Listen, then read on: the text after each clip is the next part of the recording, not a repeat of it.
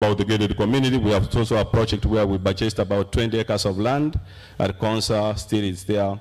It's on the pipeline, working on seeing what we can do with land, either for speculation or we can do any investment members decide. Because you are the people who decide as members. You tell us what to invest, and once you give us a vote, we go ahead and call out what you have told us to do. So the project 6, very important project that we started last year. We passed it during the AGM, and that was the soil merchants. We invested with them. They will talk about our investment. I think they did an highlight yesterday. I don't want to go into detail. They will talk about our projects, where we are and where we are going.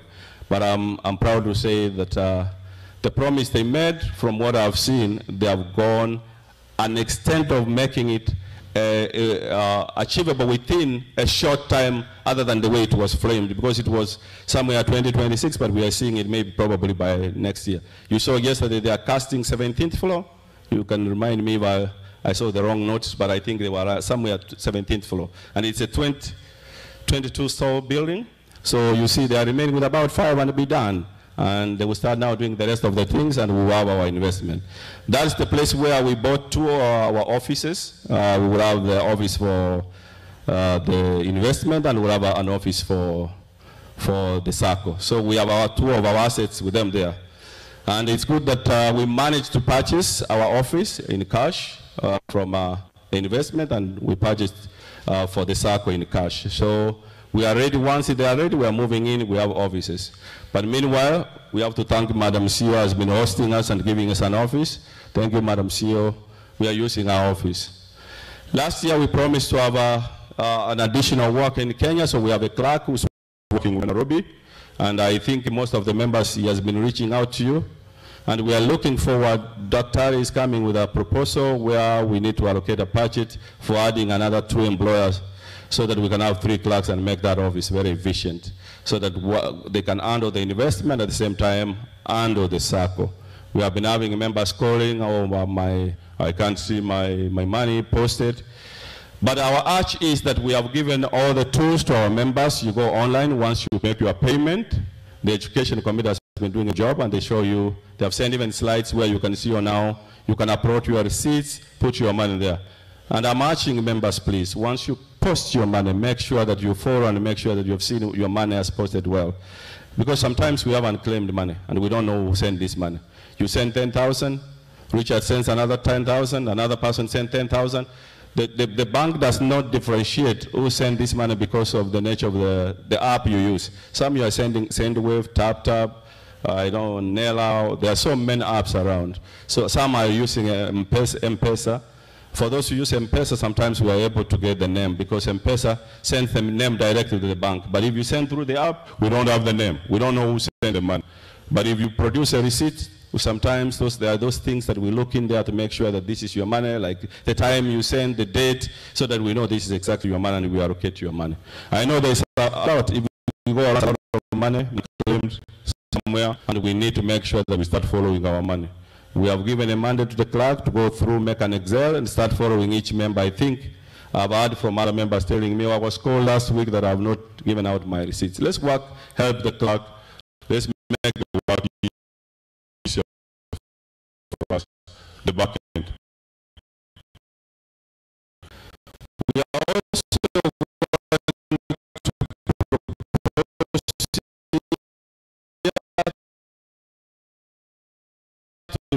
request for us saying that the software web is working, but it has some glitches here and there that we need to fine-tune. If we can't be successful, then we need another software. So Dr. will also be proposing some money for us to have a good software. I know we have been minimizing the budget, and you know the promise from what we said last year, that our aim is not to use members' money, and our aim is not to touch members' money. But sometimes there's some things we need to do. We need to take radical changes for us to be successful in this field. Because money is very, very essential for you. I know that's what you need to check on. No member here wants to deposit money, doesn't know where it's going. And no member wants to deposit money and doesn't follow up and see what's happening. So it's your money. And help us, please, once you see Daktari saying, hey, next year nataka munipe milioni moja, ninunue software Saidia backend, let's support Daktari, and let's support the treasury, and support all the leadership, because we are here to work for you. Sorry. From the highlights of what I've said, I'm going to talk about now the shortcomings. You have heard of all the good news of all things that we have done so far, but I will talk the shortcomings, and then I will hand here, then I will bring in the treasury to continue with the second part of this. So the shortcomings that we have, I think I've talked about the software, and I'm going to talk, and I've talked about having resources like the manpower in Kenya to help us, which are the two things we are looking at. And now I hope today you will give us support on that so that we can eliminate that and check our box. We are done with that one. We are also looking forward to have a, but I don't want to go to details, because now if I start illustrating all those amendments and the requirements that we are asking, did the ministry come on? Are they? Oh, they're on, okay. Because I start talking about the amendments, they need to be there for us to make sure that they could approve all those amendments and they give us an okay to go ahead. But we have done, in overall, we have done very well, and we are looking forward for a fruitful 2025, because I don't want to go deeper. The reports have already been published out there, and if there's any questions, I will be here to answer all the questions. But we have done very well compared to the previous years. We have been growing, starting from 2020 to now. You have seen where our assets are. The only problem in the circle is the loans. And I said this last year, and I will talk about this year. We requested members, you have put your savings, borrow. To now, I was looking at the reports from since we started to date. I believe you will see the report Dr. Cheke will bring here. Probably about 15 loans have been issued. But closing by 31st of December last year, probably it was about 12 members who had asked for loan. I've seen an improvement of about 2 or 3 that we have added there, but we are not taking loans. If we are not taking loans, you know, the Daktari will not be able to declare a dividend for us. Where do we get money from? Because of this short-term, in the SACCO side, we are allowed to do maybe short-term investment like fixed deposits or treasury bills. And those ones will not generate a lot of money for us to declare dividends or even help us for the operational cost. It will mean that we might be going into our capital for us to meet the operational cost. But I believe going forward, members, we can borrow. I know some members are not here interested to borrow, they're interested maybe to invest. So once, join the investment. Once you are in the investment, borrow the money, do the investment. We have so many investments. You see all our partners who are coming here, we have so many investments that are proposed. There is money for you to borrow. You have heard we are having over 70 million rand at the moment in the account waiting for you guys to borrow and then invest somewhere else.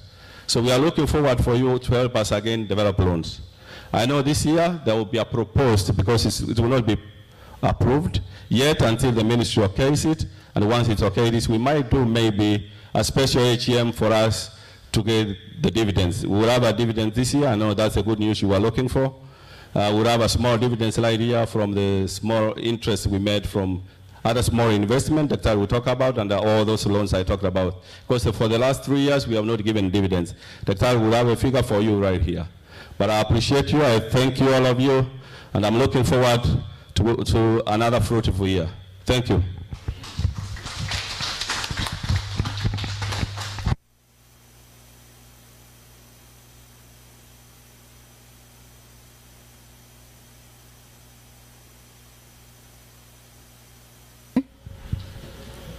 Yeah, so as the CEO of Grand Granite, as I stand before you today, I'm actually filled with immense pride and gratitude for the journey that we've taken together as a SACCO, the milestones that we've achieved, and the bright future that lies ahead of us. Just a brief history about this SACCO that I am the CEO. As you're aware, this SACCO was established with a vision to empower our members financially and actually provide affordable credits and promote a culture of saving and investment. Over the years, as you can see, we've grown from a small group I believe now we are about 400. And our purpose was to have a strong organization that makes a significant impact on the lives of the members and the community at large. I would like to take this opportunity to extend my heartfelt appreciation to everyone who has made a contribution to our success. Our promoters, our sponsors,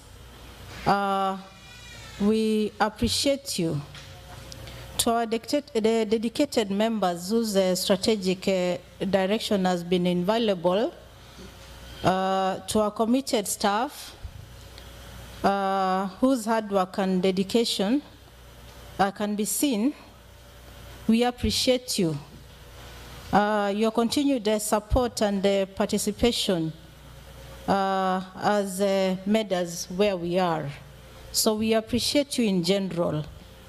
As a SACCO, that is the SACCO and the investment arm, I just want to mention just a few of the achievements that we've made.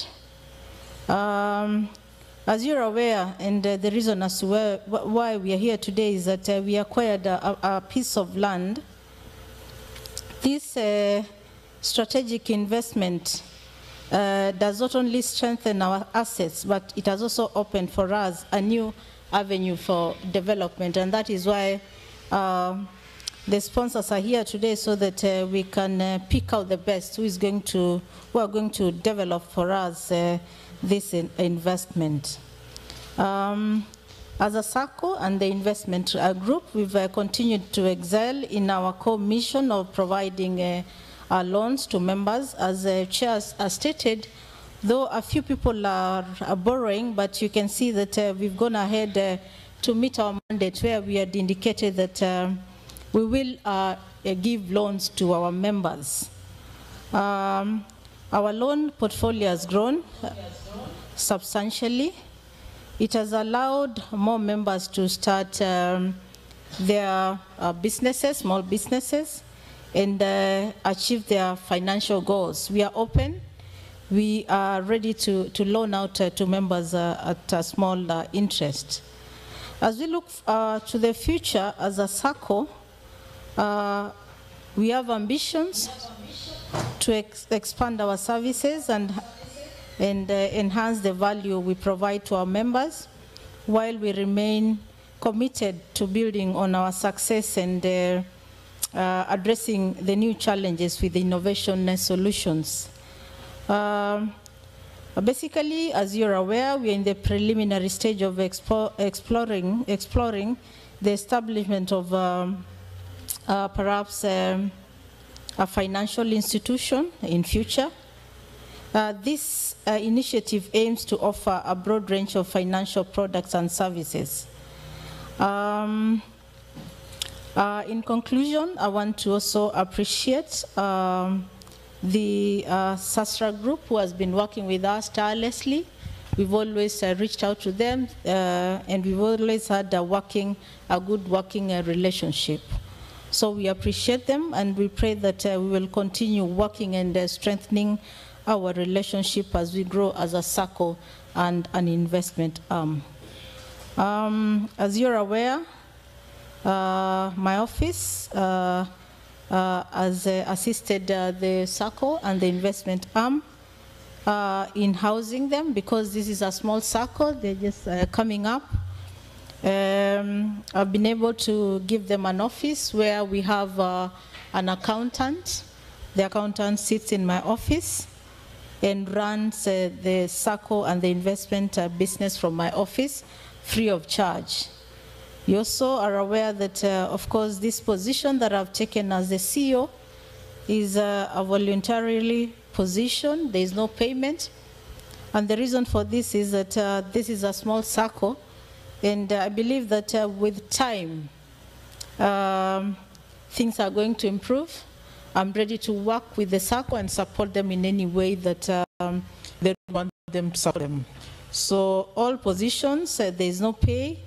Basically what we're doing is we are going out of our way as the committees, the board, and the secretariat to make sure that we achieve our goals. So it is not, these are not positions that people are paid anything. So you can see the efforts that we are doing to at least come up with something that we can call our own and be proud of it. Finally, in conclusion, I want to thank you once again for being an integral part of this AGM. As we sit, listen, and even part ways today, because this is the last day, it is my prayer that let us hold on to the memories and experiences that we've shared together, we are going to share together today. I know we have great challenges and great opportunities ahead of us, but with cooperation from all our members and from all our sponsors, we are going to make it, and we are going to make this day a memorable day. So thank you very much. I look forward to a good working relationship with everyone here, and I pray that one day, one time, we are going to look back and say that yes, we've come from far and we've made it, just like the other circles. So thank you very much, members. Enjoy yourselves. As I said earlier, I promise that this time you are the ones who are going to get visas for people in diaspora to come to Kenya and enjoy the AGM. So talk to us in advance. We are going to process for you the visas. Our process is very seamless, so don't worry. We are going to get you visas. We are not going to give you trouble, and unlike, of course, you people are good, but we are very good. We are going to give you visas. So apply early, and I promise that all of you are going to get visas and enjoy the AGM in Kenya, where you'll be very, very comfortable. I'm not saying that we are not comfortable here, but what you've done is remarkable. The kitchen, the catering team, thank you very much. Since I came, we've enjoyed your food. People who were here yesterday, they can attest that the food was awesome. Do you agree with me that that food was awesome? Yes? So thank you very much. I was actually joking with the chair and the treasurer that they should hire these people permanently so that they can be cooking for us, of course with a fee, not free of charge. So look at them and wapatie kitu kidogo, as we say Kenya, sindio? There is no free lunch. So I approve that wapatiwe chai kidogo. Amaje? Yeah.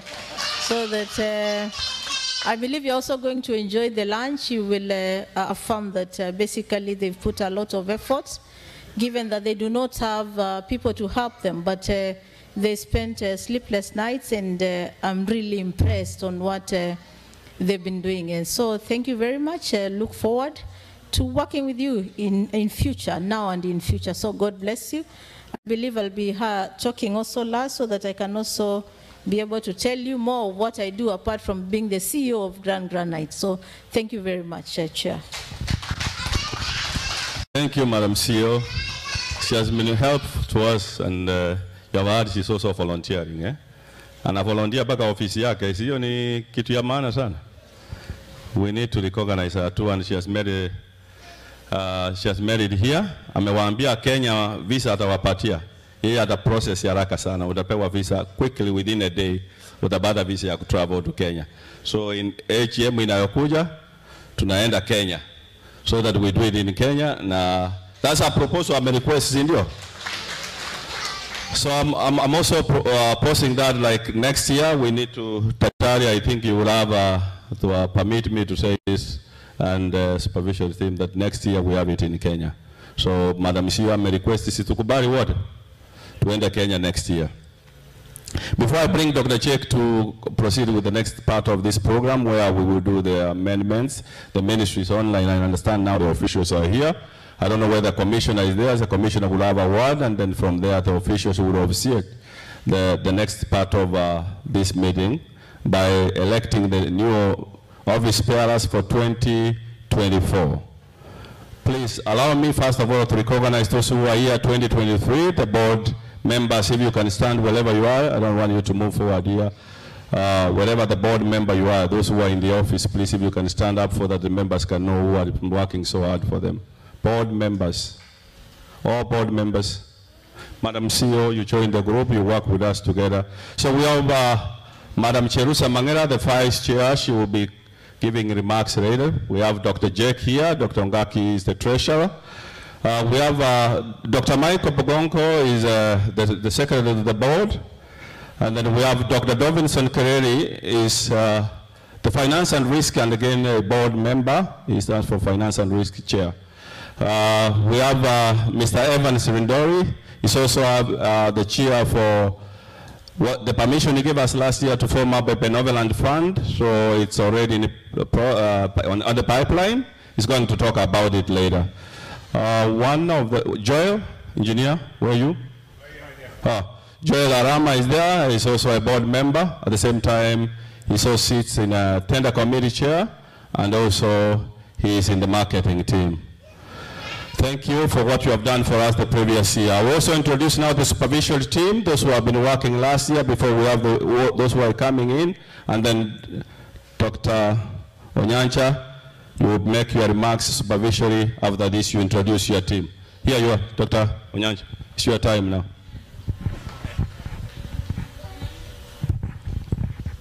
Good morning. Good morning, people.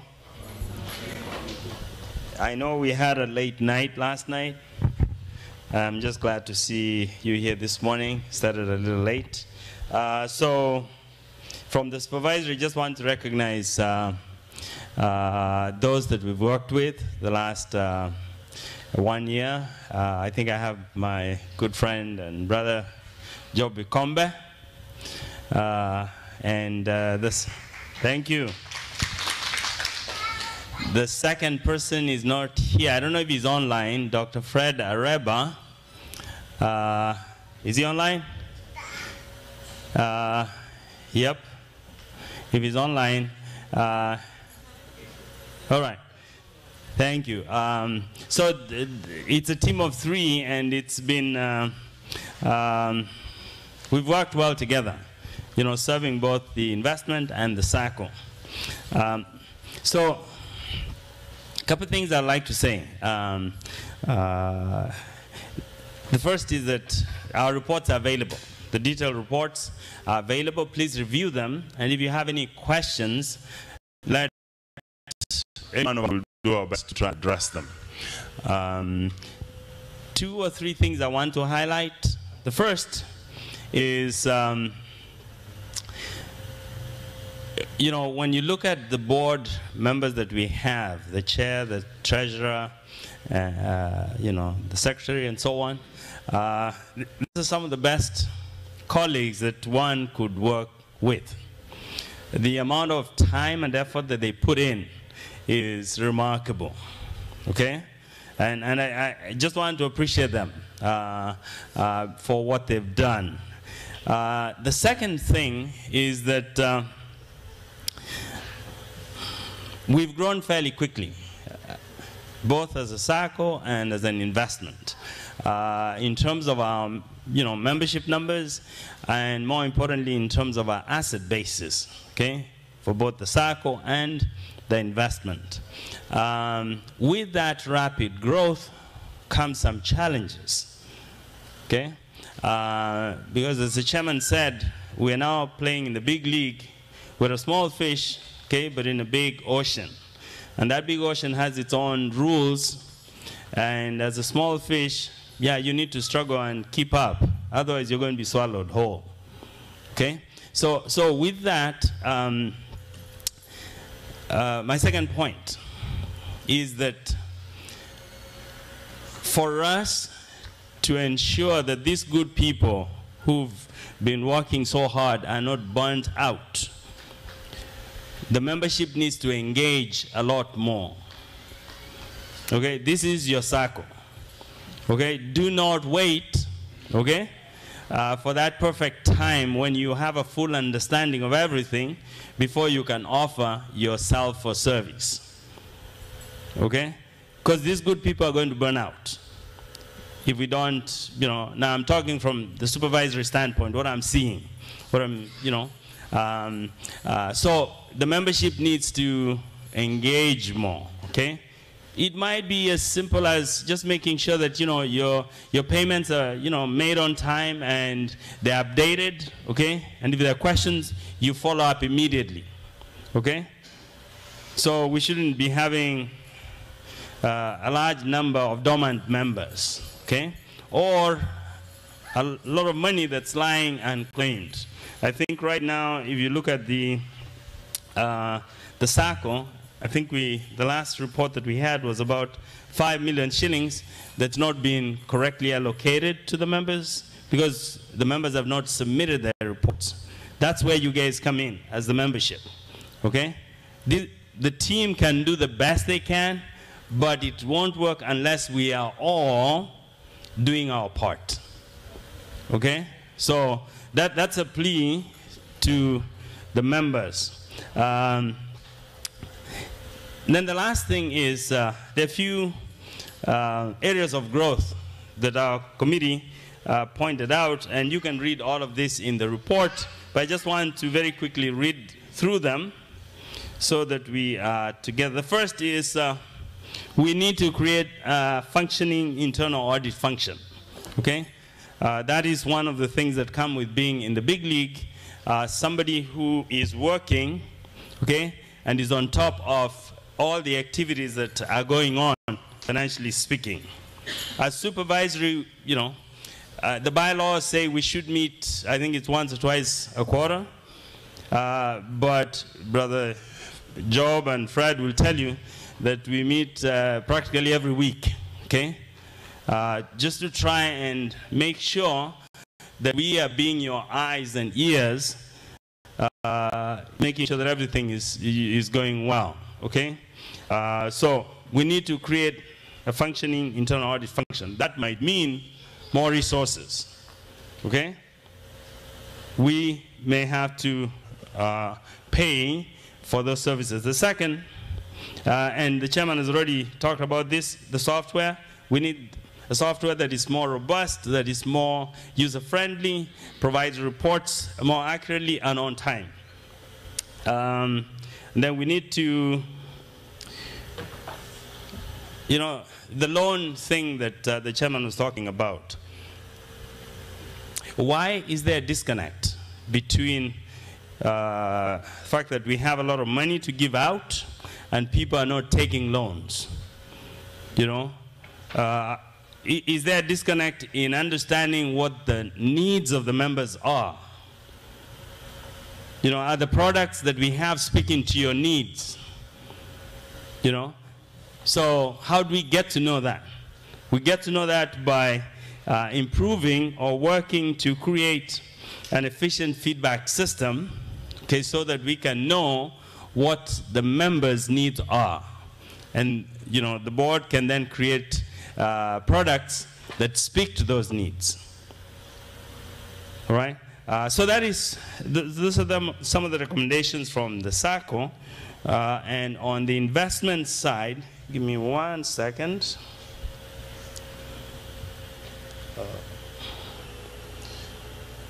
One second. So from the investment side, what I'll say is, again, the same things about engagement. We have some work to do, especially now that we're getting into the heavy lifting of the gated community and so on. That software that I spoke about is going to be very key to help us in supervisory, you know, keep track of what's going where. Because one of the challenges that we have, or that we're going to have going forward, is making sure that the finances of each project are separated, okay? So that you're not using money from one project to cover expense in another project, and then becoming all a nice mushed up mess that becomes very difficult to disentangle. So we need resources that help us keep those boundaries clean, okay? So if you want to look at the finances of a particular project, you should be able to see the whole thing, okay? So that's going to need not just the software, but some manpower resources, okay? And we keep pushing the board that we need to have all those resources in place, but of course they keep pushing back saying we don't have the money to pay, for those resources, but we are small fish swimming in a big ocean. There are challenges in that big ocean that we need to deal with. So our plea is that the AGM will give the board a little more leeway to make sure that they're spending the necessary resources to help us not just safeguard your resources, but grow those resources and thrive in this big ocean that we are in now. So please review the details of the report. And if you have any questions, feel free to reach out to Fred, Job, or myself. Thank you. Thanks, Dr. Onyanja. Thanks for what you guys do, the supervisory team. Before I hand over to Dr. Chek, who will conduct the exercise of the audited report, bring the auditor, bring the commissioner, and then we'll welcome the guys from the ministry for us to conduct the elections. Is Madam Lillian here?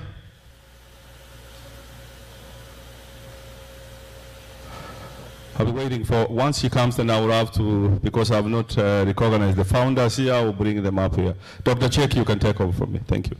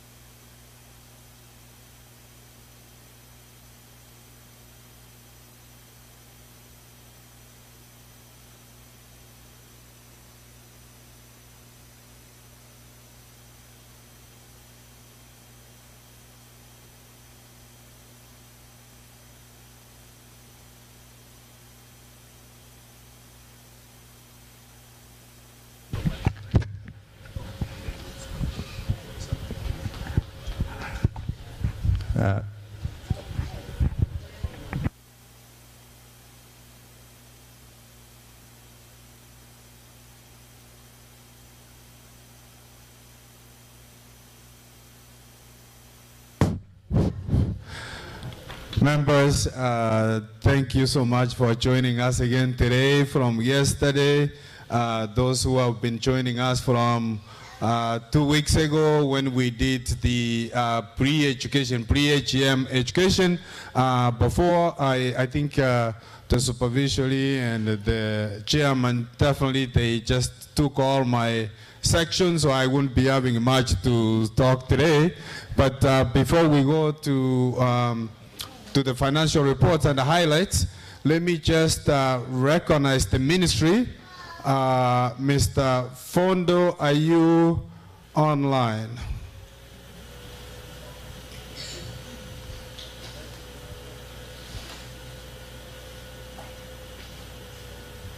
Mr. Fondo?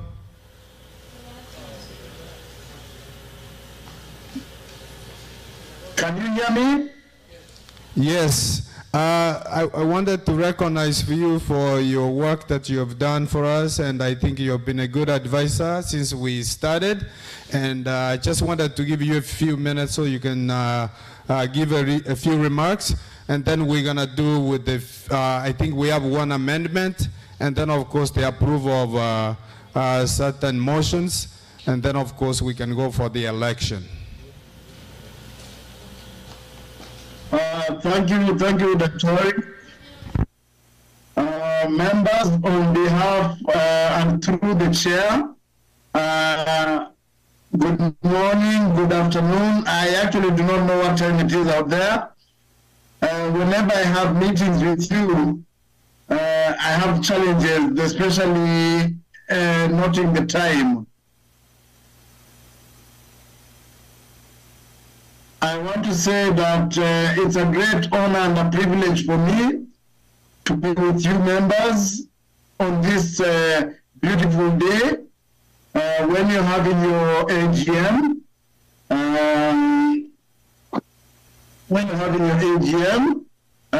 This is a specific day for members, for you to ask questions, get to know more about your circle and interrogate, get to learn more. And specifically for you members who are in the circle especially, to get to network and know one another so that you can depend and use each other whenever you guarantee one another for loans. So members, as much as you're having a meeting, please, when you get an opportunity from the management to have a break, talk to somebody you do not know, find out more about them, because when you need a loan from your circle to invest in the beautiful products that your investment cooperative has just mentioned and talked about, you will need somebody to guarantee you.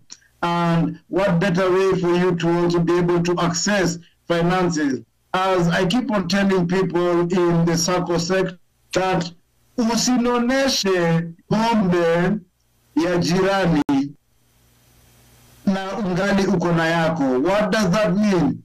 You have a circle. It is very bad that you will be going to another organization to collect a loan so that you can invest something in your investment cooperative, yet you have a circle providing the same services. At the end of the year, you will be seated here asking your directors, where will we get our dividends? How much is our dividends? The only best way for you to grow in terms of your circle is by patronizing your services. And I can see that your management, your board of directors have prepared various products for you. I will not go too much into that, but I just want to say, members, I have been with your circle since inception. And I'm actually shocked to see that you've now touched over 70 million in your deposits. That's a great stride. I know it's a big push, especially for such a young circle. But I would like to also discredit what my senior said. Your CEO is actually my senior. I would like to discredit what she said. Grand Granite is no longer a small circle. And also what the supervisory chair said, Grand Granite is no longer a small circle. You're now amongst the middle range. So you're not playing with you're not a small boy anymore. You've actually grown with those deposits. I'm impressed with what you've been able to do. And also seeing the projects that are taking place with the investment cooperative, it is a breath of fresh air because I have been with both organizations since inception, and I appreciate the growth that I'm seeing in both organizations. So hongera to the members, kidogo mjipigie hongera, because without your hard work and dedication as members, this would not become possible. Hongera. Asanteni. Thank you.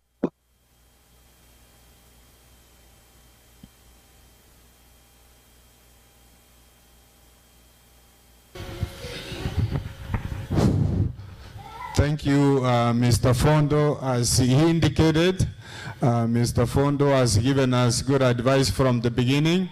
We have learned a lot, and his office has been open for us to ask questions, areas that we are not familiar with, which we don't fully understand, and we continue to learn. In fact, the Act 490 is quite enormous to even comprehend the whole thing. So we are very thankful, Mr. Fondo, for the advice, and because through your advice, that's why we've been following some of the processes in a more appropriate way. So we are very, very okay with the leadership there. So the Commissioner of Cooperatives was supposed to be able to give some few remarks, but I think there was a mix-up on the schedule, so he will not be able to give his remarks. But what Mr. Fondo has represented the office of the cooperative. So Mr. Obonyo, who's David Obonyo, who's the commissioner for cooperatives in Kenya in general, he has also supported us, giving us advice, giving us information, and also giving us the right resources that we need, because it's the commissioner, people like Officer Fondo, they are the one who does the bulk of the work. He just be able to move it around to whoever that can be able to attend to that matter. So for that, I'm going to move this to the secretary so that he can just be able to go through one amendment, which is just, let me just give you a heads up. Last fiscal year end, we changed the SACCO date, which is the fiscal year end, which is the accounting of the books for those people who are in the cooperatives or who are in the corporations, to March. But because the reason why we changed that from what we highlighted last year was just because we find that the diasporas normally during the summertime, after the schools are closed, and the winter, to avoid the winter season, so at least we're able to travel. And that they give us that adjunction to do that. But again, as the chairman said, there's another body to this, which is SASRA. SASRA wanted to, they changed something on their section that they want all SASRA regulated SACCOs to have their fiscal year end through December for all SACCOs. So that's why we are going to request again so that we change it back to reflect that. And then of course there will be other normal standard that you will read through here. So Mr. Secretary, we can do the amendment, and then of course we can do the regular ones. Thank you, Mr. Treasurer. If we have another mic available, please, can we have somebody who can pass it around? So the procedure is I'm going to read the amendments, proposed amendments, and anybody from the crowd can propose, can second, and if there's discussion, then we can discuss. So we have 6 proposed amendments. They are on all the screens, but as a protocol I have to read. So the first one is to approve the society joining other societies and unions that are aligned with the GGDI and the interests of their members, and by the CAP 490 Act and the laws and regulations of Kenya. That's the first proposed amendment.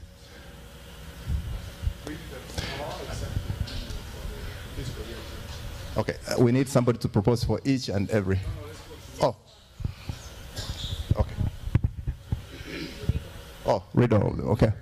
So the second one is to approve, to review of the bylaws and align the CAP 490 of the laws of Kenya and the cooperative societies rules and other new regulations that may affect our society. Proposal number 3, approval to amend the Ggds financial year end from March to December per SASRA requirements. Proposal number 4, approve Kahoro and Associates as the society's auditors for the financial year ending 2024. The 50th amendment is to approval of the proposed budget. And the number 6 is approve opening and affirming custodian financial institutions that cater to the best interests of the society.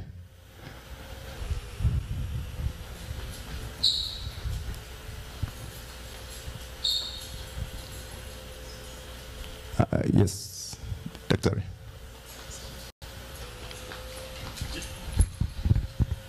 Just to propose a friendly amendment, I think number 1 should be talking about GGDS instead of GGDI. Is that correct? So, a friendly amendment.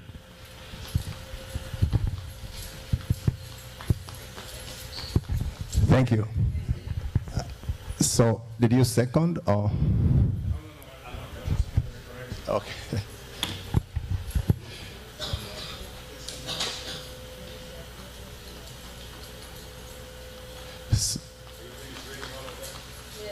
Yes. There's 6 actually. And then we can deal with the rest later.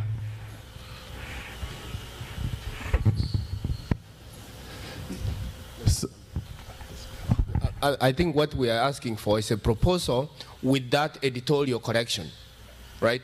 So it reads GDDS. So we need a proposal to accept those amendments with that editorial correction. Thank you. Thank you. I think it was a typo from, but it needs to be amended, okay? So, I think you can. So that's my proposal. So, Professor Nyanja has proposed that we edit that to GGDS. Seconding? So it will be helpful if you can, when you second, you say your full name, just for the record.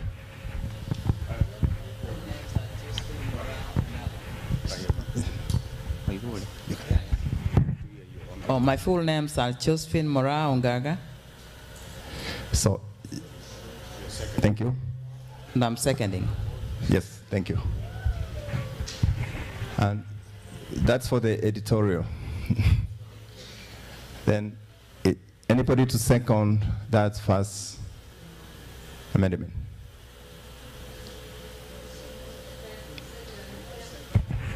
Edward Manyiba, I second. Edward Manyiba, okay. And for the second one?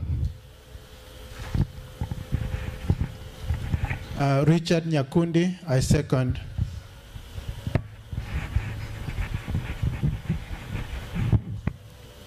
You can help right, please. Okay. Yeah. And for the third one, approved to amend the GGDS financial year end from March to 31st. So we requested that we, with the exception of the fiscal year end change, we ask members to propose to approve the motions that are presented there, except the fiscal year end, which we will do independently. So I want somebody to propose to approve. So a member, a regular member who's not a leader or just in the board, who can just propose to approve the amendment as, I mean, the motions as presented. My name's Evans Aruba-Nyabera, and I second that. Thank you. I propose. Can we have a second?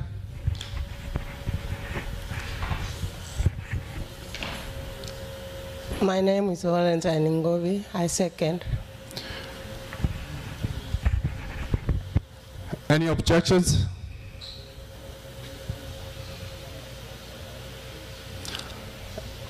Any discussion?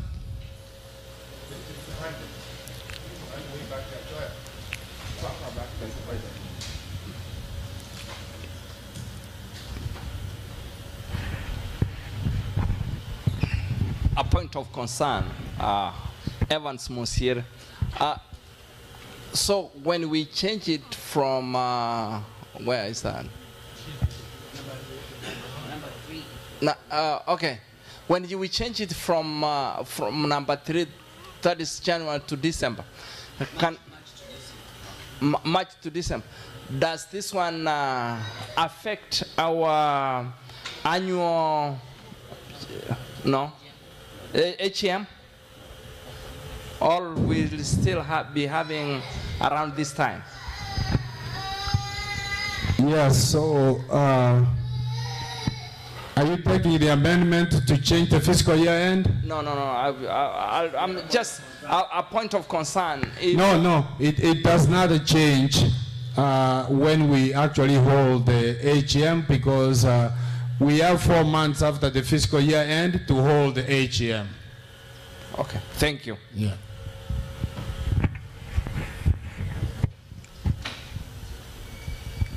Any discussion on the motions as presented?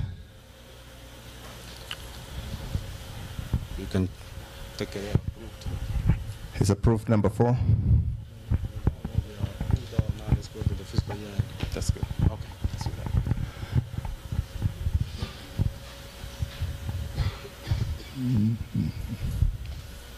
that. Okay. Now, you take it up a little. Thank you.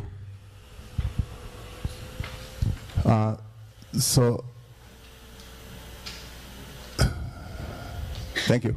Approve Kahoro and Associates as the society's auditors for FYE 2024.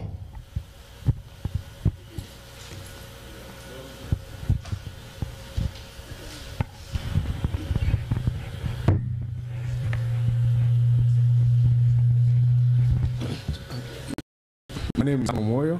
I propose and approve that. Go. He's done it all. I think we were all set with all. Yeah, we were set with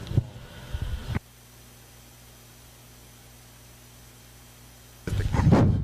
There was a little communication here.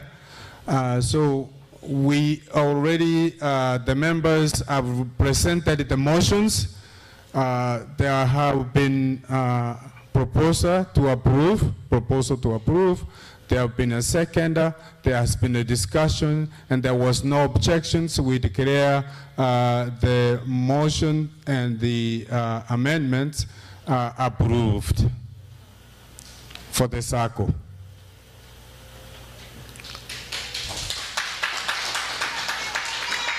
So on that hand, we can just be able to move quickly to the investment, and then we can do the same thing. Let me just be able to project it.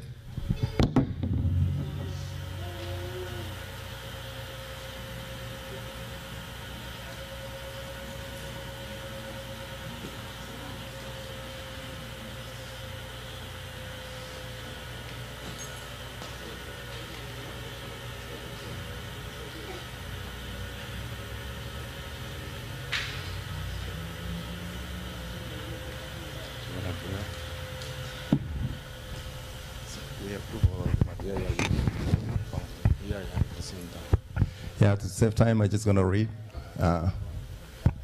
Sometimes we're human beings, things happen, things kind of get shuffled around. We just have to regroup and do things the way. So we are not going to take just because there was a little communication. We want him to do it.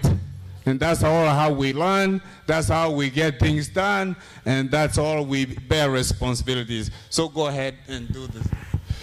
So we're deviating from the normal. We're going to read and approve all of them at once. Yeah, just for the sake of time.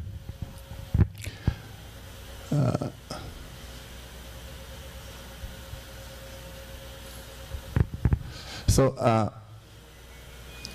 first one is approve joining the societies and unions that are aligned with the GGDI and interests of their members as per CAR 490 and laws and regulations of Kenya. And the second one is approve to review the bylaws of the CAR 490 of the laws of Kenya and the corporate society rules and other.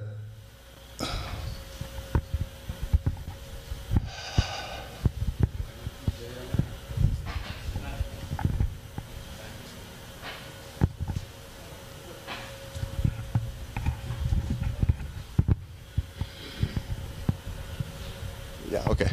So the second one is approve review and bylaws of the and align with CAP 490 of the laws of Kenya and the cooperative society's rules and other new regulations that may affect our society.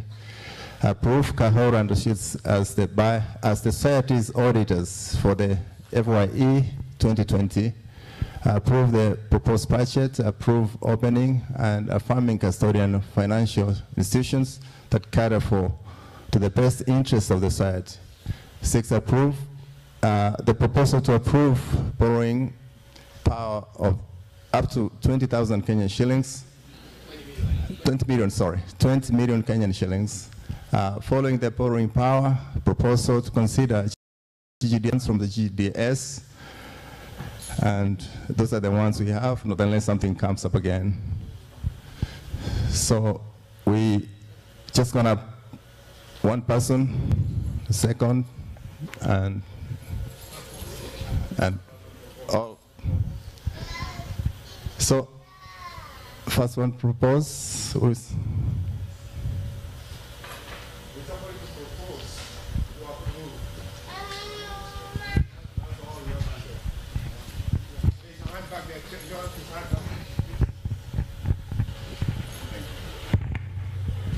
Evans Mosiere.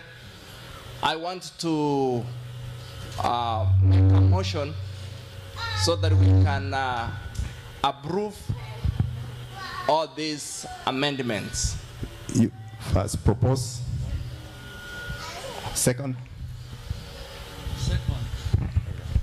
Your name. Dixon Morumba, second.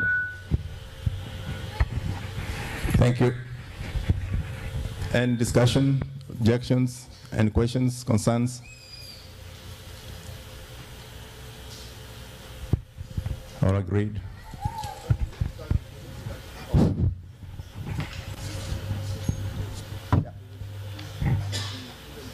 Any discussion?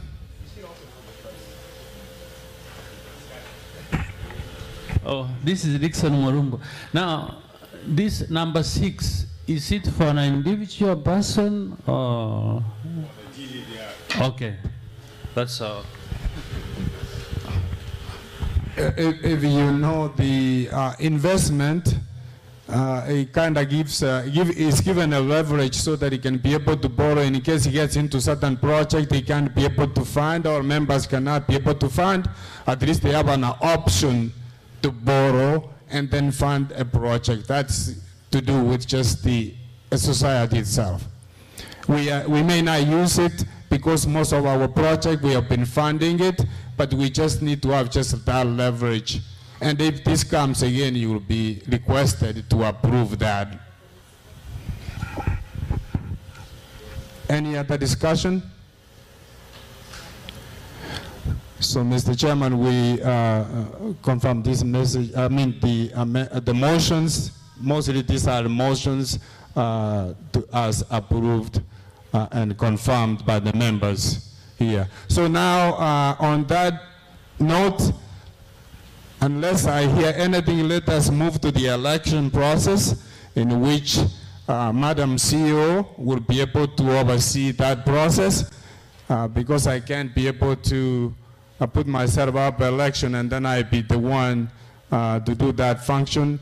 In the next fiscal year end, we will be having a functioning electoral commission, which will be officiating the election. But Madam CEO, we thank you for the role that you have been taking for these last 2 years, and maybe you will have more help in the next period. So we ask you to come forward and then officiate the election for the SACCO and the investment. Thank you. Yes, now we are doing the elections. I believe we are ready to do the elections. The first elections that we're going to do is for the SACCO committee members, the year 2024-2025. And the proposed names for the members are, we have Richard Ondari, the chairman, Mr. Joel Arama, the vice chairman, We have Dr. Jacob Ongaki, Treasurer. We have Mr. Billy Machage, Dr. Michael Bogongo, the Secretary, Dr. Davison Kereri, Mr. Ivan Srindoria, Mr. Christine, is this Christine Momanyi? Miss Josephine Nyamorongora, come on, it's a hard one. And then in that category, we also have the supervisory committee still within the SACCO, committee members for the year 2024-2025. We have Mr. Dr. Richard Onyancha, the chair, Mr. Jacob Bikombe, the secretary, Job Bikombe, the secretary, and Mr. Geoffrey Momanyi, a member. Can I have a proposer? Anyone proposing? I request that non-officials not to participate. The rest of the members can participate. Can I have a proposer for these positions? Proposer? You don't want these officials? Evans Musira want to make a proposal that the names that have been read as per the offices to be, the names are fit for the offices that has been read. Thank you. Thank you for that proposal. Can we have a second? I saw your name, madam.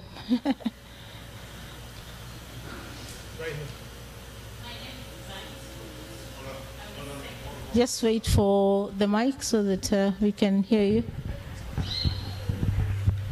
Thank you for the opportunity. My name is Vanice Mogusu, and I second. Thank you, Madam Vanice, for that, for seconding the names. So we also have the members for the investment members for the year 2024-2025. The board members are as follows. We have Mr. Richard Ondari as the chairman. We have Ms. Jerusha Mangera, the vice chairman. We have Dr. Jacob Ongaki, the treasurer. We have Mr. James Obiri, Ms. Lilian Ongaki, Mr. Douglas Coroso. We have Emily Ondari. Then we have Dr. Michael Bogongo, the secretary. The investment committee in that line category, we have Dr. Jacob Ongaki as the chair, Ms. Jerusha Mangera as the member, Dr. Michael Bogongo, the secretary. The supervisory committee should comprise Mr. Richard Onyancha, Mr. Geoffrey Momanyi, the secretary, and Ms. Lydia Makori. So kindly let me have the proposer. Sorry, the proposer, yes.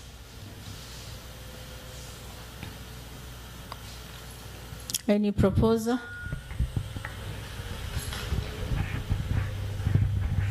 Yeah, my name is Richard Nyakundi. I propose the names to be confirmed. Thank you, Mr. Richard. Can I have the seconder? My name is James Momanyi. I'm the seconder. Thank you, Mr. Momanyi James, for seconding these names. So thank you very much for your cooperation. The elections are over. We have the new team in office 2024-2025. Those who have been elected, congratulations. Clap for them. Thank you very much. As the treasurer indicated, next time we are going to have the EIBC to conduct the elections. Thank you very much.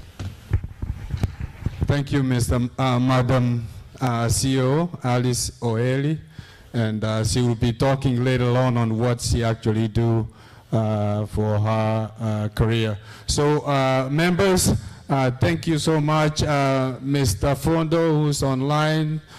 We thank you for the work that you continue to do again, and thank you for officiating this.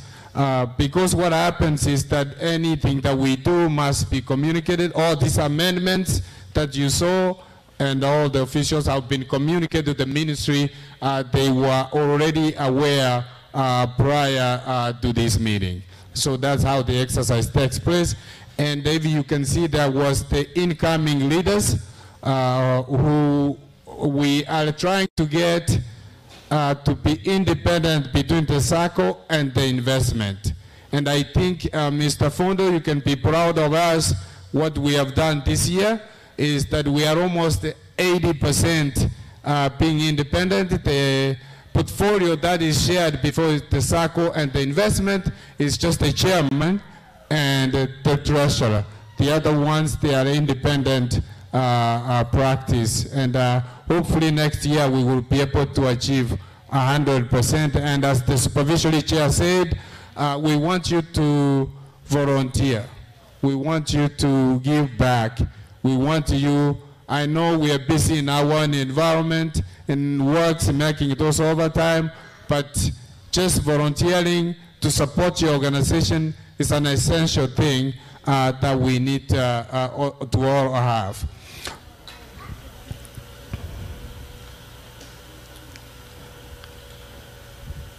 So the next item here that I wanted to complete quickly, and I think bear with us for those, and thank you those people who were online. I saw some names who were seconding, who were following the proceedings.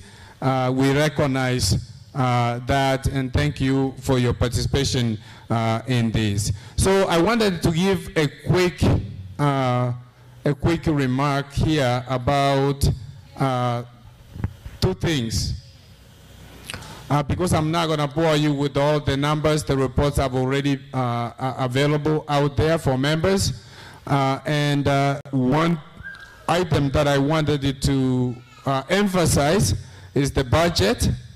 The budget is what I wanted to emphasize because there's one item there that we are going to, that you approved on, which is the, so we can explore option for a more robust software to accurately reflect the accounting and which will be user-friendly for our members. So that at least some of those can even, people can use their cell phone more efficiently. Even those people who are technologically challenged can just be able to use that, and then it can help us with that challenge that we have for unclaimed funds. So that is one area that we, you will see in that amount which will be coming as a capital involvement. So that is one thing. And then the other item I wanted to itemize here, the financial statements are all set for the fiscal year end 2023, which ended December. So we did not have enough time to declare the dividends because the dividends have to go to the ministry and then SASLA and then to be approved by members. So we hope that maybe within the year, within the next quarter or so, we projected the members, you made about 5 million. That 5 million will be sent back to the members. And these were amounts that were invested in short-term treasury bills. And I think they've been very, even if you have a personal account, this has been very lucrative, actually a good return on investment. So the fiscal year end 2023, we were able to make inroads in which we were able to invest that money which we have been holding for members to borrow, but we put that money back into the treasury bills between 3 months to a half a year. And so we have all that money invested, and we are earning about 15% return on that investment. So that's really good, and we should be able to look well in the coming years, or actually in the next quarter, and you should be able to see those numbers. But we'll work with the ministry so that we can just be able to declare dividends before the next annual meeting, and members will also be asked to approve that as well. So that is where we are because of the cutoff time, December 23rd, and then we couldn't be able to have the numbers in time to do that. So, and then of course the loans actually is the area that we are behind. I'm not going to repeat what Dr. Nyanja said and the chairman. I'll just leave it as such. Remember, obviously, if you, the idea of the SACCO is savings and credit. You save and then you borrow from the amount that is pulled together from other members at a low interest rate compared to what you will be able to receive out there in the marketplace. So that is the idea of that. However, members, if you, obviously those who do not borrow, the savings amount is all, that amount is all yours. That amount is even when you retire, you can just be able to withdraw all your savings from there. So that is a benefit, but we want you to borrow. Once you borrow, you give a small interest, and that interest gets paid back to members as in the form of dividends. That's how the SACCO makes money. And then, of course, the other highlight I wanted to make is that we acquired one office, which costed about, we paid in cash, which costed about $2 million. And we saved $1 million because thanks to soil merchants, they were able to give us a discount, and then we were able to save $1 million. Instead of paying installment, we paid in cash, and I'm sure they have some good products coming up for us. So I think as far as the assets are concerned, we are about 70,000 in assets, and that is a good thing. So let me just, I think that's all the highlights I wanted to make. It was the budget, specifically two things, the software, all 70 million. Thank you, Mr. Chairman. I said something else, so it's 70 million. And so something I wanted to emphasize was the software that we're going to be looking for, and then the additional clerk, so that we can have 2 clerks in the office, so that it can relieve the treasury from doing the daily work, and that way I can just be able to oversee the financial in a more efficient way. And of course, these positions are open. We are open to take any one of these, be my guest. I'm glad, Job, you know, in the beginning you were reluctant to take the supervisory. You came on board, you seem to have fun in there. So that's the beauty. You learn in the office and you make a contribution. So we are happy to have that. So, and then let me just talk briefly about the investment. The investment, I'm the chair for the investment committee, which is Madam Cherusha and Michael. Chairman basically talked about the 5 projects that we have. Project 1, which is 24, actually close to 25 acres, in which many of the members, about 133 members, were involved into that project. That's the one we opened early, where people were topping up the amount for, which allowed new members to get in that. Although that project 1 is 3 land, which is about 5 miles apart, and all those were paid off, and all those we have custody of the titles, and those ones are set. And then of course we don't have an outstanding loan except the loan from the SACCO, which is about 5.9 million that we owe the SACCO, because members were not borrowing, so the society took advantage of that money so that they can just be able to pay off, and that is the only liability that you have. On the financial statement, you will see that the liability is what you owe. You will see it's like about whatever millions, but we don't really have that.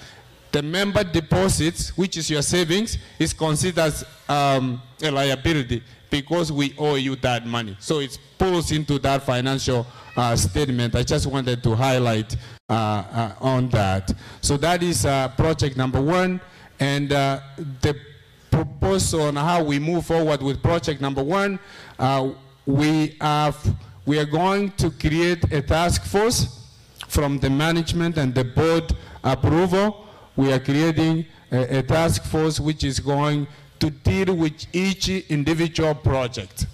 So we will have project 1, which will have a team of a few members who will work towards to find out what will be the right remedy for that project in order for members to make gains. If you have any ideas, please propose those ideas, and we will be tasking some of you to take on that project so that we can make better return on our investment. Project 2 was was the water bottling. That is on standstill. We hoped Dr. Onyonka would have been here to identify something better, especially something what we could do, but because approval from the Senate, he couldn't be able to attend. That is, we received an official notification on that, Mr. Chairman. And then project number 3 was gated community. That will be our feature project, which will take multiple years to complete. And we hope you will see a survey, and you will also be approving the concept houses.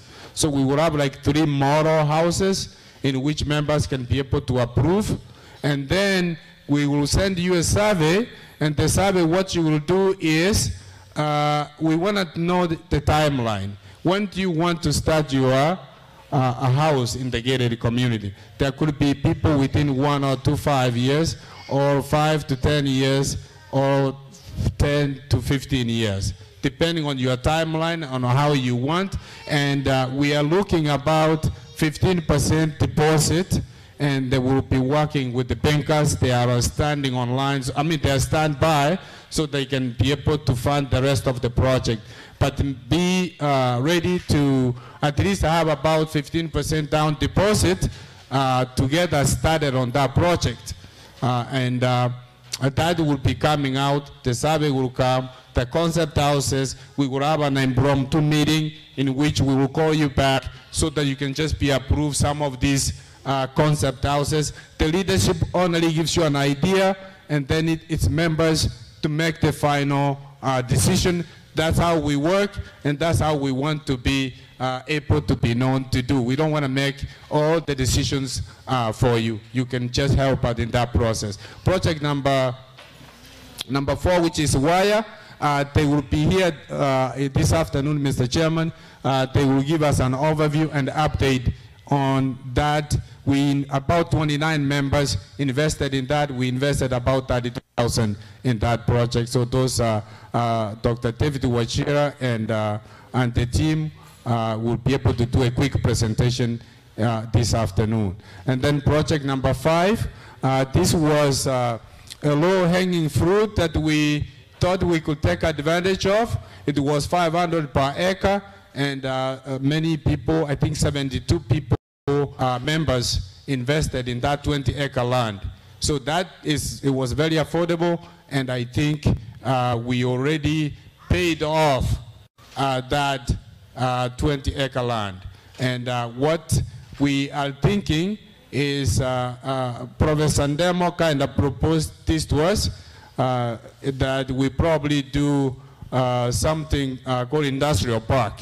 Industrial park, for those people who are familiar with that, that's something we can be able to think, but that's just an idea, but be coming out with more ideas on what we can just be able to do with that. So on the budget for the investment is almost the same between the SACCO. They kind of share the software. but with getting us a more working, robust software, we can be able to create the bar.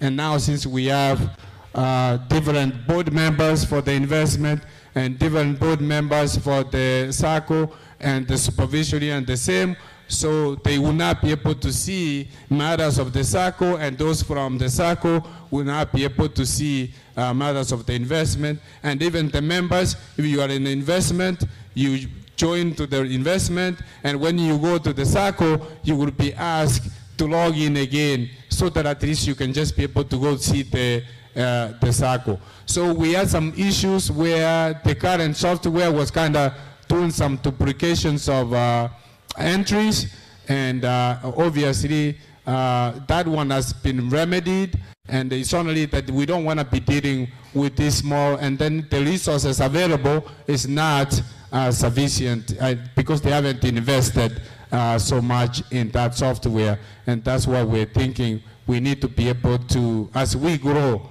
and I think Dr. Nyancha, even if you, I know you talked about expenses, about the project.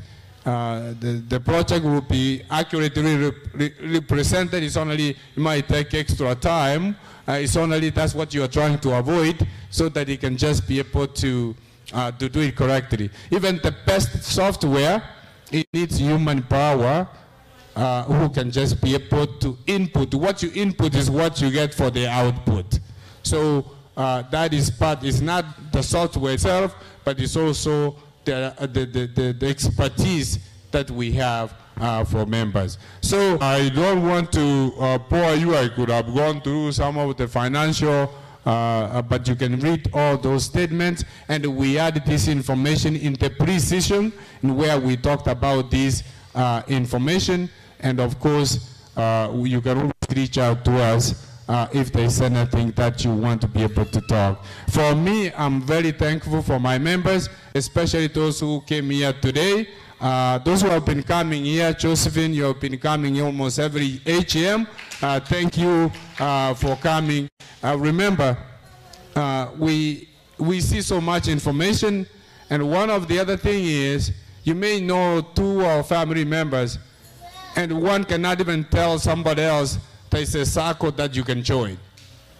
Or you know a friend, and you can't be able to share that information.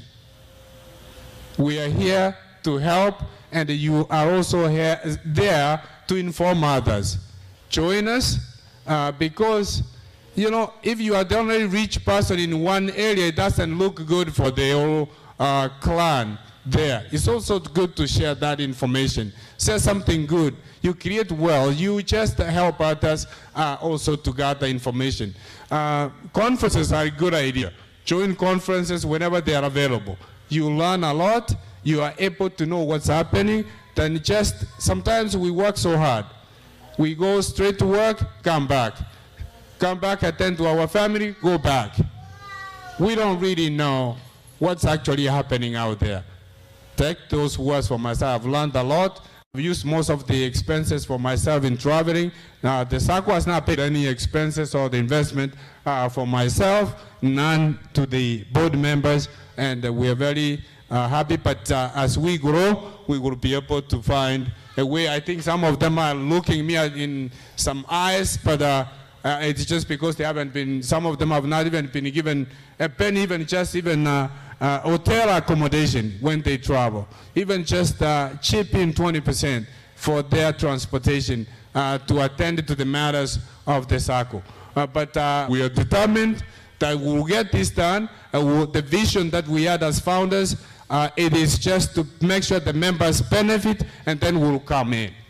Once members benefit, we all will be able to start, and they will see that happening. Mr. Chairman, thank you so much.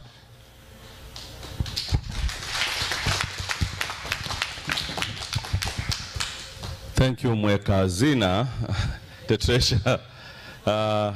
I can't thank this gentleman enough. Dr. Ongake has put a lot of time on this. And seriously, I say this from my heart, because sometimes I get mad at him. He wakes me at 2 a.m. saying, we need to do this, we need to accomplish this project. I'm like, hey, Can you forgive me for a minute, but it's like we have to do this. You have to do it now. And we have to do it. I like the way the spirit he has, and we pray for you with your family. Continue giving back. Have the same spirit. And I know, Madam Vice, you can be a testimony to this. You know how this guy has been working. I think we have worked, all of us, but we can't work the way he has worked. I know even the supervision can talk about it. Thank you. First of all, I would like to take the opportunity to thank every member for giving us another chance to work for you for 2024-2025. I will take a minute, and before I start, I would like to propose that we are having a brunch right now in the next minute. Please let's be orderly in a sense. We start from this table right at the front here, or we start from the back one of the tables going all the way. You come from one table. But first, let's start with our sponsors at the back, all of you around, and you can come serve a meal. Go sit on your chair so that we can continue. We don't have time. We might continue with the program as you continue having a snack. This is a brunch, something small for us. Before they go to start serving, because I think some of them were those new members who have been just elected to the board, and I can't forget about them. I would have to recognize, especially we have been having a gender balance problem within the circle. Only Madam Vice, who has been working with us for sure. So I have able ladies here, Madam Josephine Nyamwongora. I know somebody was saying, it's so hard, Madam CEO, to pronounce Nyamwongora for sure. Nyamwongora, if you can come forward here. Madam Emily, Madam Lillian, Madam Christine, are you here? Madam Christine. If you all of you that, I just need only to recognize the ladies who have, but the men, forgive me, but I need all these ladies who have just given us an opportunity again to work with us. We have been looking for ladies to join the board. It has been a problem. You see this lady here, Jelus, has also been working by herself. These are the new ladies who have just joined the board.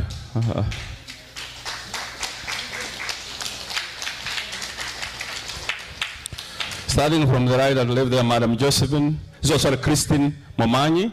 Christine has also been in the exploration team, working hard to make sure that all those products that we are talking from 1 all the way to 6 we have done, they have been varying it, going through it, and making sure. Here is our able lady here called Josephine Nyamwongora. She has also been the vice chair for exploration team, and working so hard to make sure that you get the product. They were in the investment side, and they have decided to come up and work with us in the board level. We have also Madam Lily. For most of you know her, she's in the marketing team. And right now, by the way, they have a table back there for those who are new members who will be joining. There are onboarding members at the back here in the small office here. If you are a new member, you can see them at the back there. Engineer Joel is back here. He can onboard you right now. And then we have Madam Emily. She's also been chairing the not chairing, she's part of the tender committee together with the Madam Chelusa. Can we clap for them? Thank you, ladies. Thank you. Thanks again for those who have been elected to office. Now, as a board, I will take a special recognition also to bring on board the board committees, the education committee. I know the education, I was given a signal that they are supposed to leave. Dr. Edward Manyibe. Dr. Edward Manyibe, one of our scholars here. Could you, 1 second here, you just say hi to the members, and then as you depart.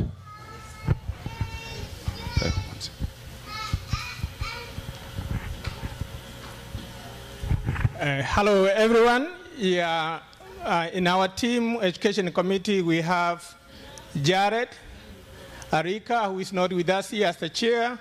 Then we have Dennis Gichana, who serves as the secretary, and then Edward Manyibe serves as outreach.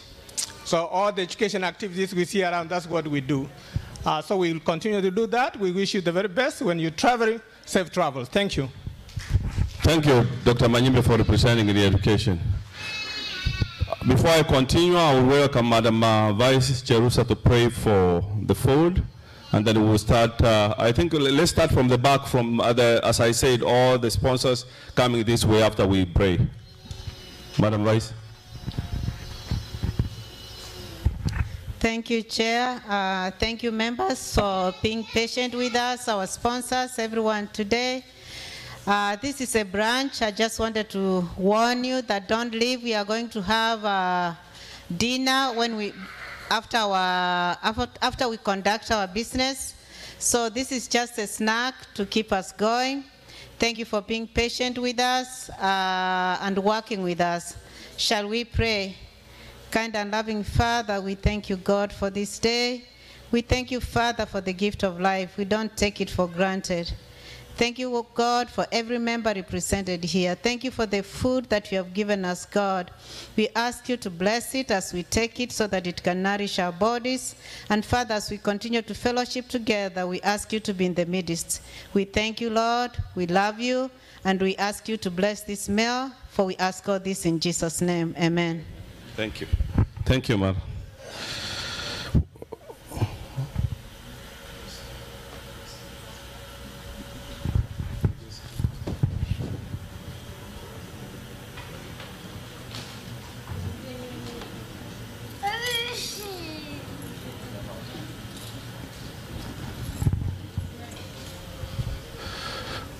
As we continue, we'll have our sponsors, our partners. Please, you can have serve yourself a snack here as we go sit back to our tables.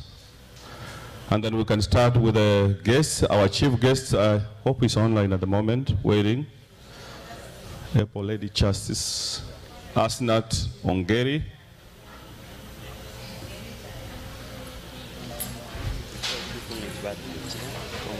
Yeah.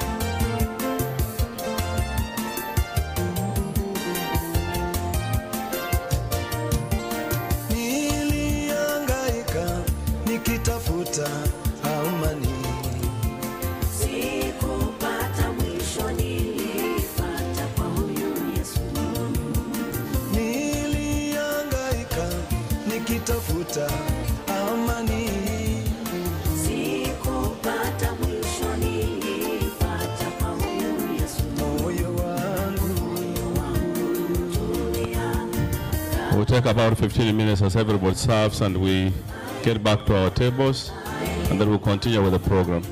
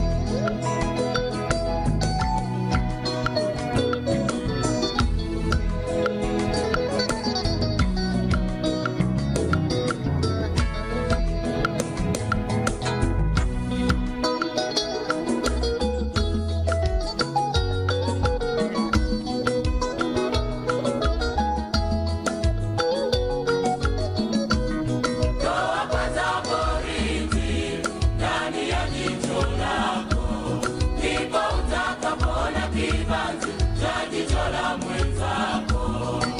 Usihukumu kwani wanautoa nafasi kwa yule anayekubali ili apate kutubu. Toa kwanza boriti ndani ya jicho lako, ndipo utakapoona kibanzi cha jicho la mwenzako. Usihukumu kwani wanautoa nafasi kwa yule anayekubali ili apate kutubu. Kwa yule anayekubali ili apate kutubu.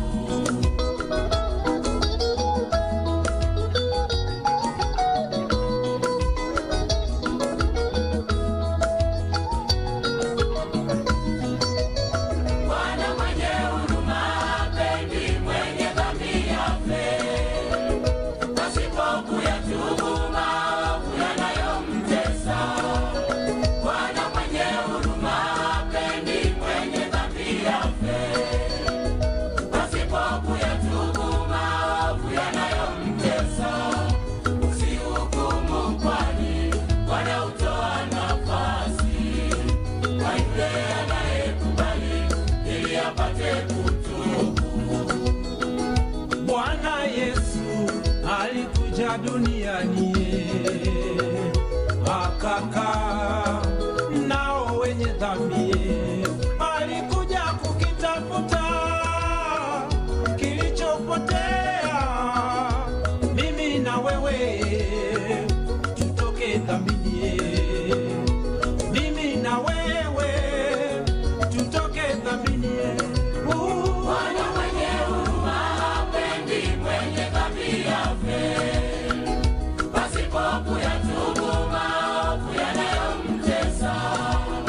Bwana mwenye huruma hapendi mwenye dhambi afe, pasipo kuyatubu maovu yanayomtesa.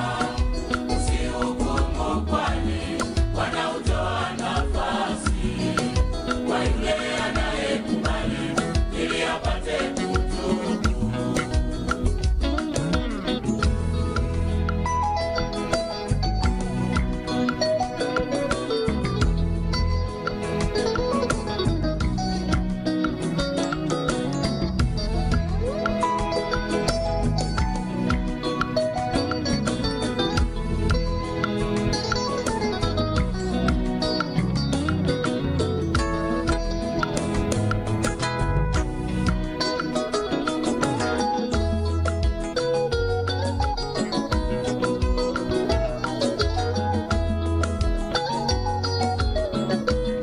Shetani ni mjanja, yeye hutumizia kutushawishi kuzitenda dhambi ili tuangamie.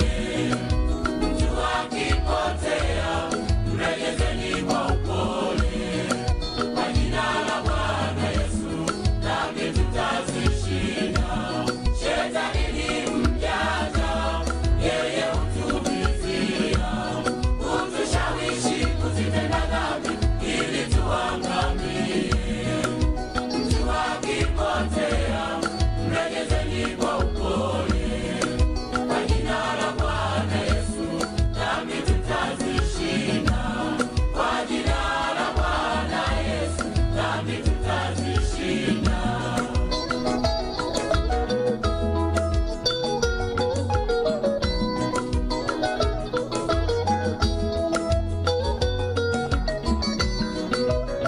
Bwana uniokoe kwa ajili ya jina lako, ili nisiaibike kwa kuwa nimekuita. Bwana uniokoe kwa ajili ya jina lako. As we sit back, we're about to start. We'll continue with the program. Mtu akipotea, mrejesheni kwa upole. Kwa jina la Bwana Yesu, dhambi tutazishinda. Bwana Yesu alikuja duniani akakaa nao wenye dhambi. Alikuja kukitafuta kilichopotea,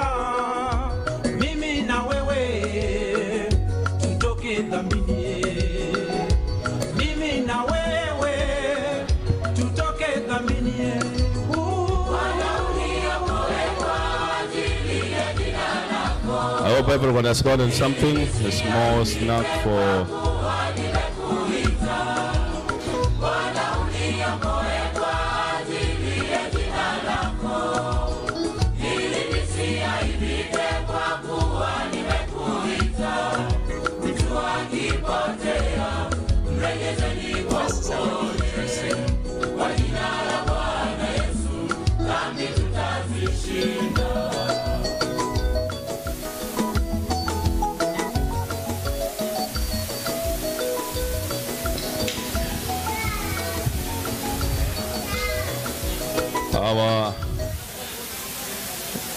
our members also remember the back there we have those young kids who are here who wants to join and serve this country.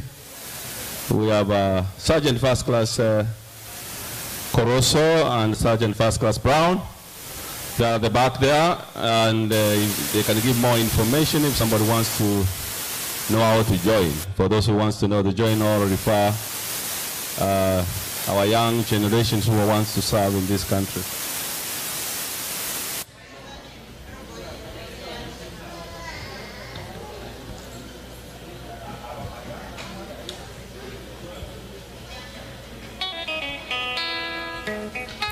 We're about to start.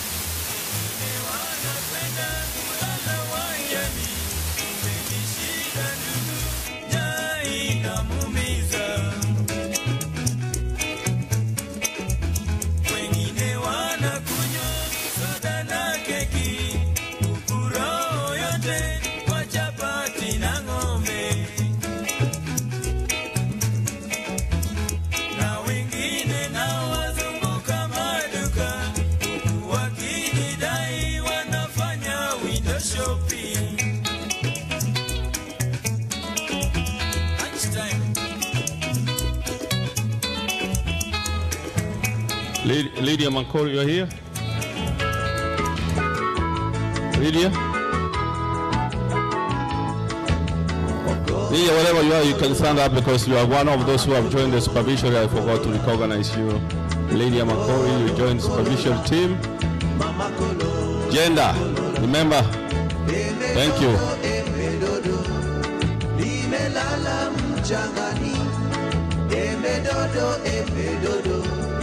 Nimelala mchangani kwa uba na mazoea, uwe wangu wa milele. Kwa uba na mazoea, uwe wangu wa milele. Kolo kolola, mama kolola kolola. Kolo kolola, mama kolola kolola. Emedodo emedodo.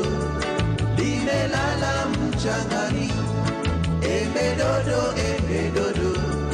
Limelala mchangani, kwa uba na mazoea, uwe wangu wa milele. Kwa uba na mazoea, uwe wangu wa milele. Kwa uba na mazoea, uwe wangu wa milele. Kwa uba na mazoea, uwe wangu wa milele.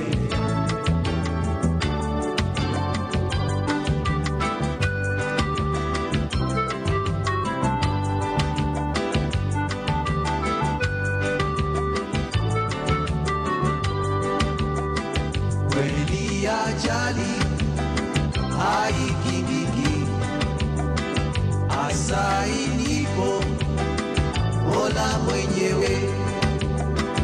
Kweli ajali haikingiki, hasa ilipo Mola mwenyewe. Ni chombo imara chenye thamani, kilichopasishwa Uingerezani.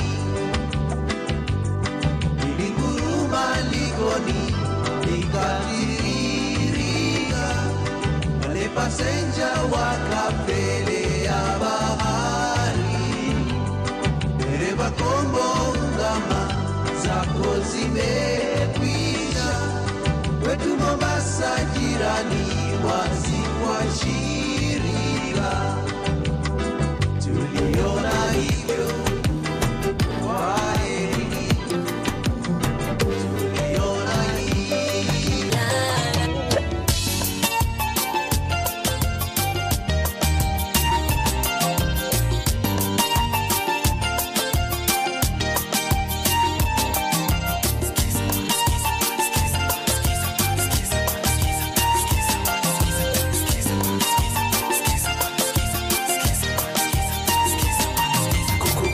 Bana we, miye nana we, skiza bana we, nini bana we, manzi bana we, amefanya nini we, ameni bamba we. CEO, Madam CEO.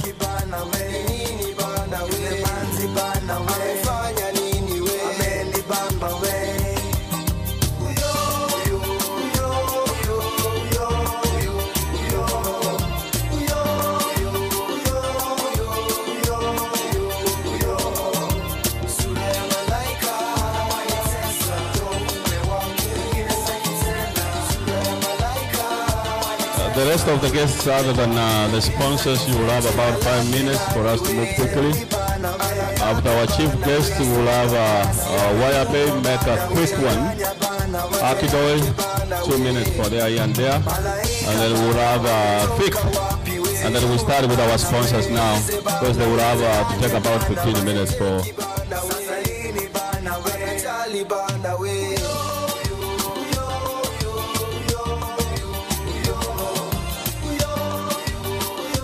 We are about to start.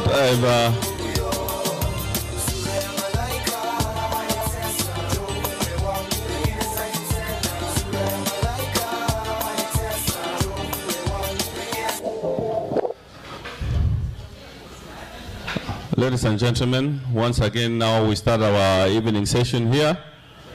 We are about to get our chief guest.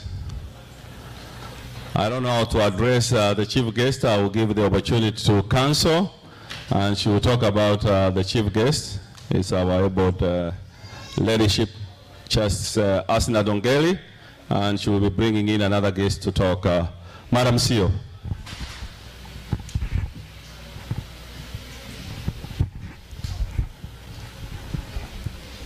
Good afternoon. I hope you've enjoyed the food. Thank you very much. I want us to take notes of a few things before we bring in the judge, honorable judge.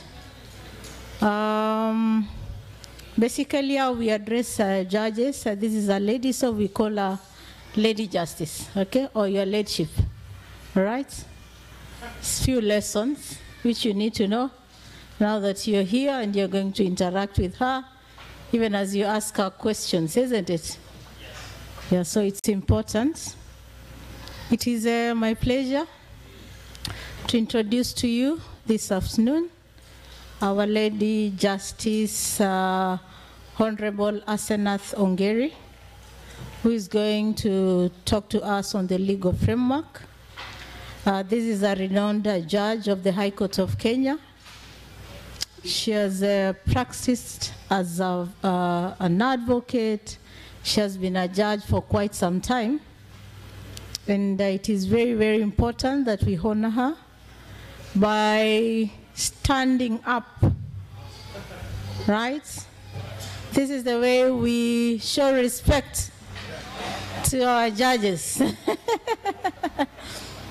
So, Honorable Judge Asenath Ongeri, you're welcome. I know my name is Alice Oeri. I use another title, Mrs. Morara, if you can see me.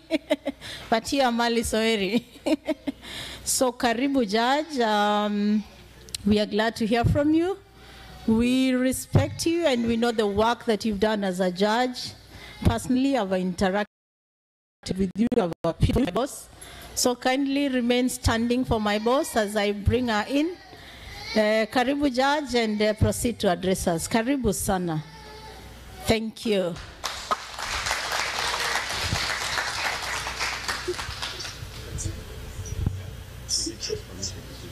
Judge, I give you permission. You can just unmute and proceed to address us.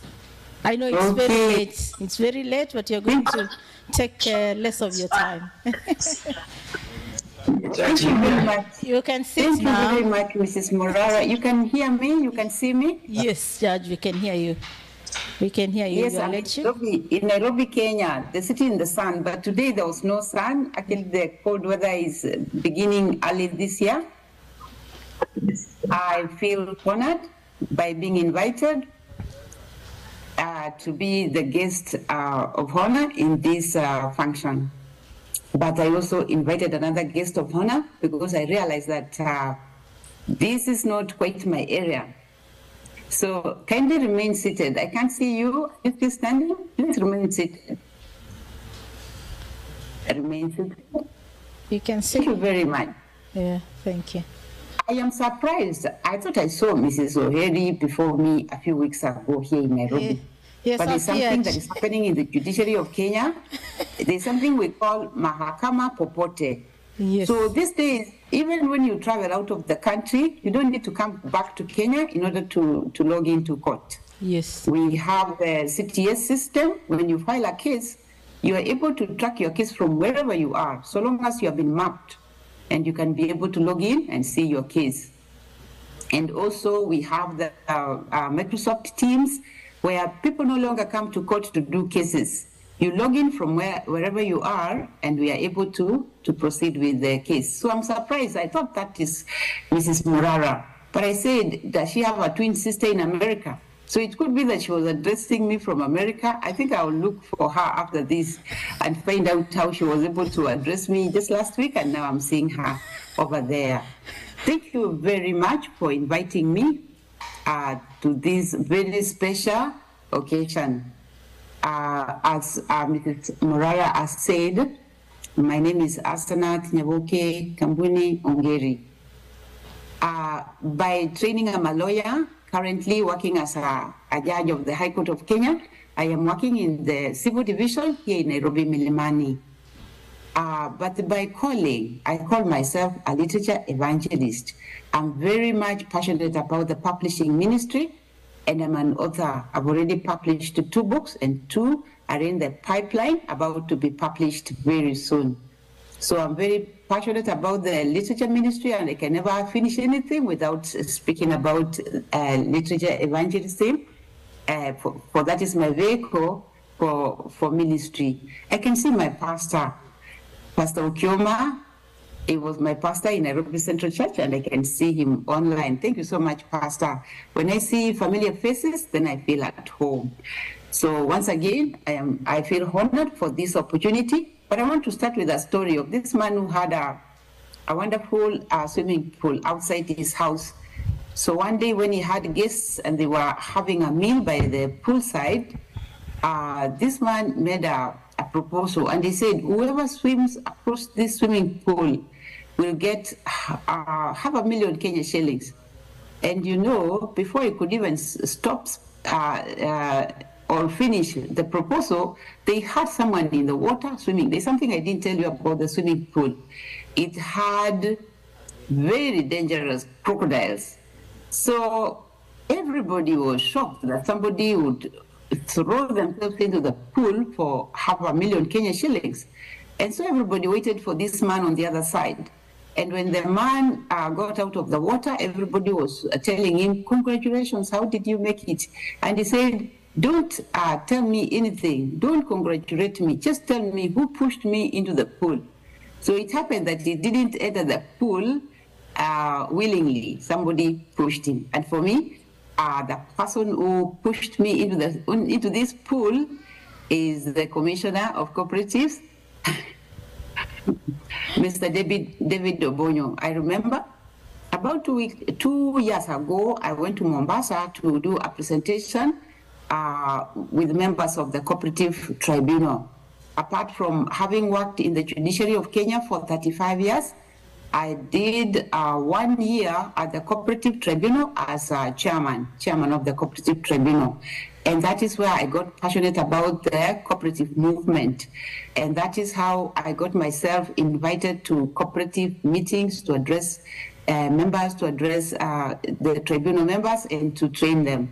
So on this particular occasion, I was working in Kericho as a presiding judge, and I flew from Kisumu to Mombasa, did my presentation, went back to the airport. And at the VIP lounge, I met a gentleman who was also waiting. So we started a conversation and they said, my name is David Obonyo, I'm the Commissioner of Cooperatives. And I was in this meeting at a hotel in Mombasa. And I was in the same meeting. So he came to, presented, went to the airport. I came, did my presentation, and then we met at the airport. And since then, I must say that we have been working together. At one time, I had, from the Cooperative Tribunal, cases come to the High Court on appeal. They only have one chance to appeal. So when I came back to Nairobi, Milimani, the first appeal I did was from the cooperative movement. And it was a case where the members of the committee members sold some shares without authority from general meeting. And so when I looked at the decision of the Cooperative Tribunal, I overturned it and I said that there's no evidence that they got permission from they follow the law in selling these shares. And so I thought I had decided the case well, but the case came back on review because they can't appeal to the Court of Appeal. They only have one chance to appeal to the High Court. So when they came back, I told them, look, I cannot sit on appeal against my own judgment. Chances are, I wouldn't change my mind. So let me send you to the cooperative, to the Commission of Cooperatives to do mediation. Now, mediation is something which is, I'm again very much excited about. It's a new venture in Kenya. Under Article 159 of the Constitution, we are allowed to use certain principles to assist people to decide their cases, and among them are mediation, reconciliation. So I decided to send this case to the Cooperative Tribunal, Commission of Cooperatives, without warning him. And I just asked him to mediate. I don't know what he did, but later when I met him, I was impressed. He just called the people and told them, if you come to your house and someone has sold you a television set without your authority, do you just let that television set go away? And I was amazed that they brought an agreement and agreed to share the money. It was 50 million at stake. And you know, when the shares were sold without the authority of the members, they had generated, as the case was going on in the tribunal, there was some money that had been accumulated. So they were able to share out that money, and I was quite impressed. So now we are planning to have the committee, the cooperative officers trained as mediators so that they can help in resolving disputes. So I will give a short presentation, and then I will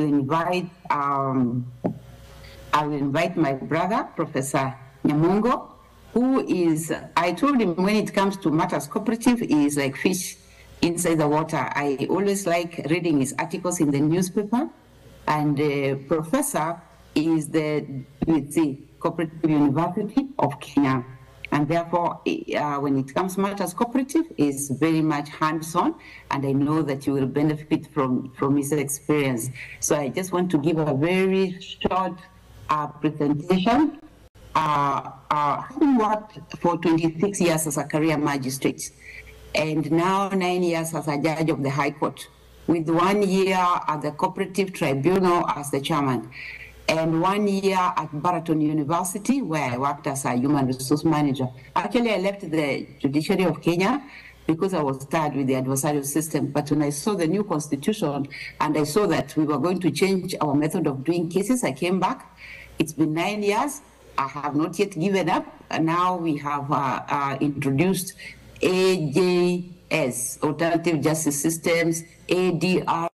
Although we have a lot of opposition from people like Mrs. Morara, who say that ADR means automatic deduction to revenue for lawyers. But we are preaching to them and telling them that we need to help people resolve their cases in a manner that leaves them as one group. So for all those years, I have jailed people.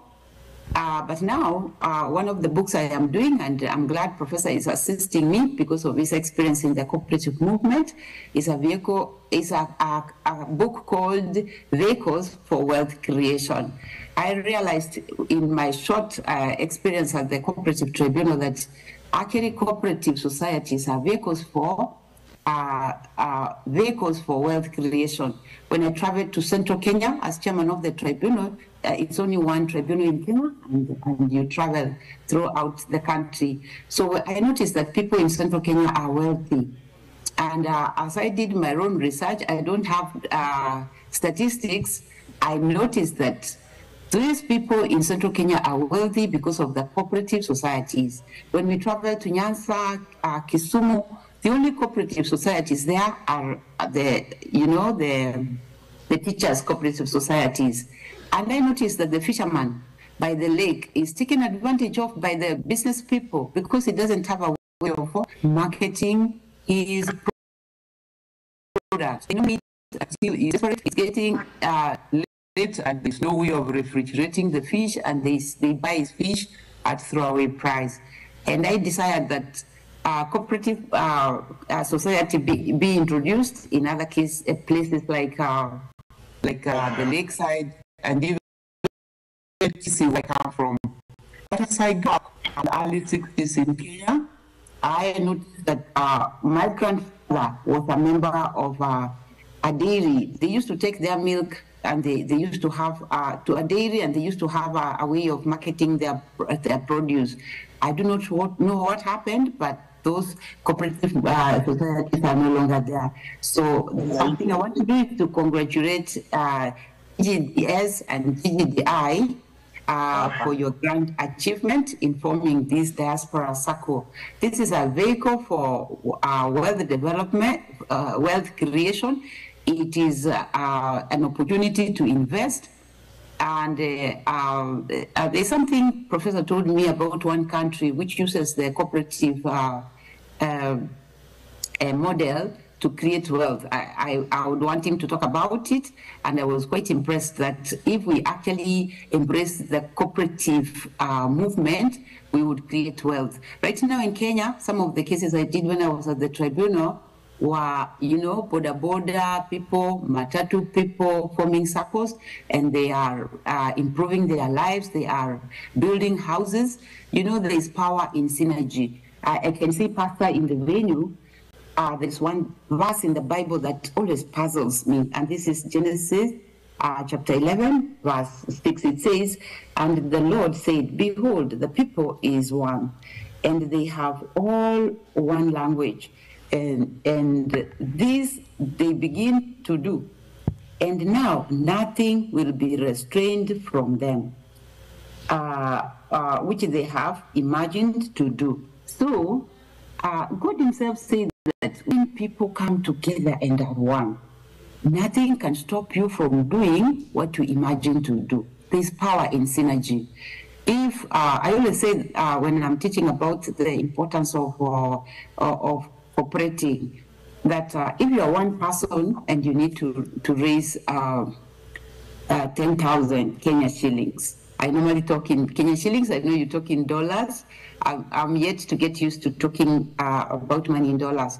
So you'll find it very difficult. But if you are 10 of you, each of you will just give 1,000, and you raise 10,000 very easily. So there's power in synergy. Even the Bible says that where 2 or 3 are gathered in God's name is there in their midst. When we come together, and I think with tremendous respect to what is happening in the churches, I don't know out there, but here in Kenya, in the civil division now, we have so many cases from the churches. And when they are brought before me, I always preach to them, and I ask them, which Bible do you read?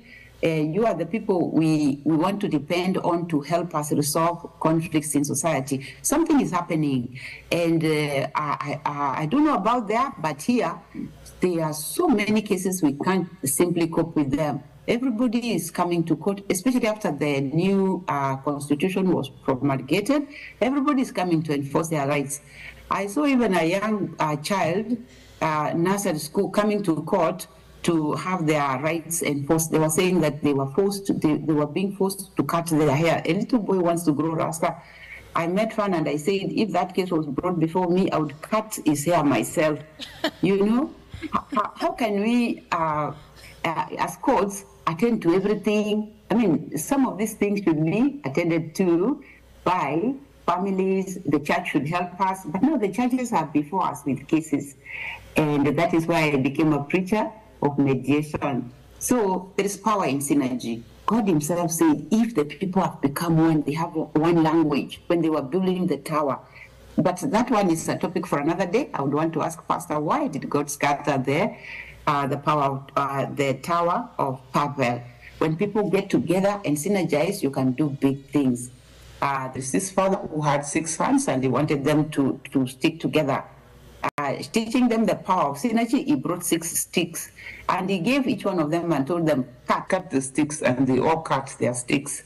And then he brought 6 sticks and tied them together and gave each one of them. None of them would cut the 6 sticks when they are together. So there's power in synergy. And even if you are out there, I believe you are able to change the economy in Kenya as you get together to synergize. And you know, the dollar is very powerful. I always get amazed when my church sent me a few dollars. When I give them, it becomes a lot of money in Kenyan shillings. So you can do great things, Ggds and Ggdi. So thank you so much for that power of synergy. Synergy just means a situation where the contributions of many add up to a total that exceeds the combined contributions of an individual. One person cannot do much. Someone has said that if you want to go fast, go alone. But if you want to go far, go in a group. So you will have far-reaching effect by that power of synergy. 2 is always better than 1 because they have a good return for their labor. If either of them falls down, one can help the other up. But pity anyone who falls and has no one to help them. So we pray that you will continue to synergize and be able to help people back at home and create jobs and also improve your own economic situation. So today, I will talk about SACCOs as vehicles for wealth creation. But I want to focus on cooperative societies as vehicles for wealth creation, but specifically on the legal issues in the cooperative societies. So there are other vehicles for creating wealth. I learned this for the 1 year I worked briefly at the Attorney General's chamber, where I worked in the as registrar of companies, and I learned about business associations as vehicles for wealth creation, such as partnerships. You know, partnerships are just a group of people get together, or one person, you can register a partnership, but it limits you. A company limited is much better because it enables you to do many things, and a company limited is a different person from yourself. There are trusts, but I found that the creative industry is the largest vehicle for wealth creation, but that's a topic for another day, and again, it's contained in the book I am doing called Vehicles for Wealth Creation. So today, I want to focus on this vehicle of the cooperative movement or cooperative societies. What do vehicles?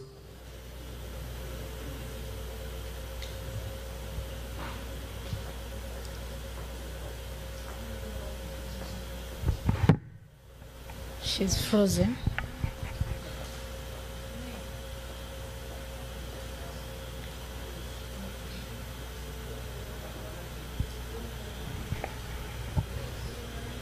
She's frozen. Let's just give her a minute, see whether she can come back.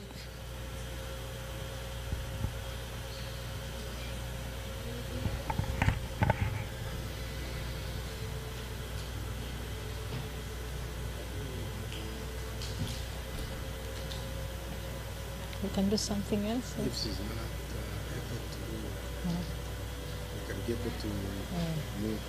Another item as we wait, isn't it here? You're not supposed to introduce her. Okay. I don't know whether Prof is online as we wait for Judge to come back. Professor Nyamongo, can you hear us? Yes, I'm able to hear you. Can you hear me? Thank you, Prof. You can go ahead and address us as we wait for Judge to reconnect. You're welcome. Karibu sana, Prof. Thank you. Are you able to hear me? Yes. Okay, all right. Yes, thank you. I think it is afternoon where you are. It's late in the evening here. I'm in Nairobi. And first and foremost, I want to thank Honorable Lady Justice Asnath Ongeri for inviting me, and of course Jake for reaching out to me. Lady Justice has said that she was pushed into the pool by Commissioner Obonyo, and following that she decided also to push me into the pool, and I'm here with you trying to just share a few words with the Grand Granite Diaspora Circle.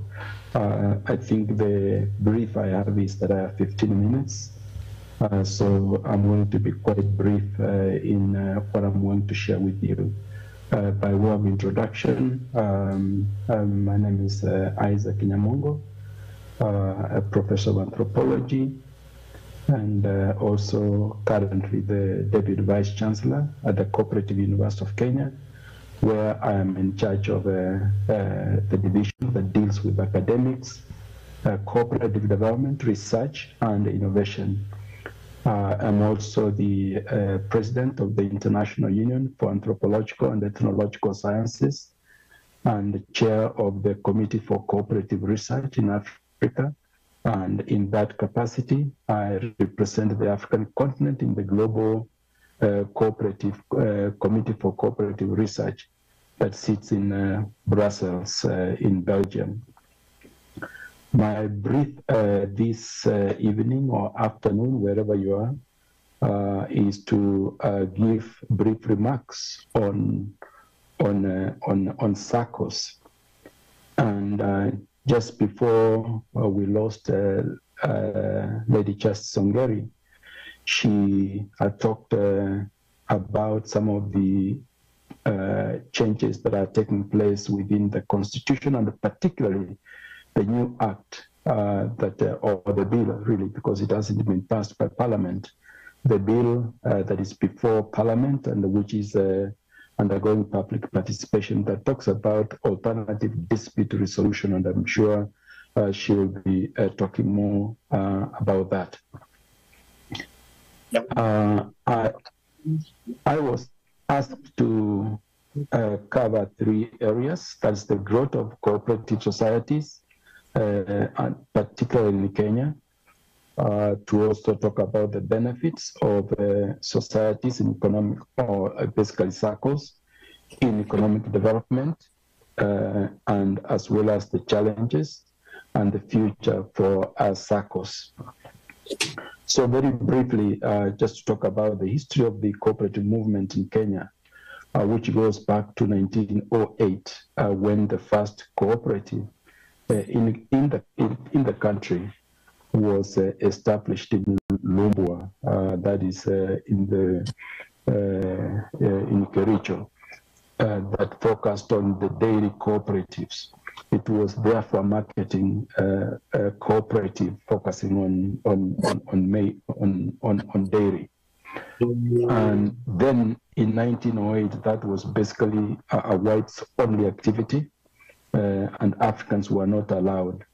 Then in 1931, the government formed the first formal cooperative with the first cooperative ordinance or law being enacted in order to regulate how cooperatives were managed and how they were operated. But Africans only started then becoming cooperators, or they started forming cooperatives later in 1946, when the colonial government acknowledged that they indeed were needed to participate in the economy through cooperatives. And that realization then led to the establishment of a new cooperative societies ordinance. Then in 1955, under what is known as the Swynnerton Plan, the plan paved way for the formation of more cooperatives, which also involved Africans in the growing of cash crops. Until then, Africans were not allowed to grow cash crops. So it is this Swynnerton Plan that actually now gave them that capacity. But more specifically, talking about the savings and credits cooperatives or SACCOs, these come into the picture much, much later, early in independence, when you compare those to agricultural cooperatives that go back to 1908. And the first two cooperative savings and credit societies were registered in 1964. And the model that became then the SACCO, with members saving through buying shares, which then they could now easily that they could not easily withdraw, but against which they could borrow, began with these pioneers. There were two pioneers, the Moya Tabere and another society known as BYA.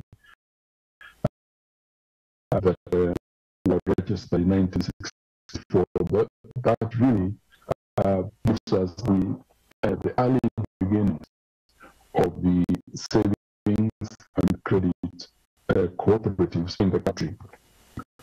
But much earlier, some of you may that is, which went back to the 1940s and in the 1950s, that were also lending money to members. And some of the examples of these were the Luo Thrift and Trading Corporation. I think there was another one in Western Kenya.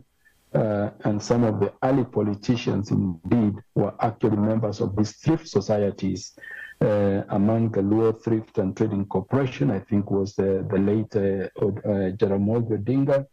I think the late President Moi was a member of one of these thrift societies. Masinde Muliro, I think in Western Kenya, was a member of another thrift society. And I think these were the what I might call the early beginnings of the cooperative savings and credit groups. Now, the cooperative savings were initially a minor element within the government of Kenya's development policies, and really not much focus on these groups. But that changed in 1969 with the national papers. I think sessional paper number 1, 1965, with a formal decision to encourage creation of SACCOs in all ministries and departments of government. That's really where these started, ministries and departments of government. But in the 90s and there was a change status and to also conditions conducive for SACCOs to be established, and also private lawyers who are encouraged to follow suit. So this basically then gives us the early beginnings of the SACCO movement in Kenya.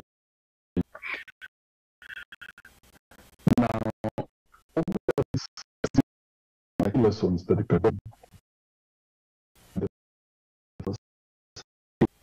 the members, but also there was a push from government to create SACCOs in workplaces, and I think I've given how government pushed earlier on its own employees to join SACCOs, but then later on creating conditions necessary for local government and government parastatals and private employers to actually become part of this now a huge movement.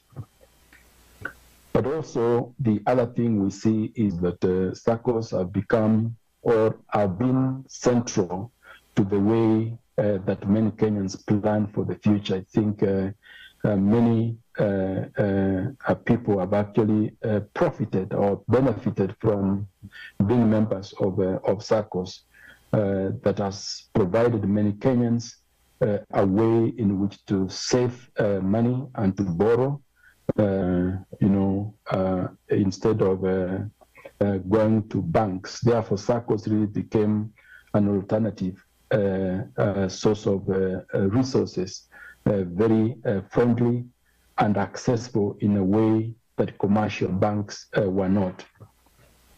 And we see this even now within the financial sector, where many people continue to choose savings and credit cooperatives as a source of resources and financial resources for them to get resources to invest.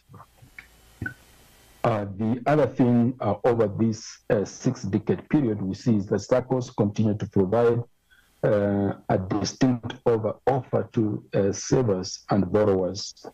While we have seen SACCOs changing over time, they have retained key features that give them a significant comparative advantage over banks. The system of shares, which has allowed members to provide credit more, the SACCOs to provide credit more easily, but also generally more cheaply compared to other lenders.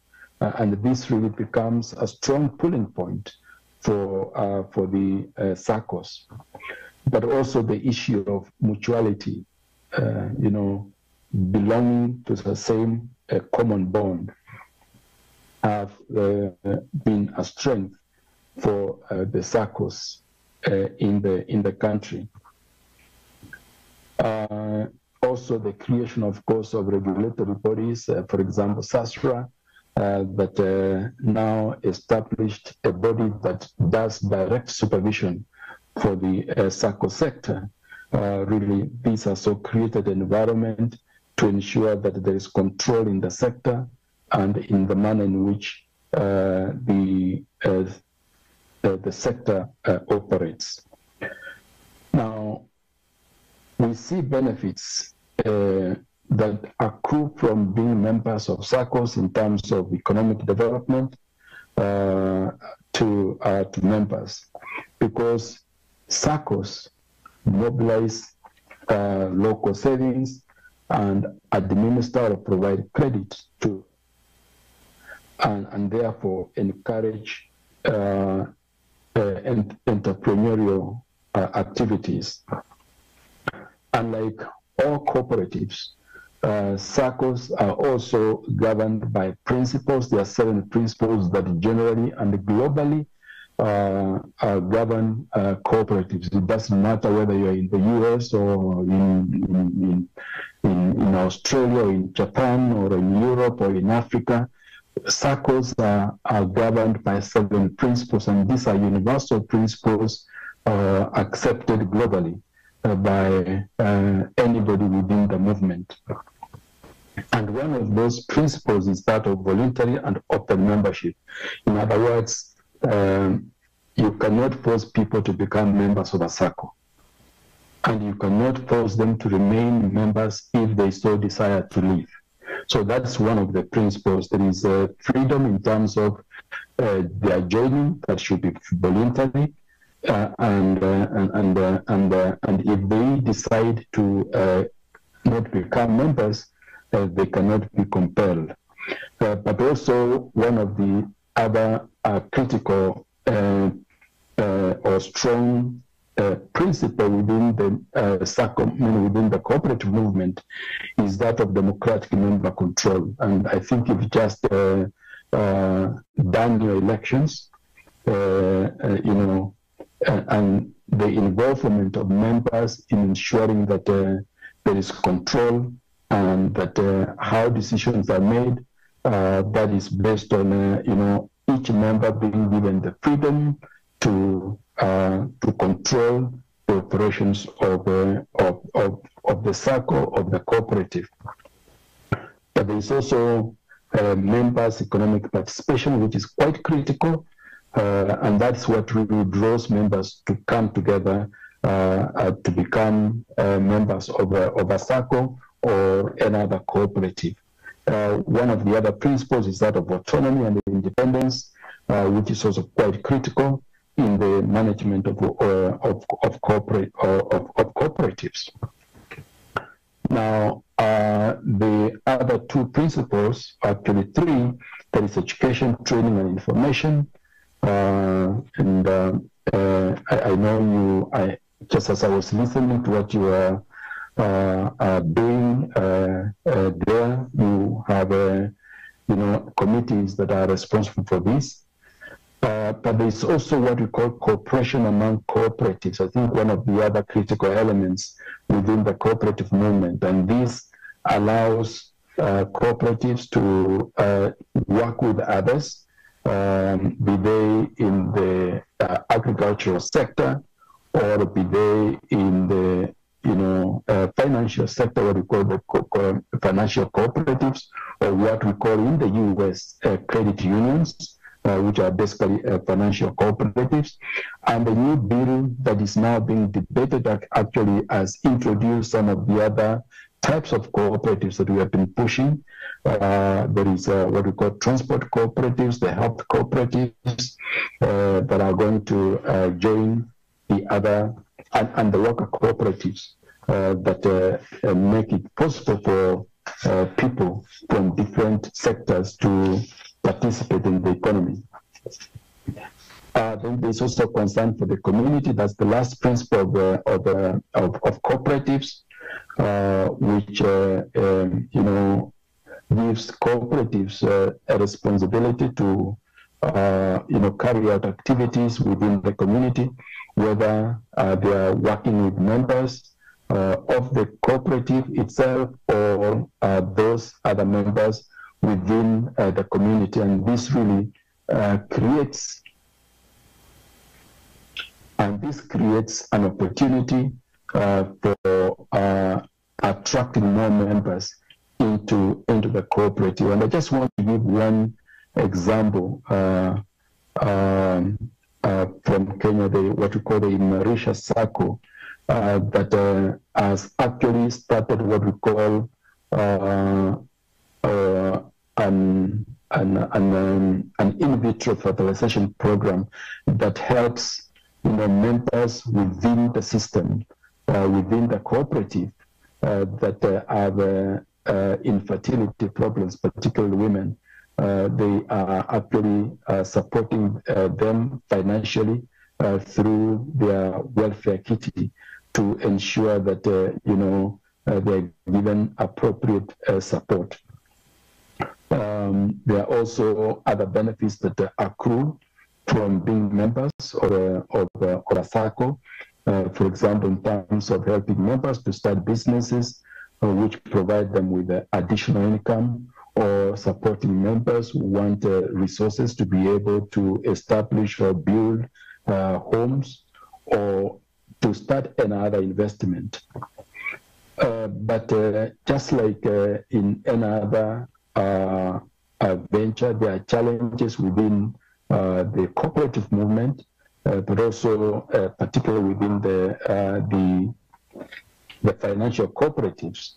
But also those challenges also provide us with opportunities for future growth.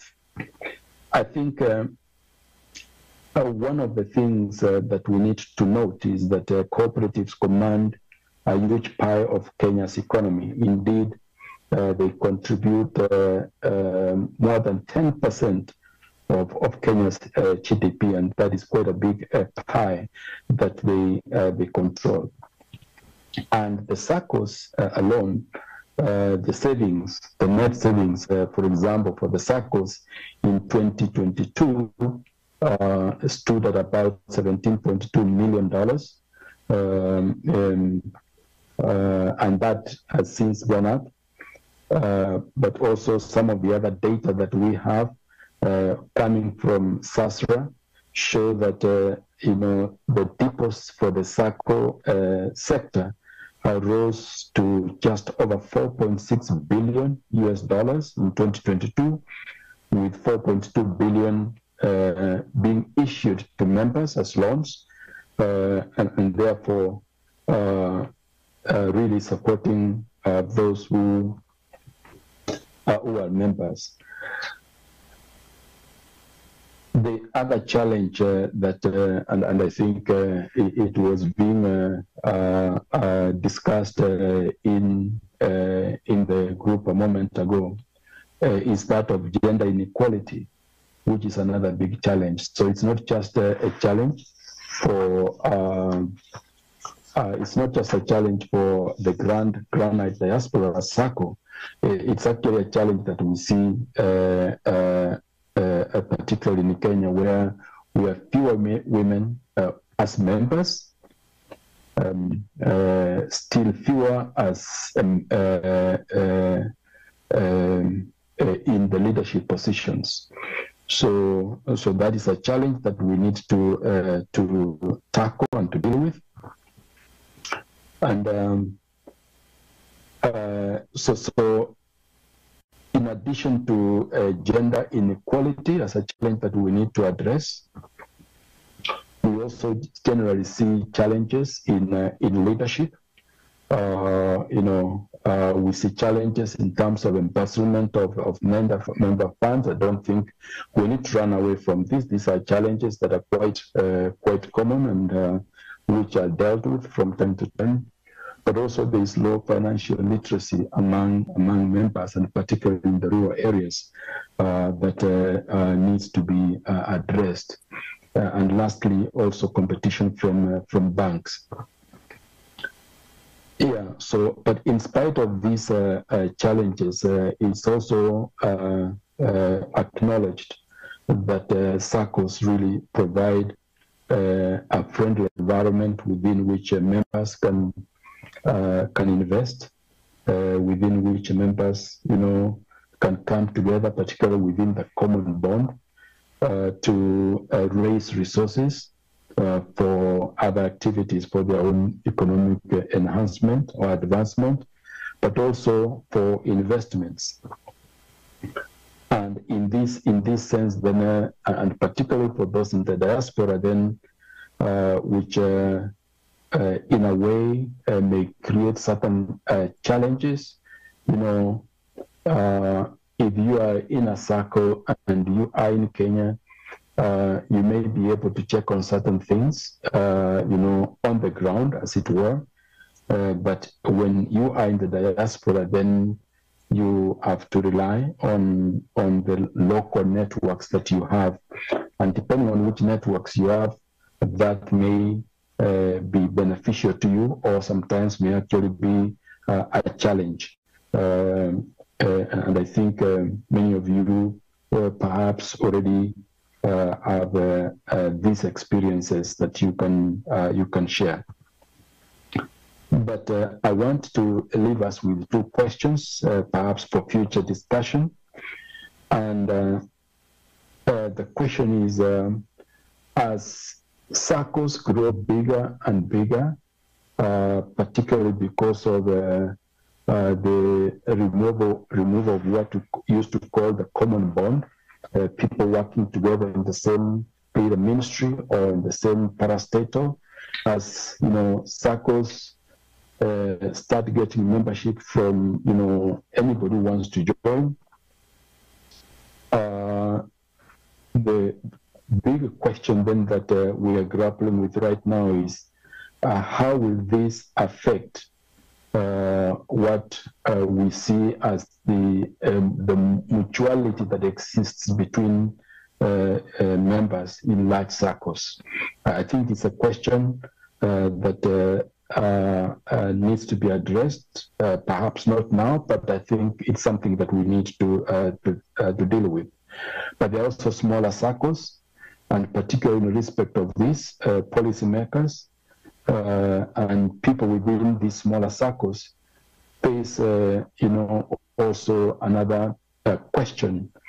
In other words, how should they balance between the need to safeguard public funds and the need to build responsibility and capacity within the circles that they operate.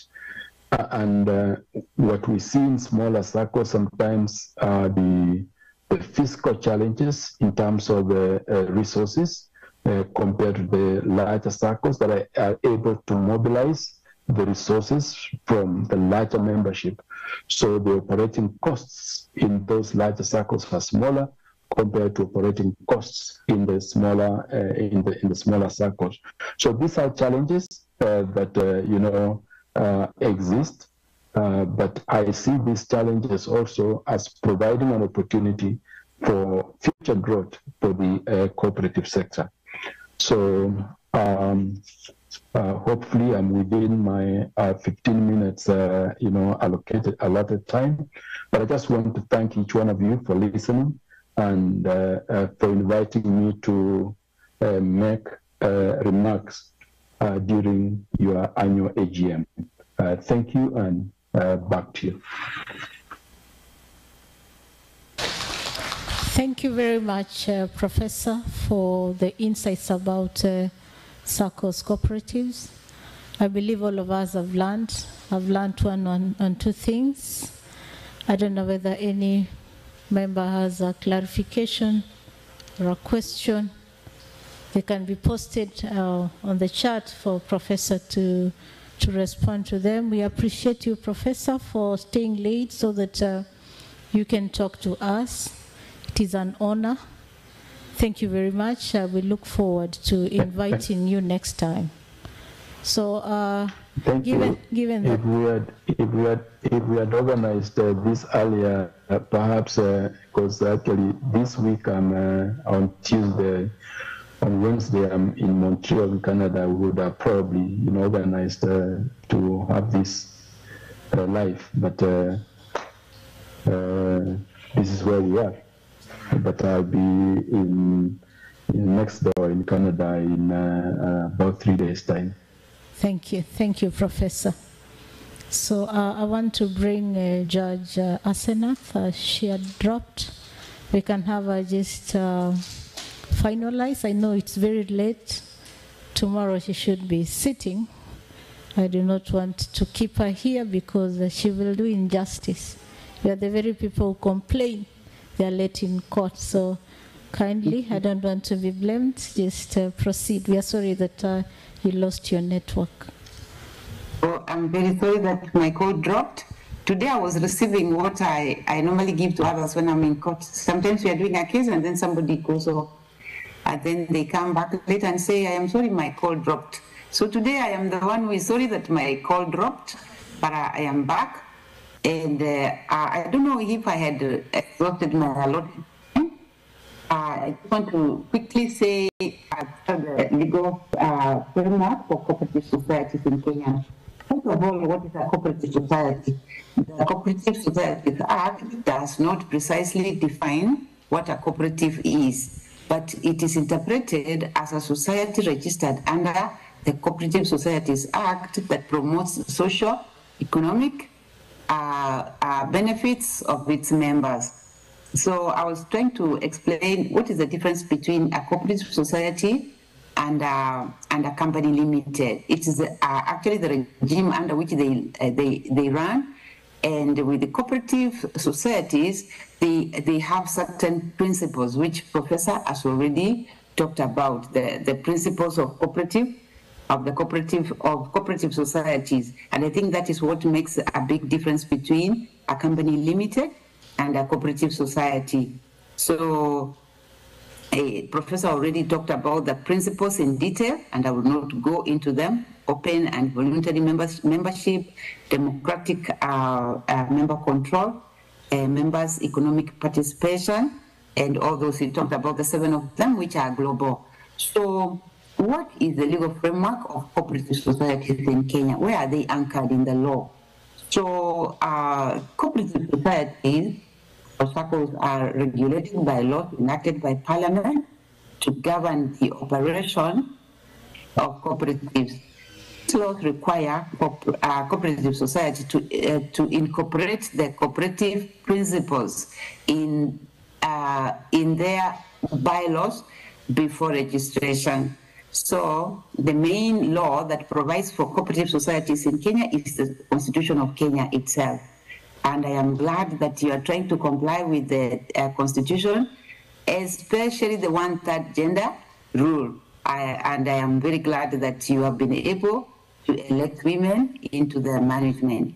So we also have the Cooperative Societies Act, which has rules, Cap 490 laws of Kenya. We have the SACCO Societies Act. We have the Income Tax Act. That is Cap 470, which must also be complied with because taxes have to be paid. We also have bylaws of cooperatives. Every SACCO, every cooperative society must have bylaws. And if we have good bylaws and we abide by them, SACCOs then run smoothly. So under the Constitution of Kenya, you know, Article 36 and 40 of the Constitution of Kenya provide for for cooperatives. Article 36 says every person has the right to freedom of association, which includes the right to form, join, or participate in the activities of an association of any kind. Actually, one of the things that shocked me after the new constitution is that some wizards came to court and they wanted to be given power to associate. Honestly, if that case came before me, I would not give them. But I think it shows that in Kenya now, you are free to associate with anybody and form an association. And then Article 36 also says that a person shall not be compelled to join an association of any kind. You are not compelled, voluntary. That is the voluntariness in forming SACCOs. And then it says that requires registration of an association of any kind shall provide that registration may not be withheld or withdrawn, and reasonably there shall be a right to have fair hearing before registration is cancelled. So all these laws in the Constitution govern cooperative movements and other associations. There's also Article 40, which talks about rights to acquire property. Article 40 says, in part, that subject to Article 65, every person has the right, either individually or in association with others, to acquire and own property of any description and in any part of Kenya, and then Parliament shall not enact a law that permits the state or any person to arbitrarily deprive a person of property of any description or of any interest in or right over and so forth. So everyone has a right to acquire property. It is now something that is protected by the Constitution of Kenya. So currently, the cooperative movement in Kenya is governed by the Cooperative Societies Act Cap 490 and the SACCO Societies Act of 2008.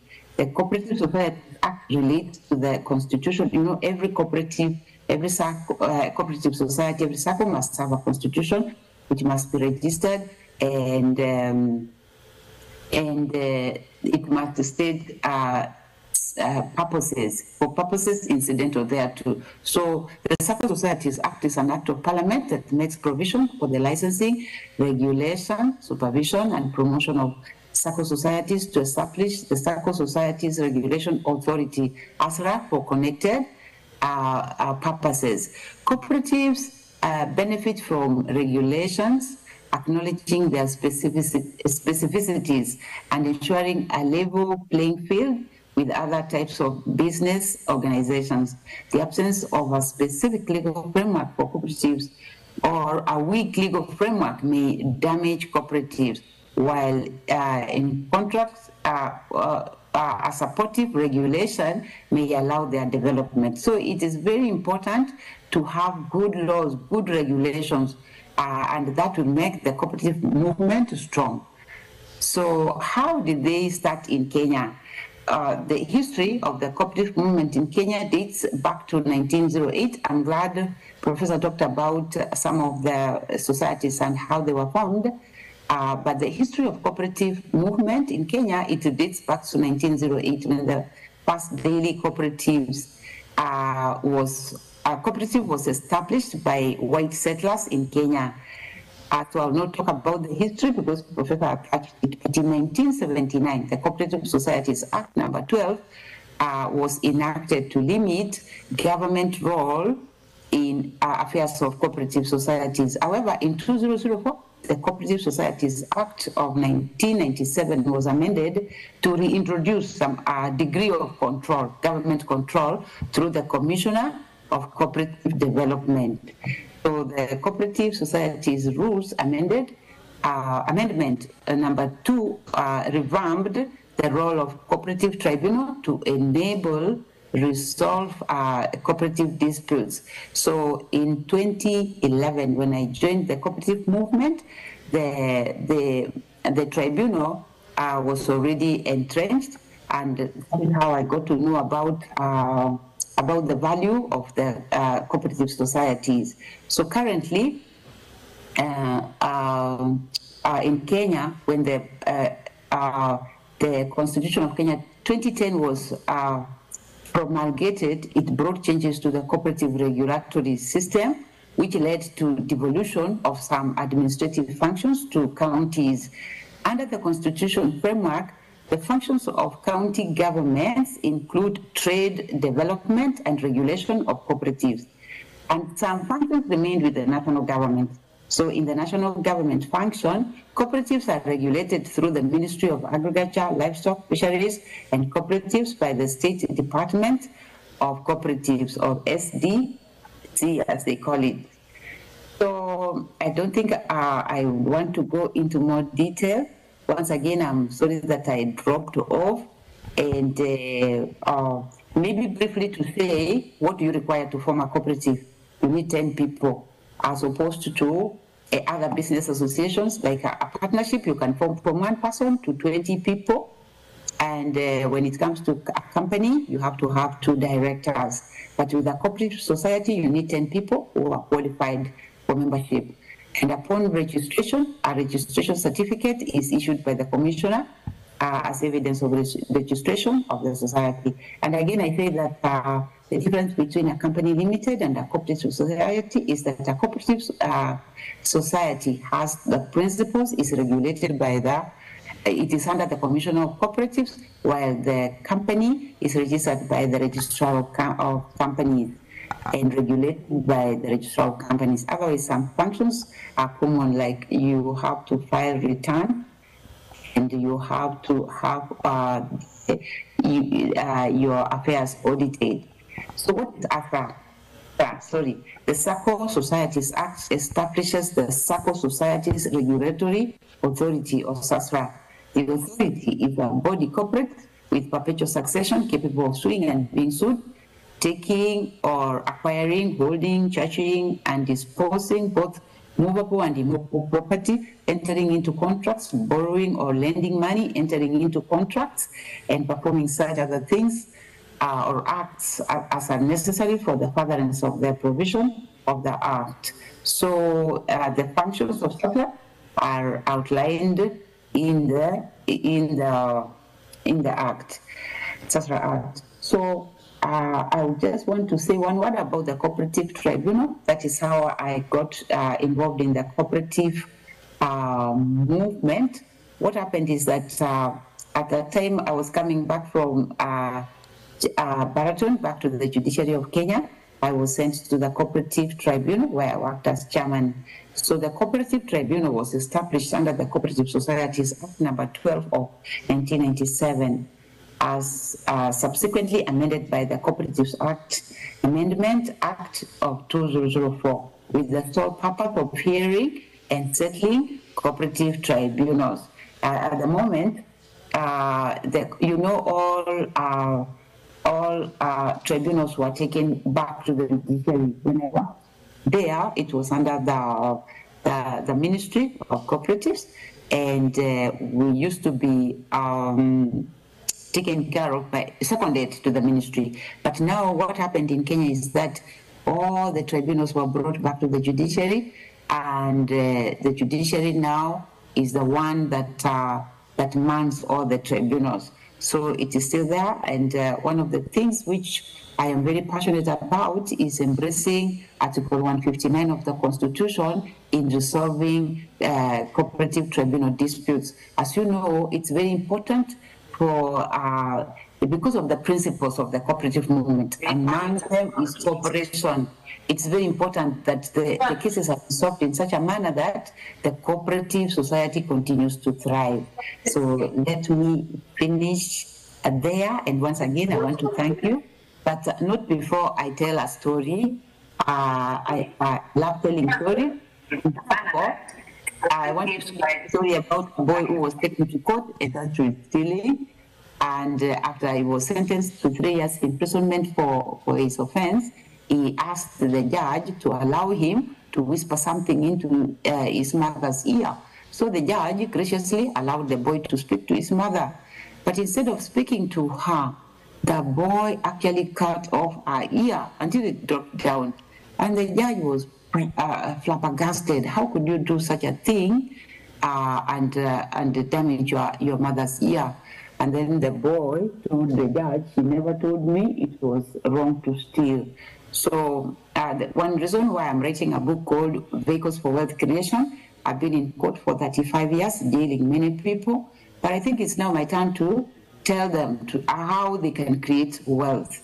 Actually, they are vehicles for wealth creation, and if we use them properly, we can transform our economy. So that is why I've gone out of my way to write this book called Vehicles for Wealth Creation. I've tried to explore ways of creating wealth that are legal.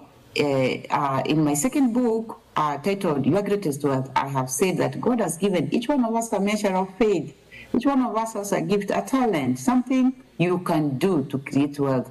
So, and among the vehicles for wealth creation are cooperative societies. And I want to finish with my own testimony. That when I joined the judiciary of Kenya, I realized that our work is a 24-hour, 7 job, and you cannot invest in anything. So in the year 1996, when we had started the Sharia Circle, I started saving, and then a gentleman who was coming to America from my church picked on me to buy his land at Ruai. He came to my house so many times until I told my husband, let me take a loan from Sharia Circle and just pay this man so he stops coming to our house. I didn't know that was the greatest thing that I ever did, because 20 years later, in 2016, I was able to sell a land I bought for 450 Kenya shillings. I was able to sell it for 7 million Kenya shillings, and I was able to buy 40 acres of land in Malindi, where I want to settle in my retirement life. So for me, circles are the Sharia Circle is everything. And now in Sharia Circle, we have Sharia housing, where actually that time I had to buy the land myself. But now you just contribute a little money to Sharia housing. They buy for you the land, they get for you title deeds. And when you feel like you want to sell this land, it has escalated in value. If you want to develop it, you do it. And I suggest that you also try something like that. And there's something Professor said about joining a circle, even when you don't have that common bond. In Sharia Circle, we accept people from other, other organizations, from other employers, and you are able to join the circle and the housing and save and buy land without, if you don't have people to do for you the due diligence and get you titles, you can easily be conned. So it is a secure space for you to save and be able to buy property. As you know, if you leave money in the bank, it loses value. But if you buy land, it will escalate in value. And that is a good way of creating wealth. May God bless you, and thank you so much for inviting me to join you. and I look forward to interacting more with you. I will also be coming to America in August. I have interests in America, and I've already talked to Daktari Ongaki. I've told him I would want to come and visit you when I come over there. And also, I'll be sending a link through Dr. Ongaki. I've been printing physical copies of the books, and I realize it's a heavy thing carrying books all over. But now I am also going digital because the world is changing. And so I'll send a link for those who would want a copy or copies of my book. May God bless you, and thank you once again for inviting me to join your space. Thank you. Thank you very much. You can clap once again for Judge. Yes, thank you, Judge, for sparing your time so that you can talk to us. I know it's very late, but we appreciate what you've taught us. Anyone who has questions can also ask through the chat. We look forward to seeing her here in August and other times. So thank you very much, and also support her and buy her books. She's going to send a link to Daktari so that people can buy her books and see what she has written on it. So thank you very much for being patient. You know, I know most people, when it comes to law, they don't want to listen. Yeah? But it is good that you've been taught something, you've learned something. At least I've learned about synergy. You know, it's very important to synergy among ourselves as opposed to working as one person. So thank you very much, Daktari. Thanks you for moderating that, and thank you our able Lady Justice Asnat Ongeri and our Prof. Nyamongo. You said next time, and we are looking forward for having our HM in Kenya. We'll meet you there. Respectfully, I'm running behind 1 hour, and I'm requesting that if you get your time, you please take use of that. 2 to 3 minutes and we'll be done. Akdo, you are here, and I need before, please, I have you for 3 minutes if you can come here, please. Just a word. 3 minutes before we enter to Wire Bay quickly. I'm Jumbo. Yes, so you see, I only have 3 minutes. I prepared 30 minutes worth from all the way from Atlanta. Last time I was in New Jersey, I think that's where we held the last one. And I had to run and catch a plane, so I didn't even get to say nothing then. But really quickly, my name's David Ochwangi, David Ogego Ochwangi. I'm based out of Atlanta, Georgia. Among other things that I'm responsible for is an organization called the Association of Kenyan Diaspora Organizations. And what we actually do is try the best we can to bring our diaspora communities together. So such events are one way to do exactly that. I've known Professor Ongaki since several years ago. We used to teach at the same school, Southern New Hampshire University, and so we've kept in touch and we kind of follow each other. So for purposes of what this is about, I think I probably will sum it in maybe one sentence. I think that was Aristotle. What he said, most of you, if you learned philosophy, he said, the whole is greater than the sum of its parts. You know, and what that really simply means in so many words is what we've heard from our learned judges and Dr. I forgot his real name, but what they've said is the synergies that we operate under. So I'm here to support that effort. As a matter of fact, just to give you a brief history of some of the things that we've done to bring our communities together, especially from an economic standpoint. You know, these circles, as we all know them, they're based out of the Kenyan principles, and we've been able to bring them here to the United States, and we see all these benefits. So at some point, what we thought is that what if, you know, we had a formal bank in the United States that actually consolidates some of these resources, a bank that is regulated by the federal government. So several years back, we applied for that in the form of a credit union. It's called, in America, it's regulated by the National Credit Union Administration. You heard Professor talk about a common bond. A common bond means what it used to be in Kenya to form a SACCO. You have to belong to a certain common group.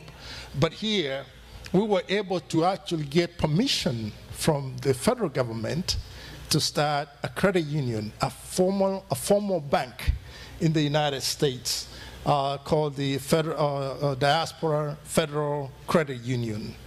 We were given a preliminary approval, but then COVID hit before we could raise funds to do that. So we're back again.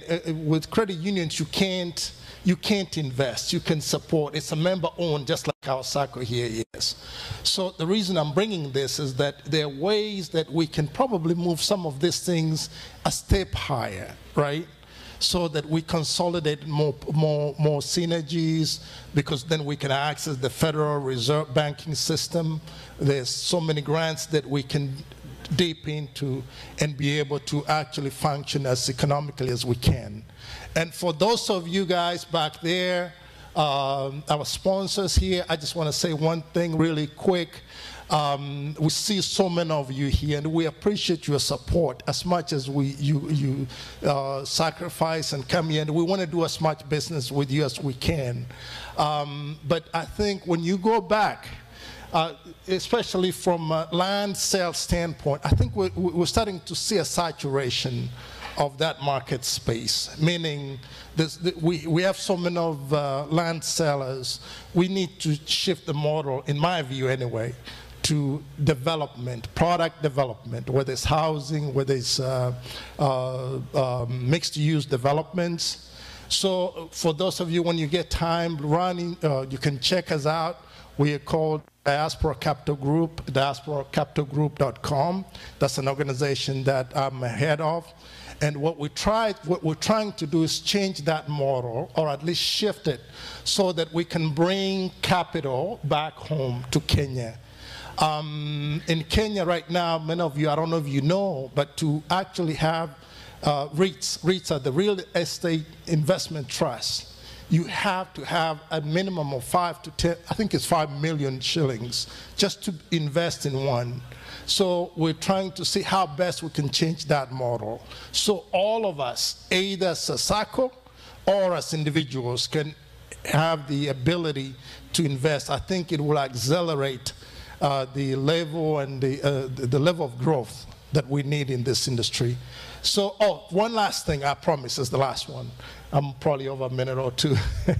I don't want to get in trouble, Chairman. So, really, so like I said at the beginning, we attend these events, but we also create these events. We host them annually. We go around the country, different cities. Like I said, I'm based out of Atlanta. And this year we're going to be doing another one, most likely Minneapolis, Minnesota, or New York City, New York. So we're inviting you guys back there, our sponsors, think about joining us. All of you that came from out of town, or even if you're based out here in Dallas, we're asking you to join us in September. And let's have a great event, and let's run this, let's take the message as far as we can get it. Once again, good job, and thanks for the invitation. Thank you so much. Thank you. Thank you, okay. The next speaker here is WirePay. Then briefly, Vicky, you get prepared. You only have a few 2 or 3 minutes, please. And then thereafter, we go to our sponsors. WirePay is Priscilla, you represent WirePay, and I believe Dr. Washira will be coming online. But Priscilla, I know you are disciplined. We're in the same profession. I say 5 minutes is 5 minutes. Thank you. Thank you. Thank you so much. Hello, everybody. How are we doing? I said hello. How are we doing? We've heard a lot of information today, but my job is to wake us up. I know we have been taking in so much information, but I hope that it has been helpful. And can I just see a show of hands? Who is here for a purpose today? Right? We've all come with something that we want to take away, right? Awesome. So again, I'm with Waya. We were WayaPay, but we switched the name. We are a mobile bank that is built by immigrants for immigrants. Fintech, mobile, neobank, those are just fancy words to explain Waya. But I will go ahead and introduce my brother. I believe he's online to give more information. And we are also in the academia. 5 minutes is 5 minutes. I believe he's online. Thank you. All right.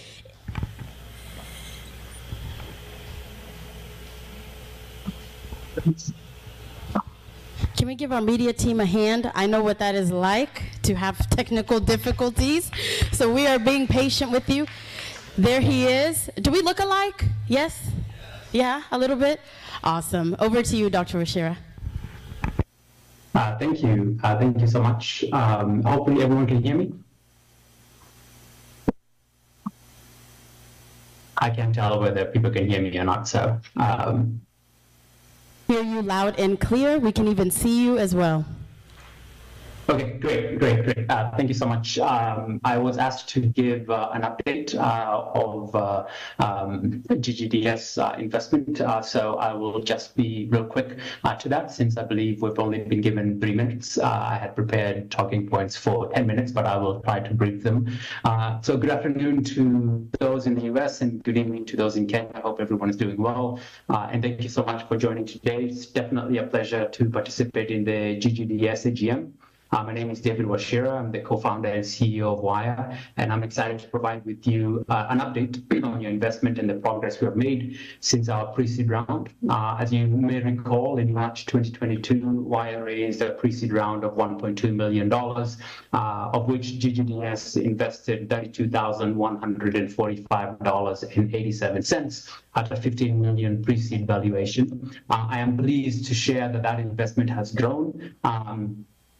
And what we have achieved so far. I love to hear what Abu Ghazai said, and glad that others are thinking along the lines of Waya. As you know, Waya is a digital banking platform, and we're focused on immigrants and minorities and underserved communities in the US by providing them with accessible, secure, and inclusive financial services.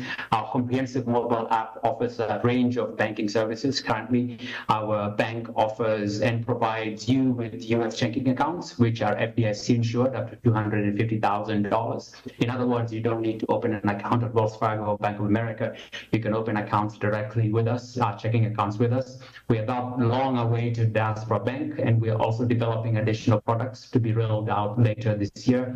This includes savings accounts, credit cards, loans and credit, and seamless cross-border transfers. And all these are specifically designed to meet the unique needs of you, our target audiences, with a strong community partnership and innovative solutions. We at Waya are committed to fostering financial inclusion and really helping you and other underserved communities thrive. So regarding your investment growth, since you made your investment at Waya has made significant strides. Our current seed round is set at a 25 million valuation, representing a substantial increase from our pre-seed round valuation of $15 million. This means that your investment has, of course, appreciated in value. More specifically, if you calculate that increase, your investment of $32,000 at a 15 million valuation would be worth approximately $53,000 at our 25 million valuation, reflecting a growth of about 66% over the past 12 months. That utilization in terms of this pre-seed amount, I was also asked to discuss where these investments went.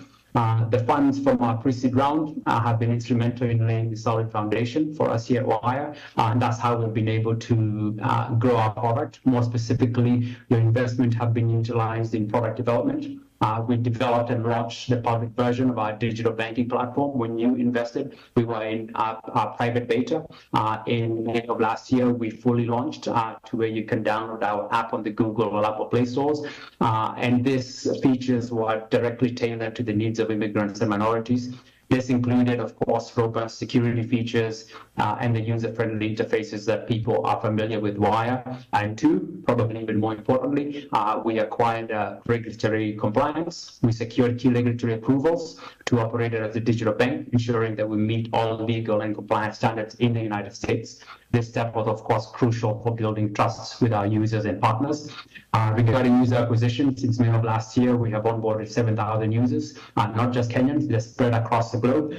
This includes Indians, Latin Americans, people of color, also in the United States, and other demographic groups. Our bank is not just focused on the Kenyan community or the East African community, it's focused on immigrants as a whole in the United States and other minorities.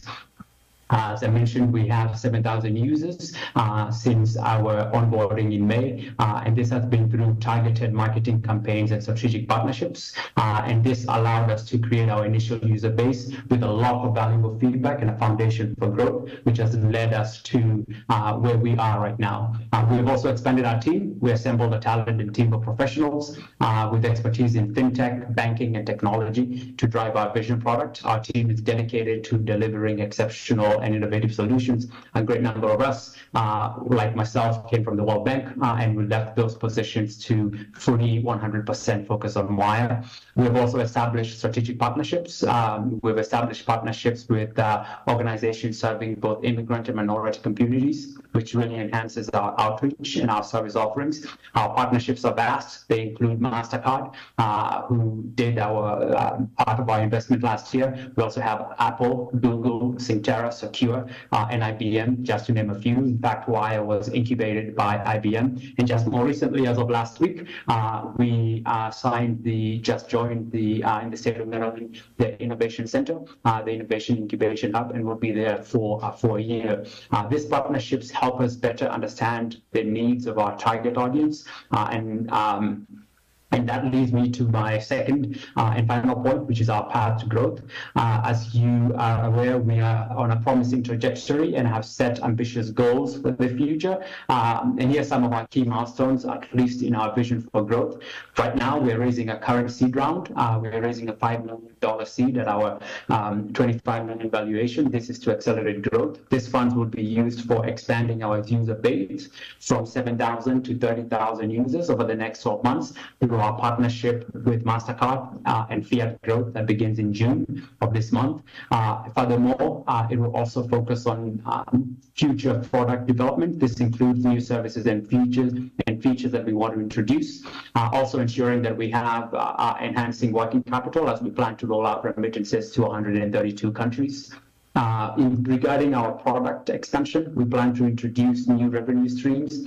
This include international fees for money transfers, interchange revenue from credit building products, and subscription fees for premium features that we want to include, and other partnerships with financial institutions. We have actually already begun those in extended due diligence discussions with Equity Bank here in Kenya, Diamond Trust Bank, NCBA, and Diamond Blair Investment Bank, all here in Kenya, but also other banks as well, ABC Bank in Ghana, and as well as Evolve Bank and Trust in the United States, Regions Bank, and a few other banks that we are in extended discussions with. These discussions are to better support the introduction of new features for those in diaspora, such as diaspora banking and CBK financial instruments like bonds and money markets.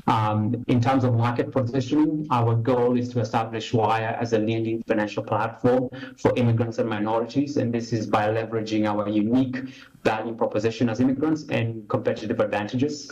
Going forward, at least for the next, giving you a 3 to 5 year outlook, we have a projected Series A, and we're targeting a Series A round with an estimated valuation of between 35 million and 40 million US dollars. That is to happen sometimes in 2026, increasing the value of your investment. And lastly, in terms of our long-term vision, we are anticipating reaching break-even point in the latter part of 2026, with plans to eventually profitability and potential exit strategies, which include a merger or an acquisition by a major fintech player like Chime or a traditional bank like JP Morgan and Chase. As I conclude, your investment has played a crucial role in our journey, and we are grateful for your support. We have made significant progress, and we are well positioned for continued growth and success. We really appreciate your trust in Wire and look forward to keeping you updated on achievements and future plans.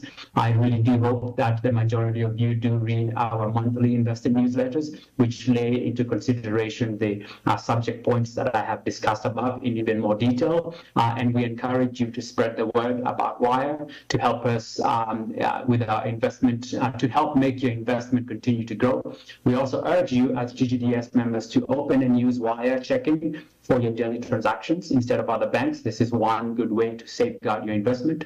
When you use Wire to Wire, it really helps not only bring credibility to us, but also spread the word, but also it helps to continue investment to grow. For example, using our Wire to Wire payment feature for your peer-to-peer payments when you're sending money to your friends and family instead of other platforms like Cash App or Venmo. By using Wire, especially our Wire to Wire transfers, you will not only benefit from more efficient and better alternatives, but at the same time you will be supporting the growth of our platform and, more importantly, watering your very own investment.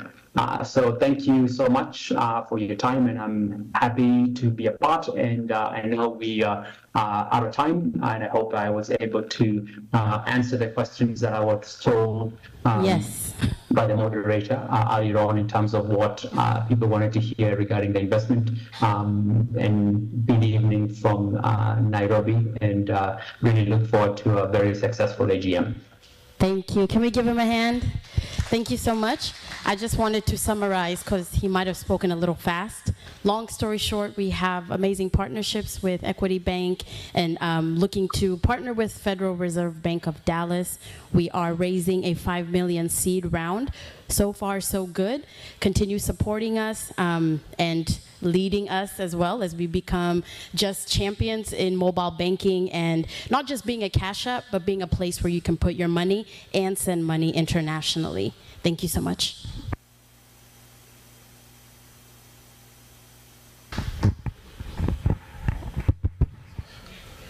Thank you. I forgot to address you properly, Dr. Priscilla. Wow, you're welcome. And thank you for making a quick presentation. I'm sorry we are running out of time. We are out of the time. I know members have some questions to ask, but if you have questions, please post them on the chat for those who are online. For those who are in, you can write them, and Priscilla will take them today, and then they can be answered and sent back to us. We are changing the schedule a little bit to accommodate everybody because we have our sponsors who are in Kenya. I know Mint Fillers, you had a team in Kenya waiting. Are they ready? If you can coordinate with them, give me thumbs up if we are ready with the teams in Kenya so that we can go ahead. I know we forget about our custodian bank, Equity, was supposed to have gotten 5 minutes here. They're also our sponsors. Jeff, are you still online? Jeff? They might have gone to sleep by now. Jeff? Yes. Jeff, you can hear me? I can hear you. As Mint Filler prepares, Jeff, you can take only 5, please. Hello, you can hear me? Yeah, I can hear you, and it's actually good that you're on here, Jeff, because I didn't know you were on the call. Good to see you, Jeff. Jeff is our Yes. Dr. Yes. We're actually working on a very big project with Dr. And yes, I can confirm it's true. Yeah, we are partnering with him. It will be a very big project. So thank you, Chairman, and all protocols observed. It's very late here in Nairobi, but we are very privileged and we are very happy to be associated with Grand Granite Circle. And from the bank has actually been growing, and our purpose has been basically been transforming lives, giving dignity and expanding opportunities for wealth creation. And you can attest from the time we have been with the Grand Granite and the growth that the exponential growth they are demonstrating. So in terms of presence, we are in several countries. That is DRC, Rwanda, Uganda, Tanzania, South Sudan, and also a commercial representative office in Ethiopia. So Currently, we are the biggest, largest group in terms of asset base, with an asset base of around 1.5 trillion shillings. So that's around USD 11 billion. A market capitalization of around 1.38 billion, with a customer base of around 17 million customers.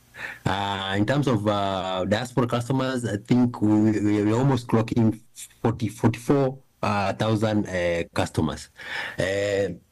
From a total of around 100,000 customers in all the banks, so almost 50% controlling of all the customers. So in terms of strategy, we have what we call the African Recovery and Resilience Plan, which is a very ambitious and strategic initiative by the bank aimed at accelerating Africa towards middle-income status by 2030. Basically, we are mirroring our strategy, the equity strategy, with the Vision 20 strategy. And the main focus is basically capacitating, financing, and connecting East African community to the value chains, to the global supply chains of the world. So, and basically this, the ARRP is powered by the twin engine, the equity twin engine, basically the social engine and the economic financial engine, basically targeting like 5 key pillars, that is food and agri, manufacturing, trade and investment, MSMEs, social transformation, and the environment. In terms of product offering, we offer like accounts opening, mobile and internet banking, mortgage and asset finance, pension schemes. We also have payments and transfer, savings and investment, insurance products.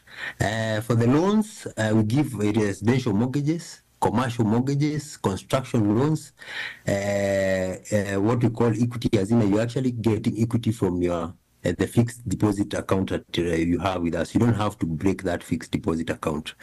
Then also we have, we also do plot purchase. We finance the plot purchase. And all this we are actually doing remotely. You don't have to come to Kenya to apply for a loan. All is done remotely. In terms of investment, we have the call and fixed deposit account where you can invest up to, we give up to around 10%. It ranges between 10 to 12% depending on the amount that you're fixed with us. We also have the junior member account where we give the minors from 17 years and below. So the parent will apply, and once the junior member turns 18, then we convert the account to the owner of that account. Then also we have investment portfolios where you can also buy shares, treasury bills, and treasury bonds. We facilitate that, and like the rates are basically between 15 and 17% per annum. Very good rates are over, and they are spread over 7 to 10 years tenors. In terms of partners, we have partners with various IMT partners, the likes of PayPal, WorldRemit, Therapy, the Sendwaves, the MoneyGrams, and the Western Unions of this world. So there are over 25 partners. So it's very easy to send money from the US all the way to your account in equity. So in terms of opening, how to open an account, basically you can have you can either send an email directly to your RM. We will introduce you to RM, where you send an email directly, and we're able to open the account. You just scan all the documents, or you can even do a walk-in. And we also have diaspora referral agents. You just Google Equity Diaspora Referral Agents, and you'll see we have like 10 agents currently spread throughout the world. And if you feel or you know someone who can be a very good agent, you can always refer them to us. Yeah. In terms of the requirements, we just need a recent colored passport size photo, a proof of address, a document, a copy of your ID, the Kenyan ID, a copy of your KRA PIN, then an email indemnity, and of course the W9 form. And then we'll open the account. And the turnaround, basically within 21 day, you have the account. Why Equity? We'll give you a dedicated relationship manager. We have a 24-hour call center we appreciate that all our customers are in different time zones. So at any given time, you can always call that number, and maybe Jeff is asleep, but someone will always attend to your request. Of course, ease of remittance to your Equity Diaspora account through the various partners that we have. Tailored and quick mortgage solutions, quick loan processing. We support our members in terms of trade missions, free media adverts. We also have in-house service providers, that is a panel of advocates, panel of valuers, panel of property managers, panel of QSs. All these service providers have a professional indemnity with us, so that in case of anything, at least you're protected, and also us as a bank, we are protected.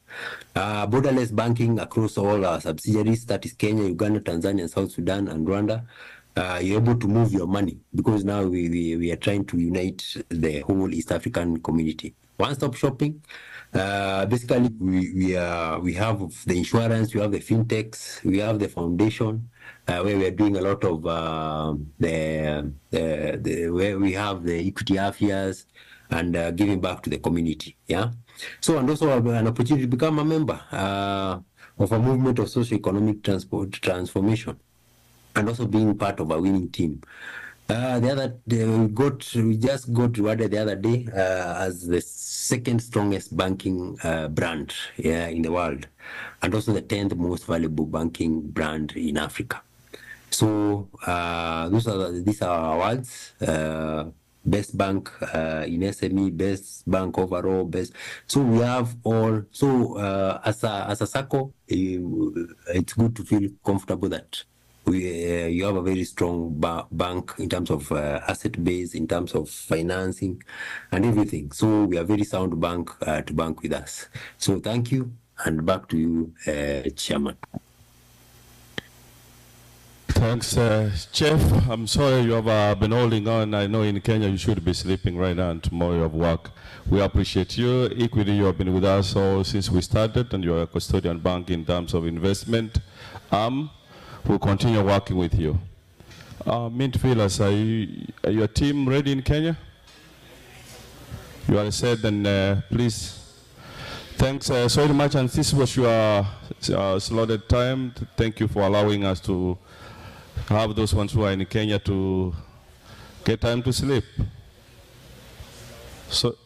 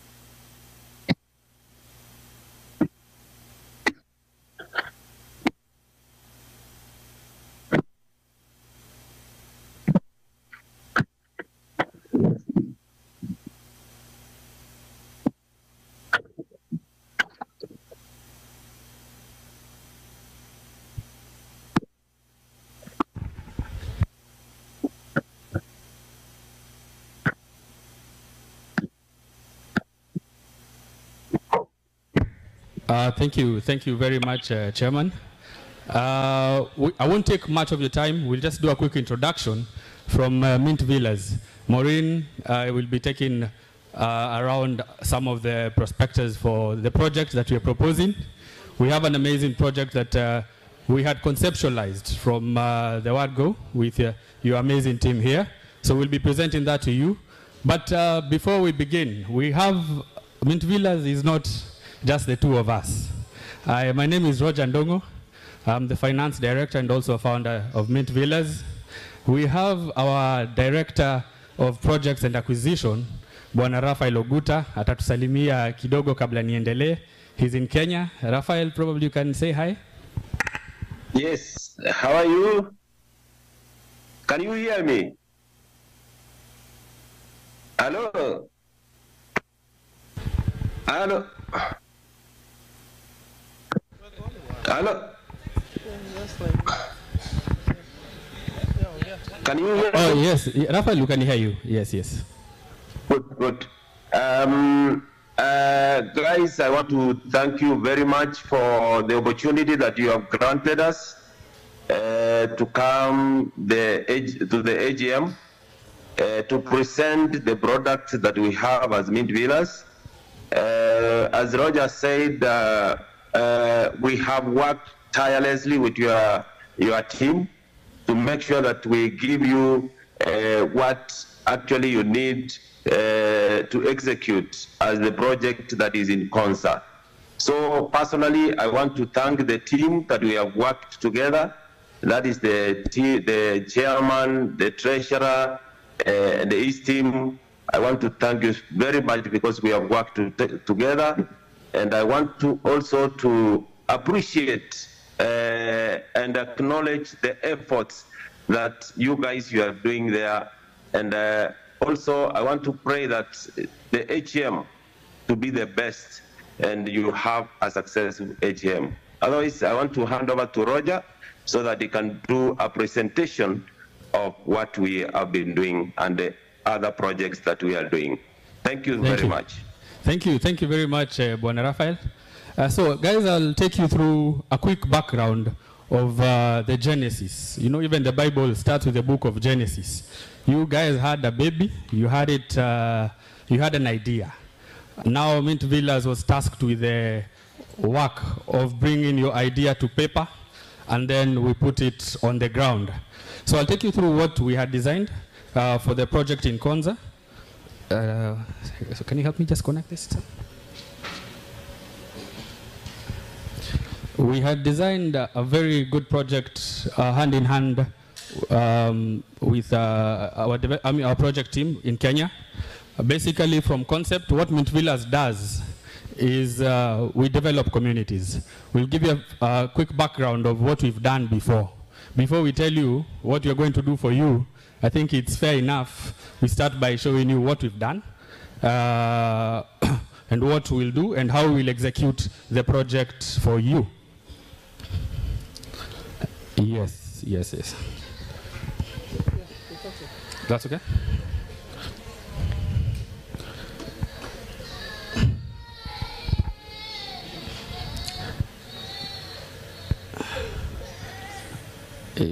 Not yet. So with a quick, as we wait for the TV to connect, I'll also introduce Maureen, is our director of admin and operations. She oversees all the company operations. I'm more of the director of finance. I'm not the presentation person. Raphael would have done that, but unfortunately he could not be here. But hopefully I'll be able to showcase everything we need to touch on about the project. So Mint Villas was established in 2018.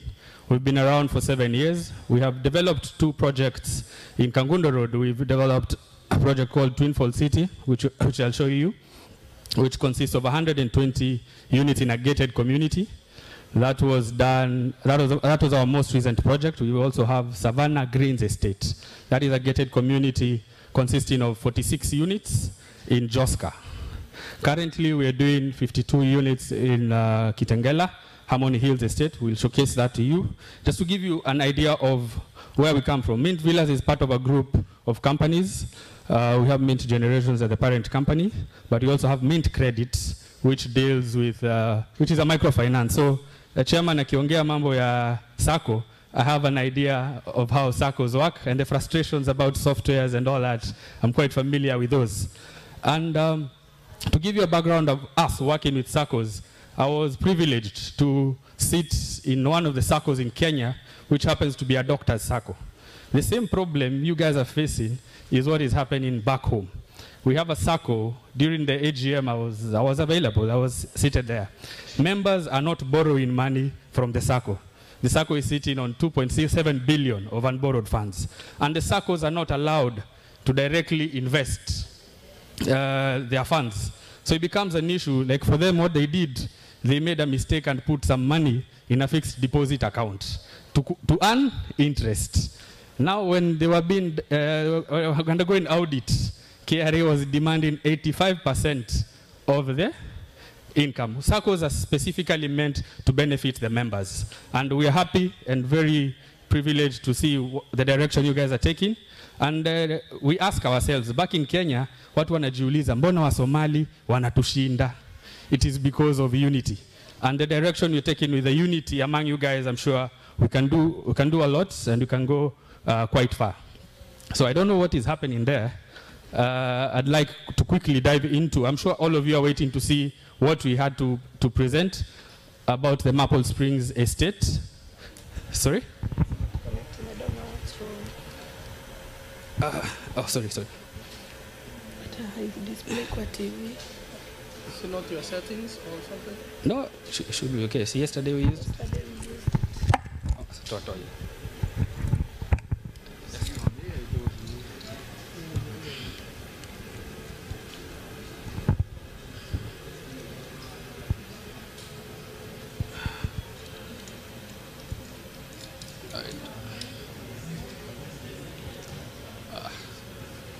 Ujaribu kufungua hii document kwa kompyuta yako. Ama you have a computer which can use?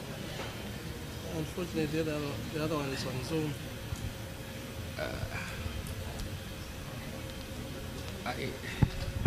Okay, just a minute. No, I think we'll have to. Everything is on this machine. I don't know why you're having the problem. Yes, please. Or it's not presenting.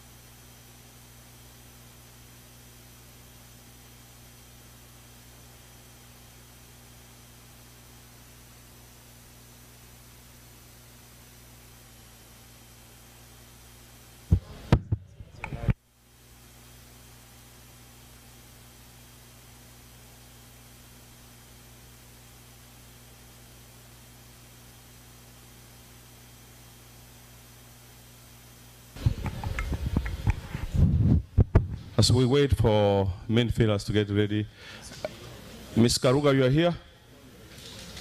Ma'am Roberts, you have 3 minutes, please.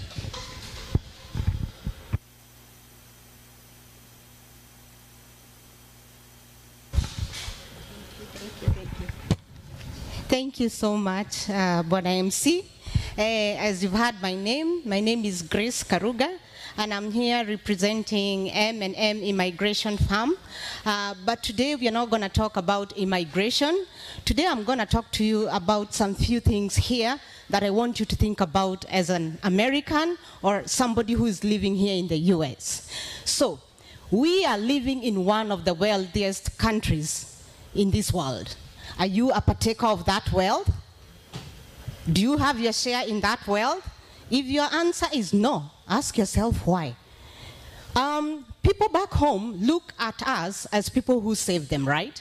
When there's anything that happens at home, they come to us or they call us and write us and they're like, hey, please help us out. So I want you to embrace that what people have given you, that status that people have given you. Embrace it and be that person that will elevate your people, that will empower your people, that will build their capacity and be there for them. But before you do that, you have to help yourself. You know what they say at the airport or at the aeroplanes? Put your mask first, right? So you put your mask first before you even put your child's. That's what they even say. So put your mask first. Be a wealthy person or be somebody who is a partaker of wealth in order to help others, right? So how do you do that? I'm going to talk to you about 5 things that I want you to think about, and I want you to seriously think about them because it said, love others as you love yourself. So love starts with yourself. So I want you to love yourself before you love others. And this is the way you're gonna love yourself. I'll ask you some few questions, and if your answer is no to those questions, I'll be back there you come and see me and we can discuss further. What plan, question number one, what plan or strategy do you have here in the US, because this is where you live, that grows your money? You know, your hard-earned money, that grows that money or makes you earn money tax-free. Tax-free, meaning nobody will tax you. That is question number one. Do you have that plan? Do you have that plan? If you don't have that plan, you need to think again. Two, what is your plan or your strategy to grow your money at a compound interest? Okay? Do you have that plan? If you don't have that plan, you need to rethink your strategy. You know, many of us have mortgages here. Many of us have car loans here. Many of us have even kids or themselves with student loans. Now, let me tell you, why do you keep on paying those things over and over and over? Hazishangi, every time mortgage, is because when they give you that loan, they're giving you at a compound interest, right? And you know how compound interest works. It's not simple interest. So why can't you be the one gaining that compound interest rather than paying that compound interest? So if you don't have that plan or strategy to do your few hard-earned dollars to that status, you need to rethink your plan. Those are two. Number three, do you have a plan that is going to save you or make you avoid probate? Maybe you've heard that word, probate. What is probate? Probate here in the US is what we will all use if we end up passing on here. So probate happens that when you pass on, you personally, and you have your assets here, the probate court freezes them. They freeze them, nobody else can decide upon them apart from the court itself. Now, do you have a plan to protect your assets and your wealth and your family from that court? When they freeze that court, even your spouse cannot touch that money.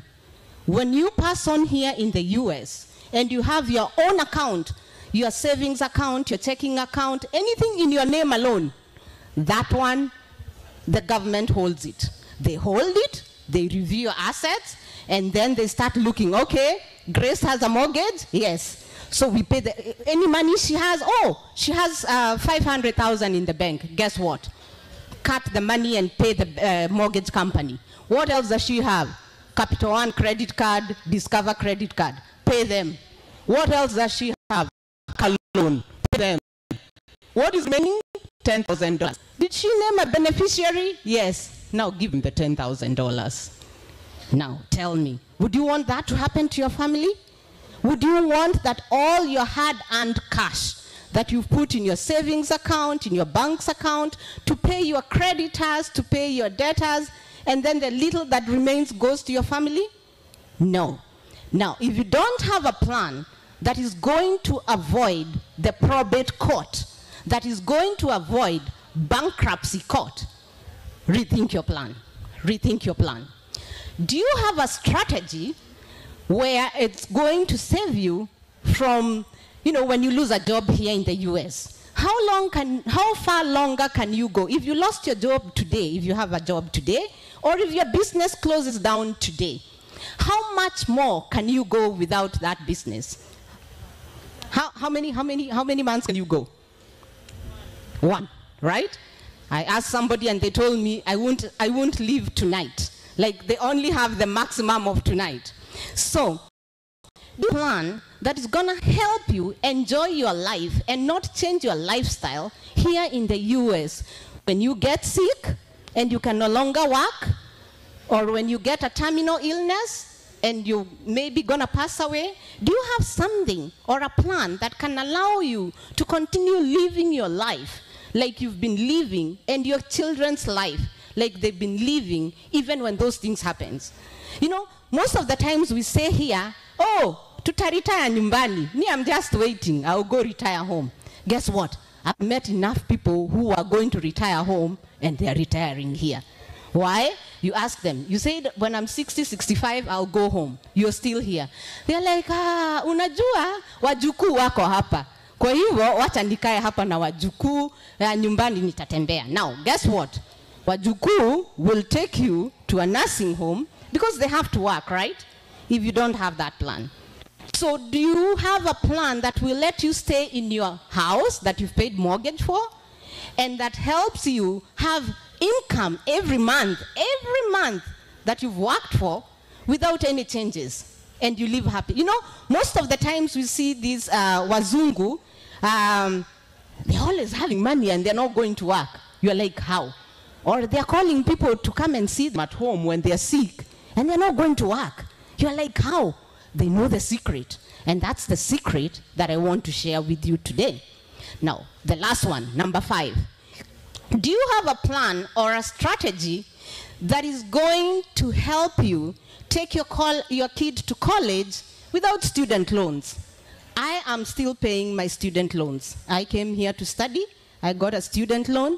I'm still paying it. Had I known this, I wouldn't be paying a compounded interest on my student loan. I took a small loan. I'm still paying it years after that. Why? Haishangi. Compound interest loans haziishi haraka, not unless you put in a lot of money going to the principal. Now, had I known of this plan whereby there's a way you can have money or save money and use that money tax-free to go to school, probably I wouldn't be in this problem. Now, do you want your child to struggle the way you struggled? Really, I don't think anybody wants their child to struggle the way, you know, most of us have struggled to be where we are. So there are strategies that other people use, that the rich people here in the US use to avoid all those things. And those strategies are there, but people don't know. So I'm here to create awareness and educate you and show you these things because they are there. Let's take advantage of them. You know, somebody told me you cannot be at a river. The river is here, na sabuni imeingia kwa macho, and you're just there rubbing your eyes. What do you do? If you're at a river and soap enters your eyes, what do? You fetch water, cleanse your eyes, and you're okay. Now that's the same thing. Information is power, so take advantage. Even the Bible says, my people perish due to lack of knowledge. So when any information is shared, listen to it, act on it, and save yourself. Those that I've told you, those 5 points, are the main basic foundations or financial foundations that each and every person here in the US, especially people from our country, we are very hardworking individuals, should know so that you can be as rich and wealthy, empowered, and happy as you can be. So thank you. I'm not going to take any more time. My name is Grace Karuga. And I'll be back there. If you need to know those strategies, come and I'll share with you. Thank you so much. Thank you.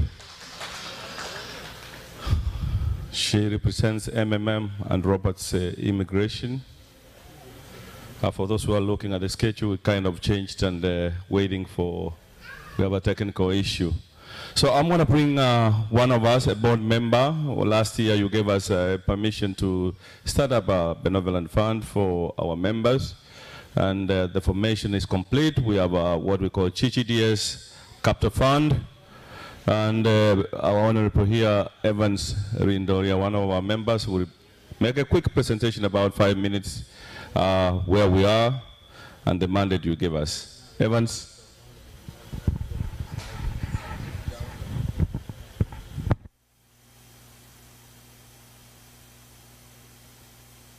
Evans, you have a team of about 5, right? Yes. I don't know whether they need to join you here. Madam Vice, Butte, Dr. Jake, you are among this group. Lillian, is Lillian here? Oh, she's very busy at the moment. Arama? Arama is here too. Come here,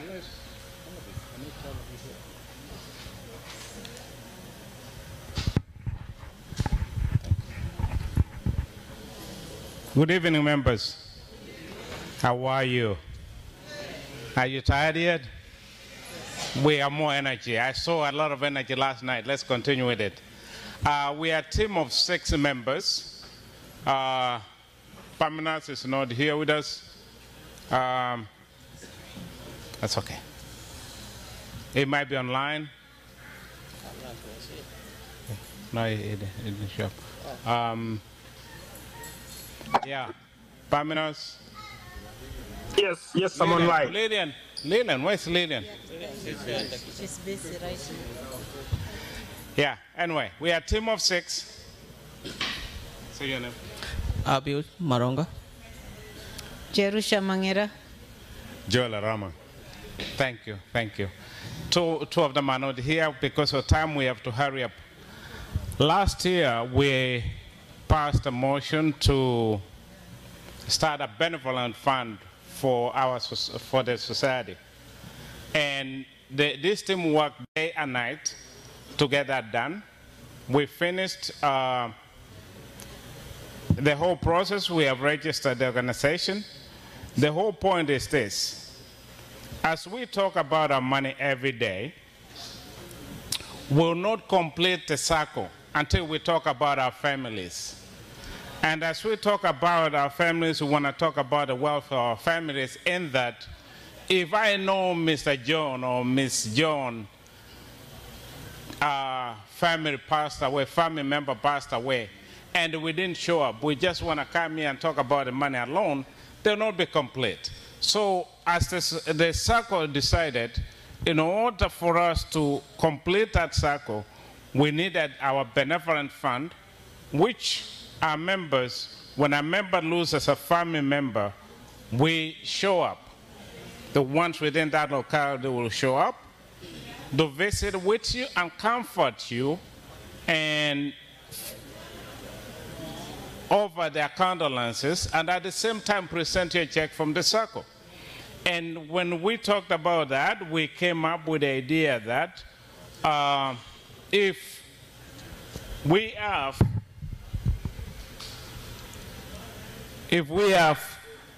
members joining as members and pull together their money, and if we can get a minimum of 200 members sign up, we'll pay $50 every occurrence, and that will bring us a total of $10,000, which will bring a check to your house. If the number goes up, which we expect it to go up, our goal is to reduce that number to 20 to 25 every occurrence, so that we can not only talk about ourselves, but our money, but at the same time talk about our families. And when you know that I know your family, I feel how you feel, we grow together as a circle, so that we're not only talking about money, we talk about our families. The organization of Grand Granite Benevolent Fund has been registered. It will be on our website, and we want to encourage all members, please join in.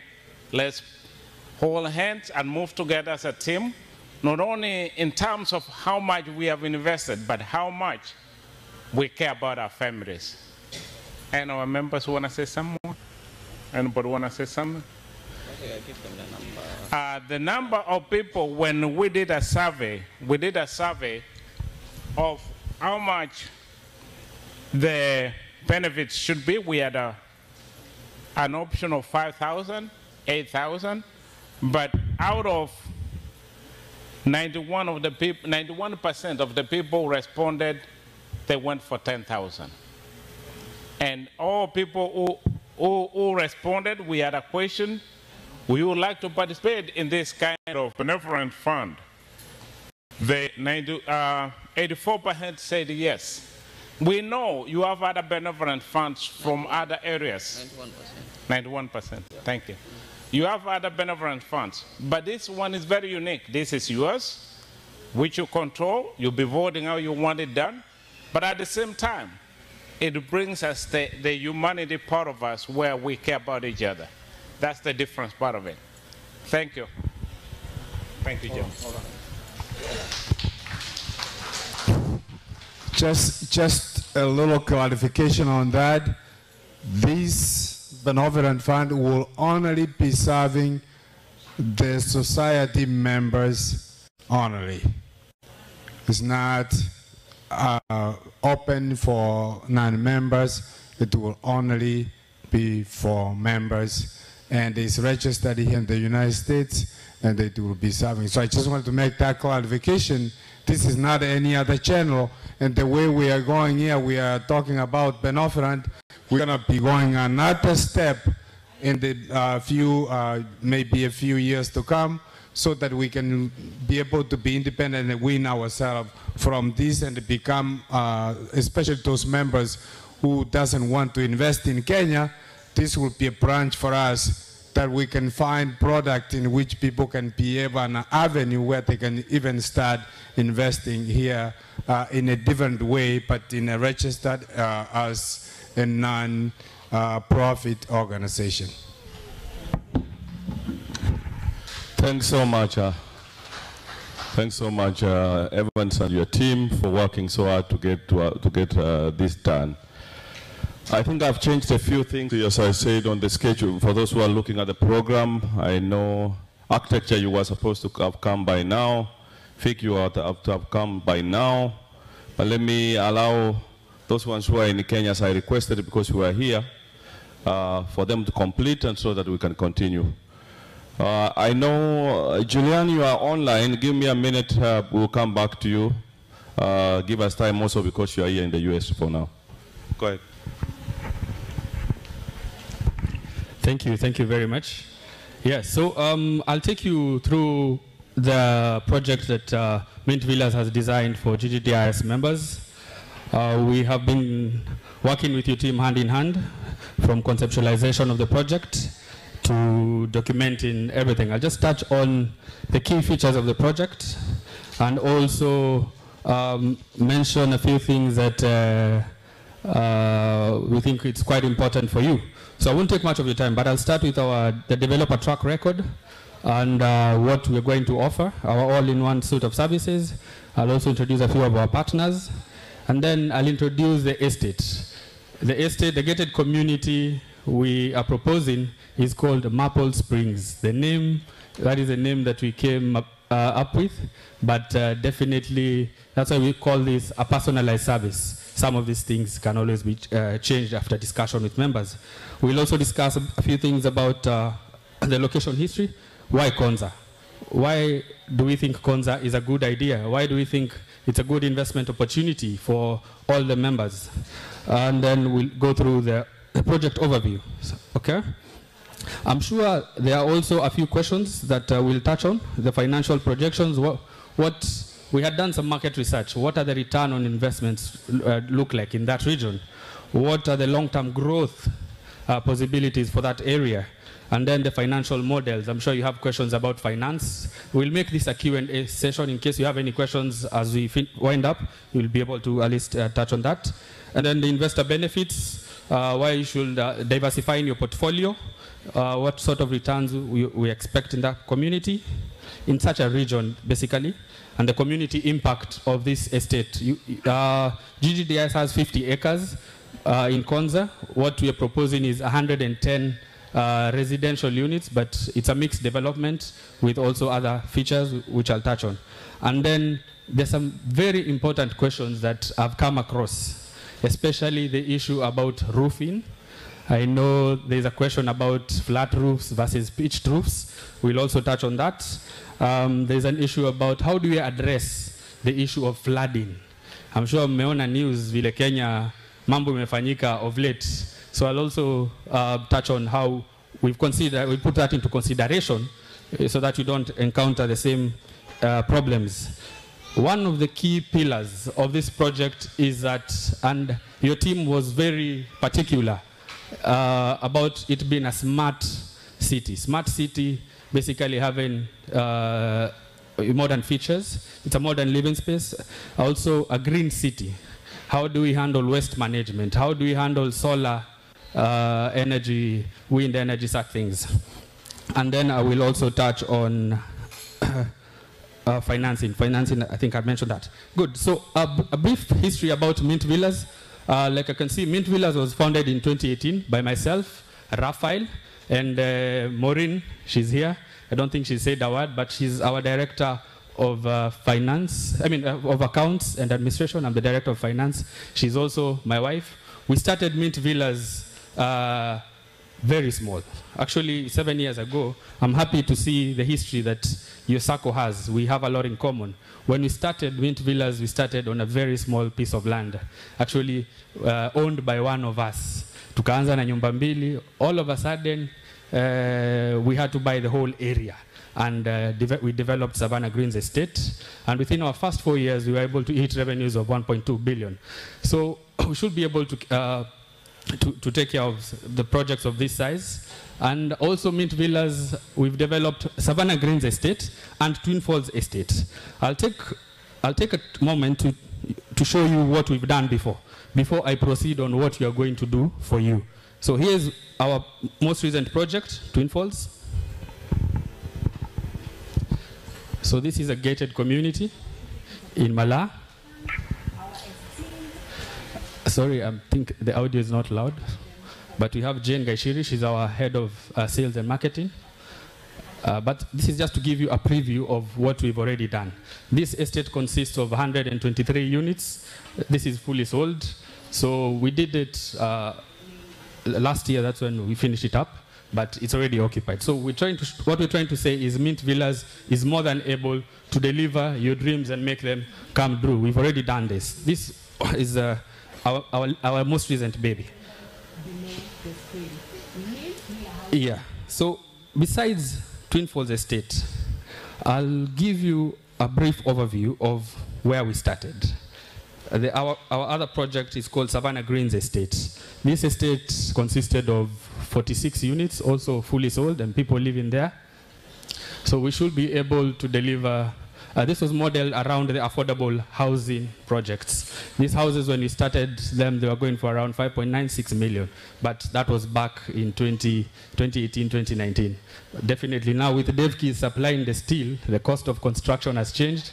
I'm sure our friends from Soil Merchants can comment on that. But yes, we did Savannah Greens Estate, which consisted of 46 units.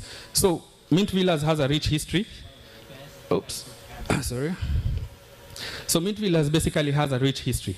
One of the key things that we are going to bring on board, and what we were emphasizing to the officials, is that the core business of the SACCO sio kujenga manyumba, but it is providing solutions to the SACCO members. Now what Mint Villas brings on board is the experience. Like you've seen, we've done this before. Now, what we have done is we're a consortium of professional services. In-house, we have the architects, we have the mechanical engineers, we have the quantity surveyors, we have the electrical engineers, the service engineers, all that. So you don't need to go outsourcing different service providers from different places. Mint Villas will come and provide all those services, including architectural services, all in one. Now, one of the key values we also bring in is strategic partnerships. Mint Villas has partnered with KCB Bank, actually also Equity Bank. How we came across Ggds is Equity Bank told us there is a diaspora SACCO, they have a dream. They want to build a community, and they already own 50 acres of land in Konza. Can you have a discussion with them?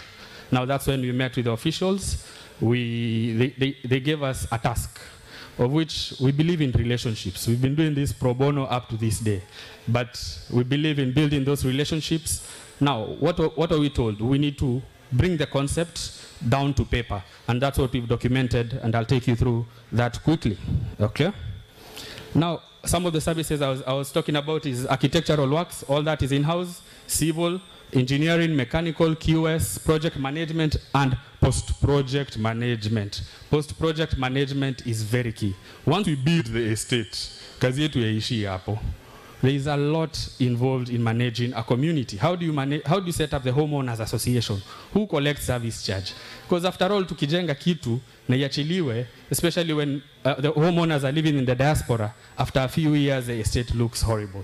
So part of what we're bringing on board is those post-project management services. We set up the homeowners association, overseeing coordination of service charge, and part of the smart city and smart features that we do is just to ensure all members are compliant. We even do smart meters. Ule ajalipa service charge, automatically water is disconnected without nobody coming to your house. But we'll touch on those smart features along the way. So basically, that's what Mint Villas does. Here we have our partners, KCB Bank, I've touched on that. We also have a group of professionals. We have Getso consultants. The team that we are bringing on board, like Getso consultant, who are the project managers for this proposed project, are very professional people. I'll show you their work. Some of the people in our team, like Getso consultant, who will be your project managers, are the same people who did Ole Sereni Emara. I'm sure you know Ole Sereni, the new side.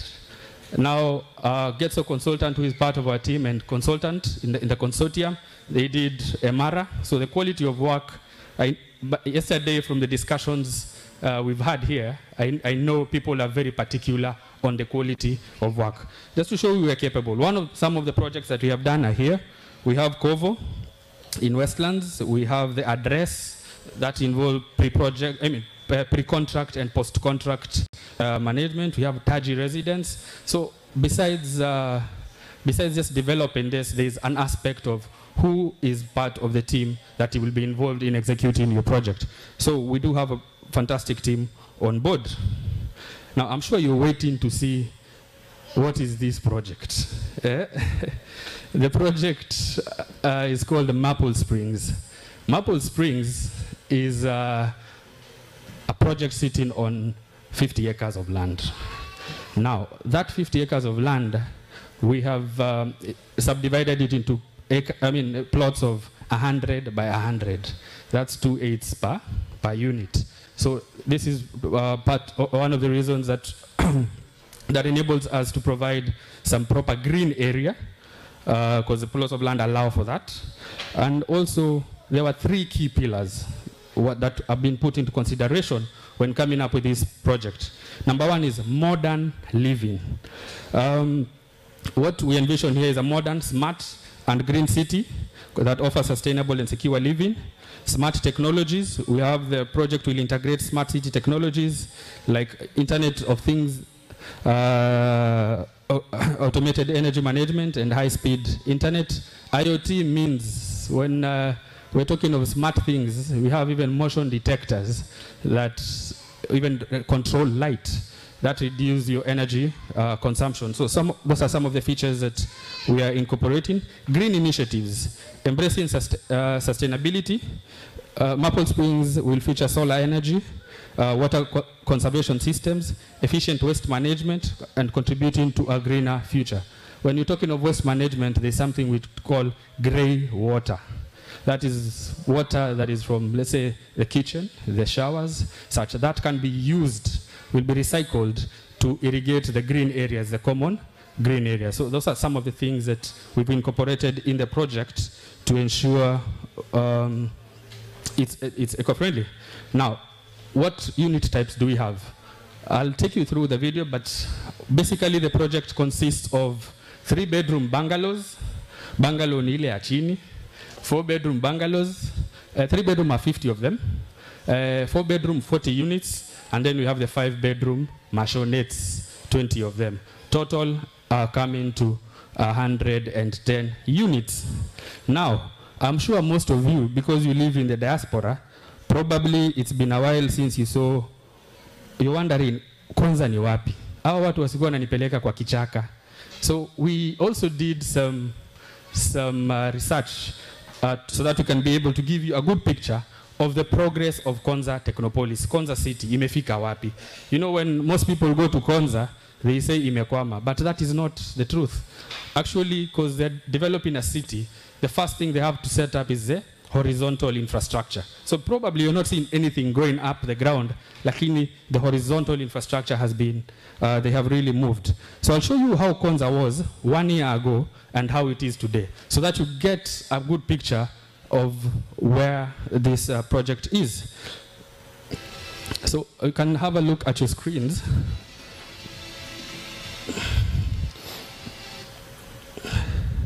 You can just have a look at your screens. This is Konza City as of last year, July 2023.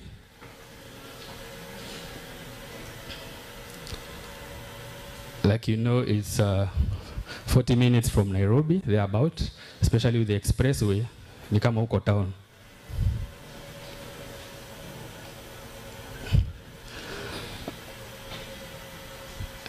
So as you can see, a lot of development is currently going on.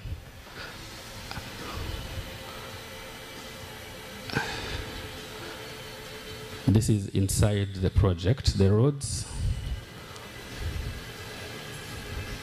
And remember, this is last year, so I'm sure by now it's different. As you can see, the horizontal infrastructure I was talking about, that's what most of the time has been spent on.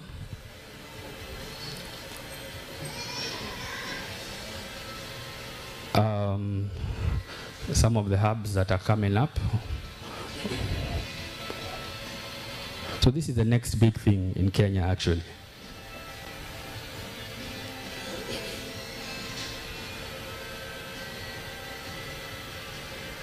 So the roads, most of the road work has been done.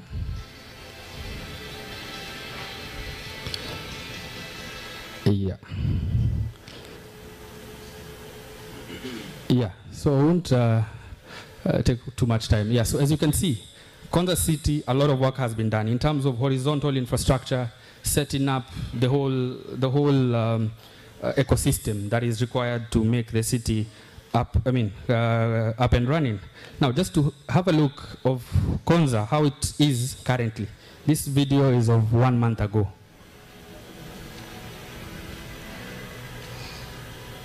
So as you can see, there's a lot of changes. The Open University of Kenya is already up and running.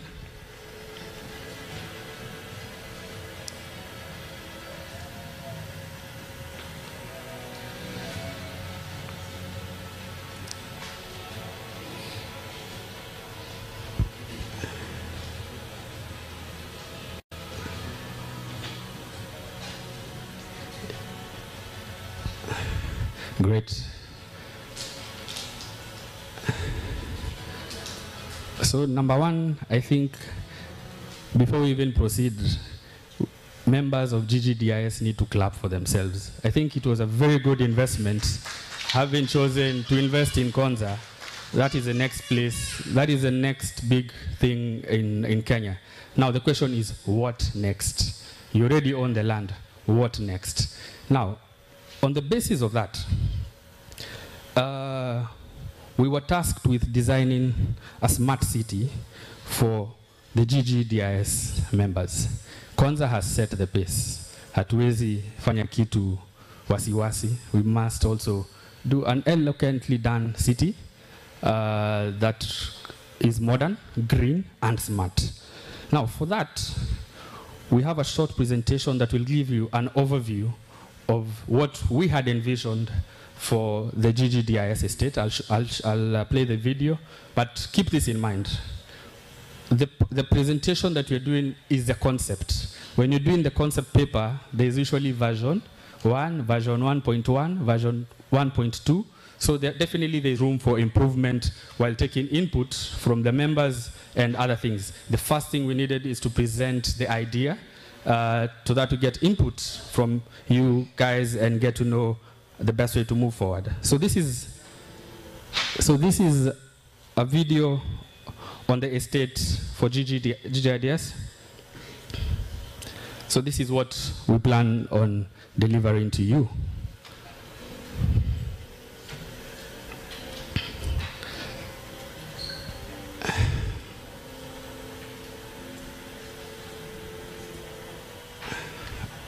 Oh. The TVs again are misbehaving. I don't know why. Oh, good. Fantastic. So let me just push it back.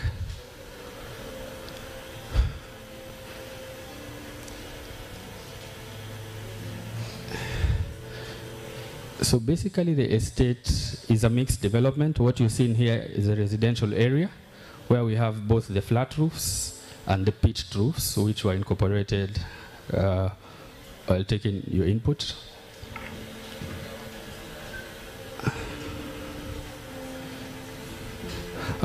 We've done a bit of the concept of the interior for the houses,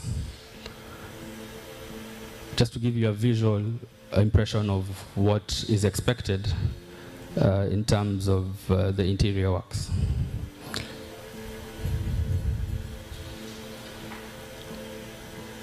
For the interior, we have taken into consideration high-end interiors, and that has been factored in when you are doing the BQs.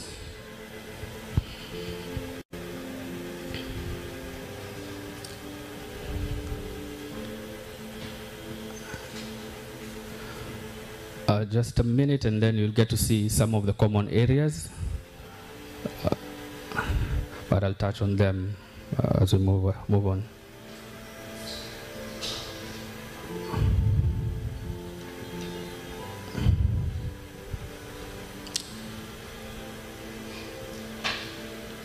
So this can be your next home if we make will make your dreams come true. So basically, yeah. So we have a lot of space for the common area. We have the gyms, the swimming pool, we have the clubhouse. Jana nimeona watu wamedance sana. Now I understand why chairman alikuwa na insist social house ikuwe na nafasi. So basically that's an overview of the video of the project. But our presentation does not end there. I'll just take you quickly through what the whole project, how it looks like. Like you can see, we had a master plan where we've subdivided the 50 acres of land into different blocks and then the different units that we are proposing. There is space for much more, many features. As you can see in the booklet that we have provided, there is even proposal for an education center. There is proposal for other restaurants and such things.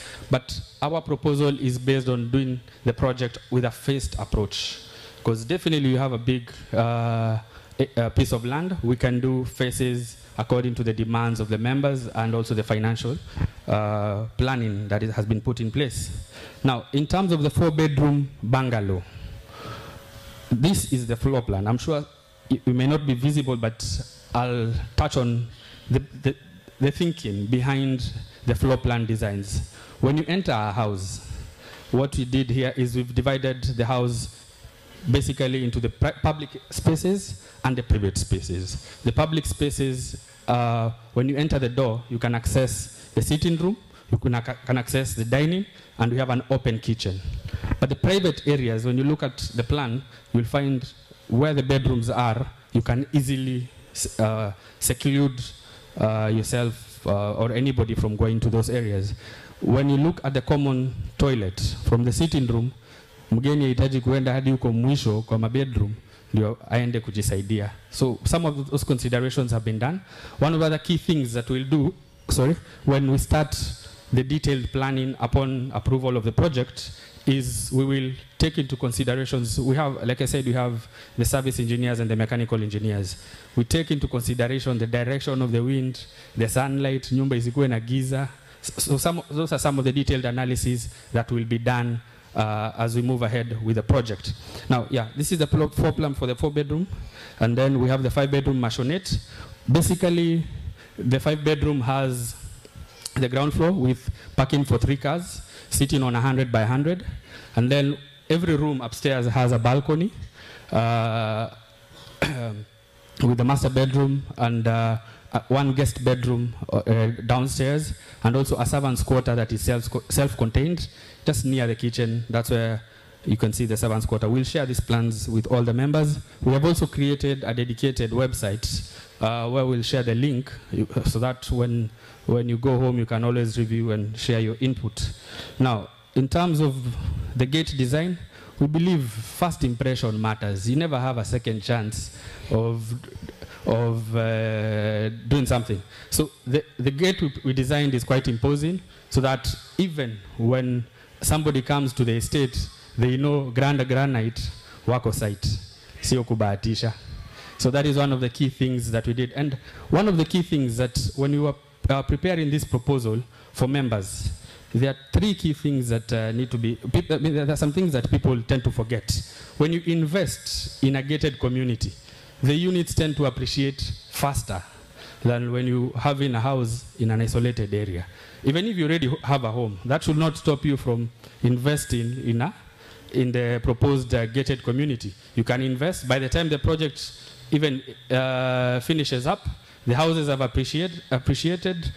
We help you even dispose those houses. I'm sure if you do this project, by the time we are done, those houses will be on serious demand. So you should not be limited. There are three use cases. You can invest and earn. You can either choose to live there and retire as a retirement home. And then also you can also have it with a third option of visiting. When you come back home, at least you have somewhere to stay. And when you're not there, that is where our post-project management services come in. You can rent out that house and then earn from it. So you should not be limited if you already have a home somewhere. That does not automatically mean you cannot invest here. Now, this aerial view gives us a sneak preview of the roof.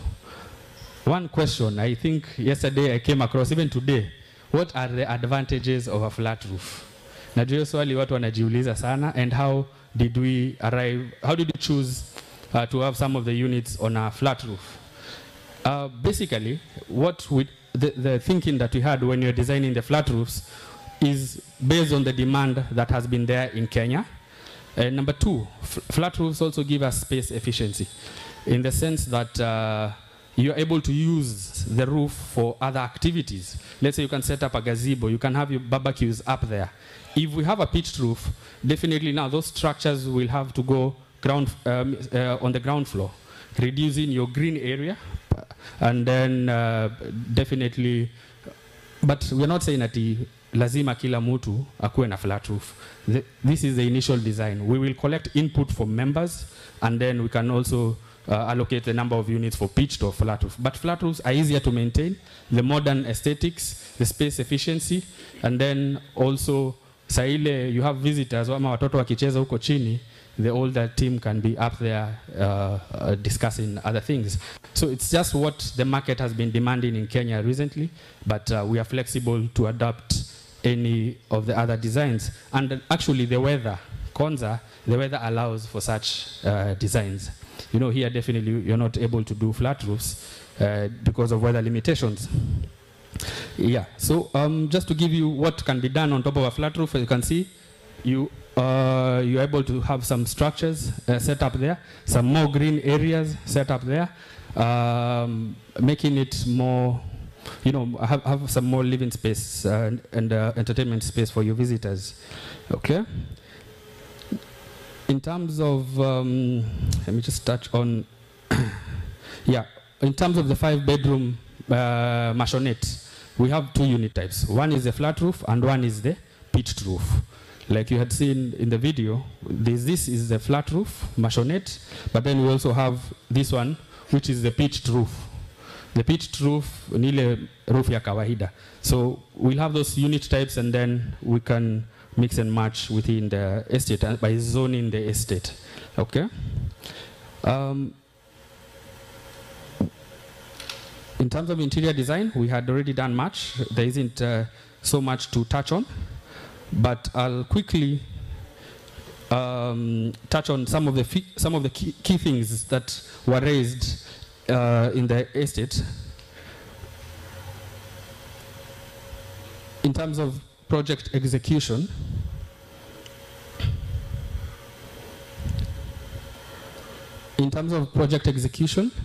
normally how we do these projects is based on milestones. Like we have said, now we agree this is the scope of the project, this is the BQs that have been approved, we set the milestones. We'll have a project calendar where you will have 100% of the project needs to be done within certain period of time. Now, we will set the milestones, let's say 10% or 15% on beginning of the contract, And then we have valuations done at every stage. Let's say we do substructures as the first stage. We do, the QS comes and does a valuation of the work done. They issue a certificate of completion. Then the next batch is released, Hivo Hadi project in Aisha. So it's a phased approach of the scope of work, of the progress, depending on the progress of the project. In terms of pricing, in the flyers that we shared, we have indicated the projected price range for the units. Like you can see, the 3-bedroom maisonette is going for, the estimated price was around 15 million. The 4-bedroom maisonette was around 16 million. And the 4-bedroom bungalow, 16 million. And the 5-bedroom maisonette comes to around 18.9 million. So basically, that is more of what we had tried to design for you guys. I think, unless we have any questions, I'm done. Oh, yes.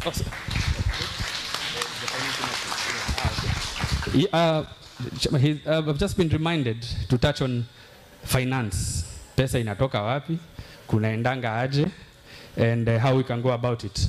Now, normally, we have partners, and there are several ways of financing such projects. In my experience, what happens is, option number one is banking, bank loans. We have the partner banks. Mint Villas has partnered with Stanbic, KCB, Gulf Bank, and Equity. Now, we present the project to the banks. We agree on a financing model. The other option is members. What I've seen, like now we're doing, coincidentally, we're also doing a project for Parliament Sacco, 275 units, which they are doing in Kitengela. They have 25 acres of land and 12 acres of land. Now, what Parliament Sacco has done is members borrow from the Sacco. So they end up paying the loan to the Sacco, but the Sacco deals with the developer. That's another option of financing. Now, the other option is depending on who owns the land. If the Sacco owns the land, we're able to introduce them to our financial partners and they can fully finance the project. I think all you need to do is cover 20% of the project value, and then 80% is financed by the bank. And that way, the Sacco acts as a guarantor of takers, because it has the members who will off-take the unit, so the bank will be quite comfortable financing, I think, 70 to 80% of the project. Yeah, thank you.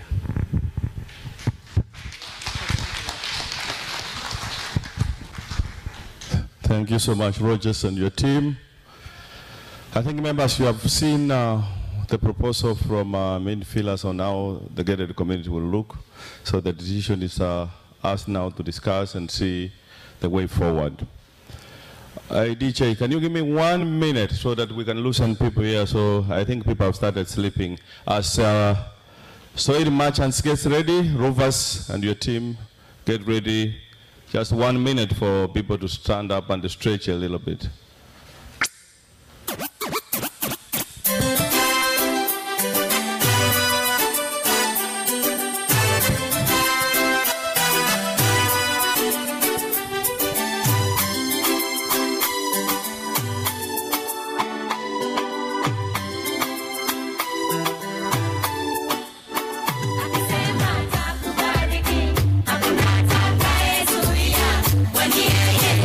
Mungu mwenye baraka.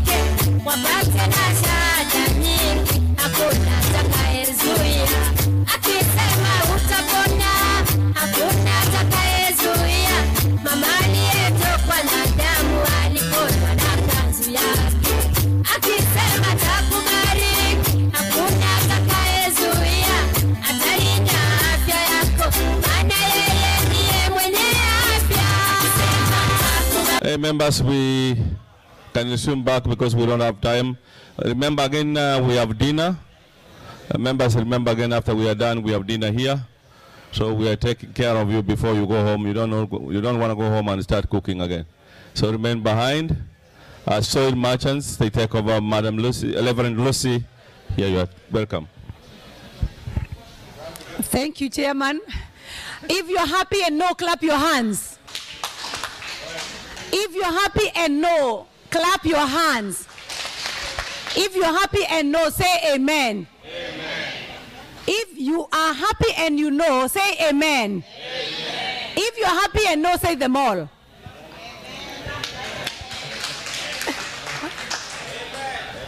Hallelujah. I call us to order, please.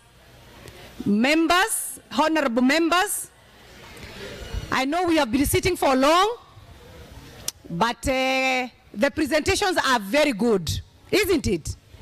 They are very educative, informative, and it's for you to make a choice. Do you see that beautiful lady there on the screen? Who is she?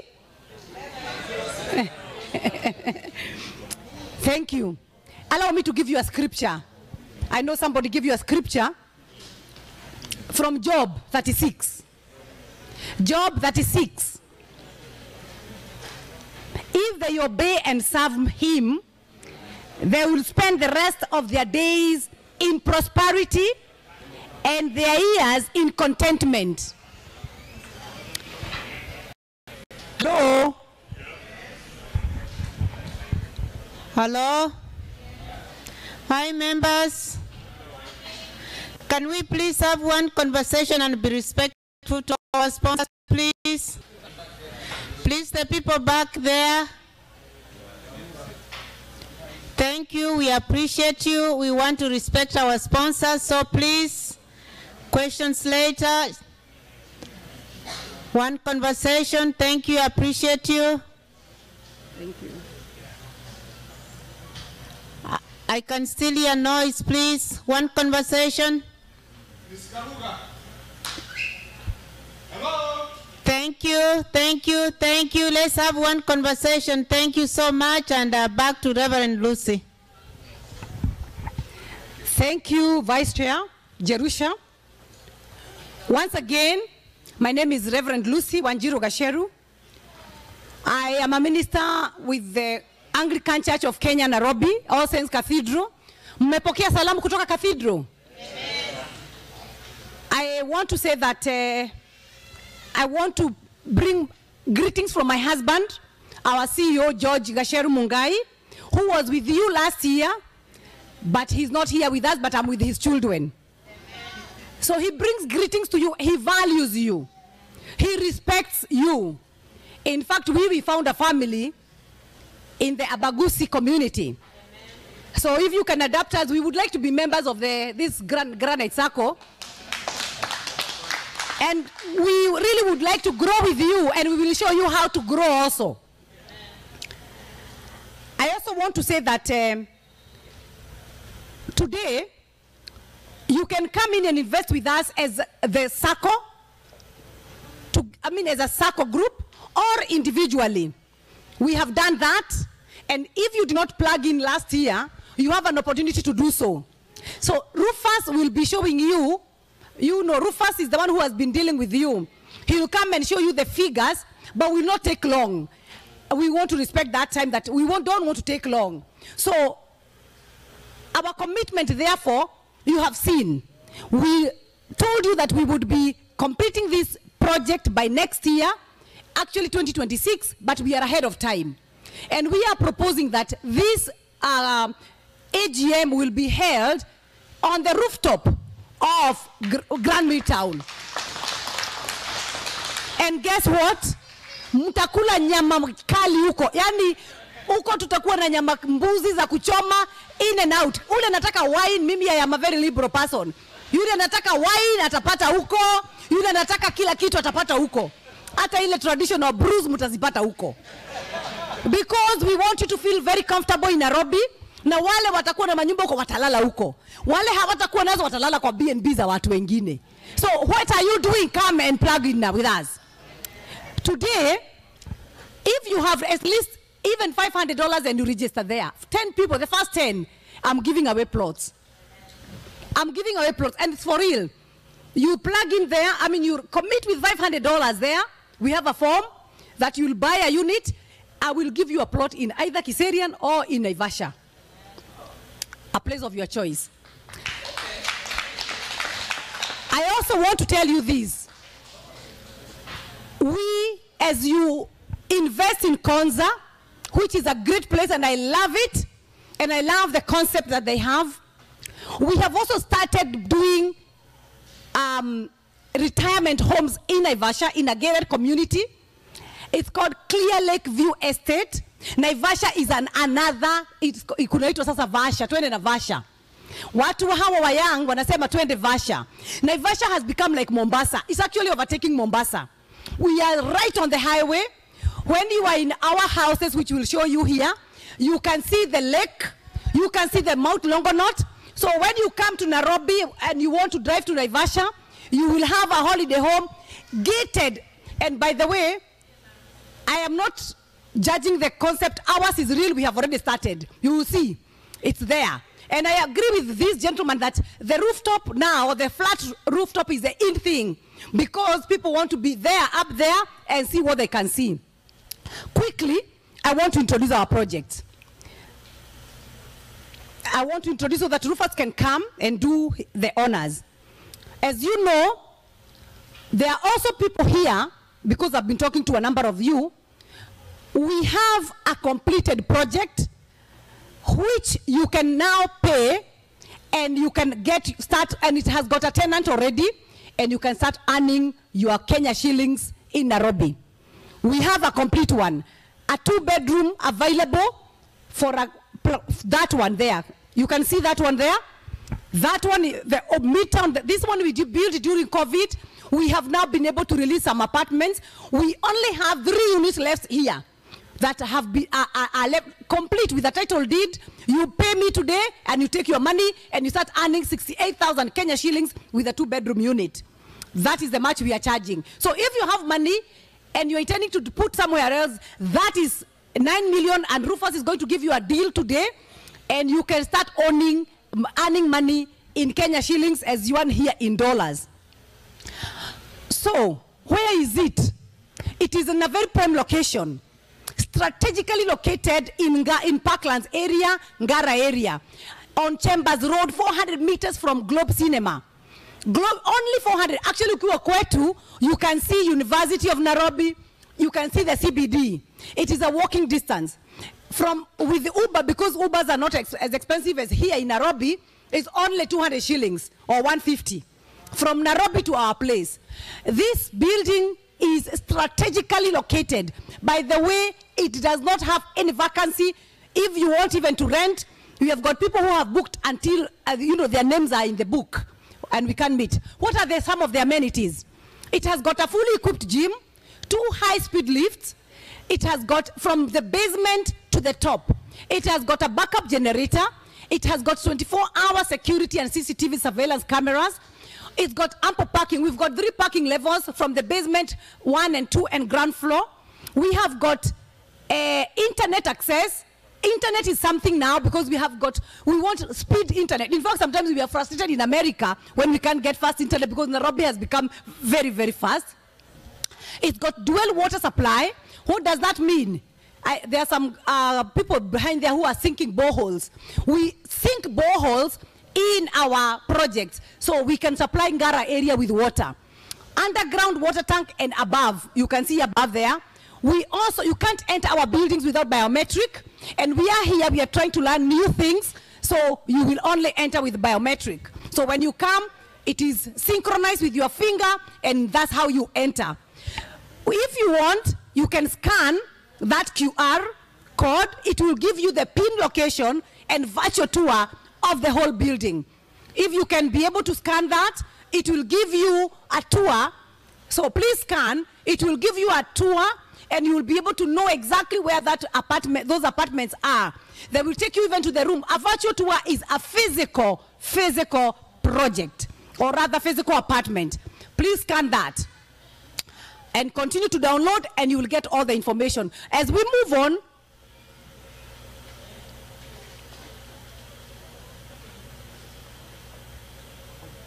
right.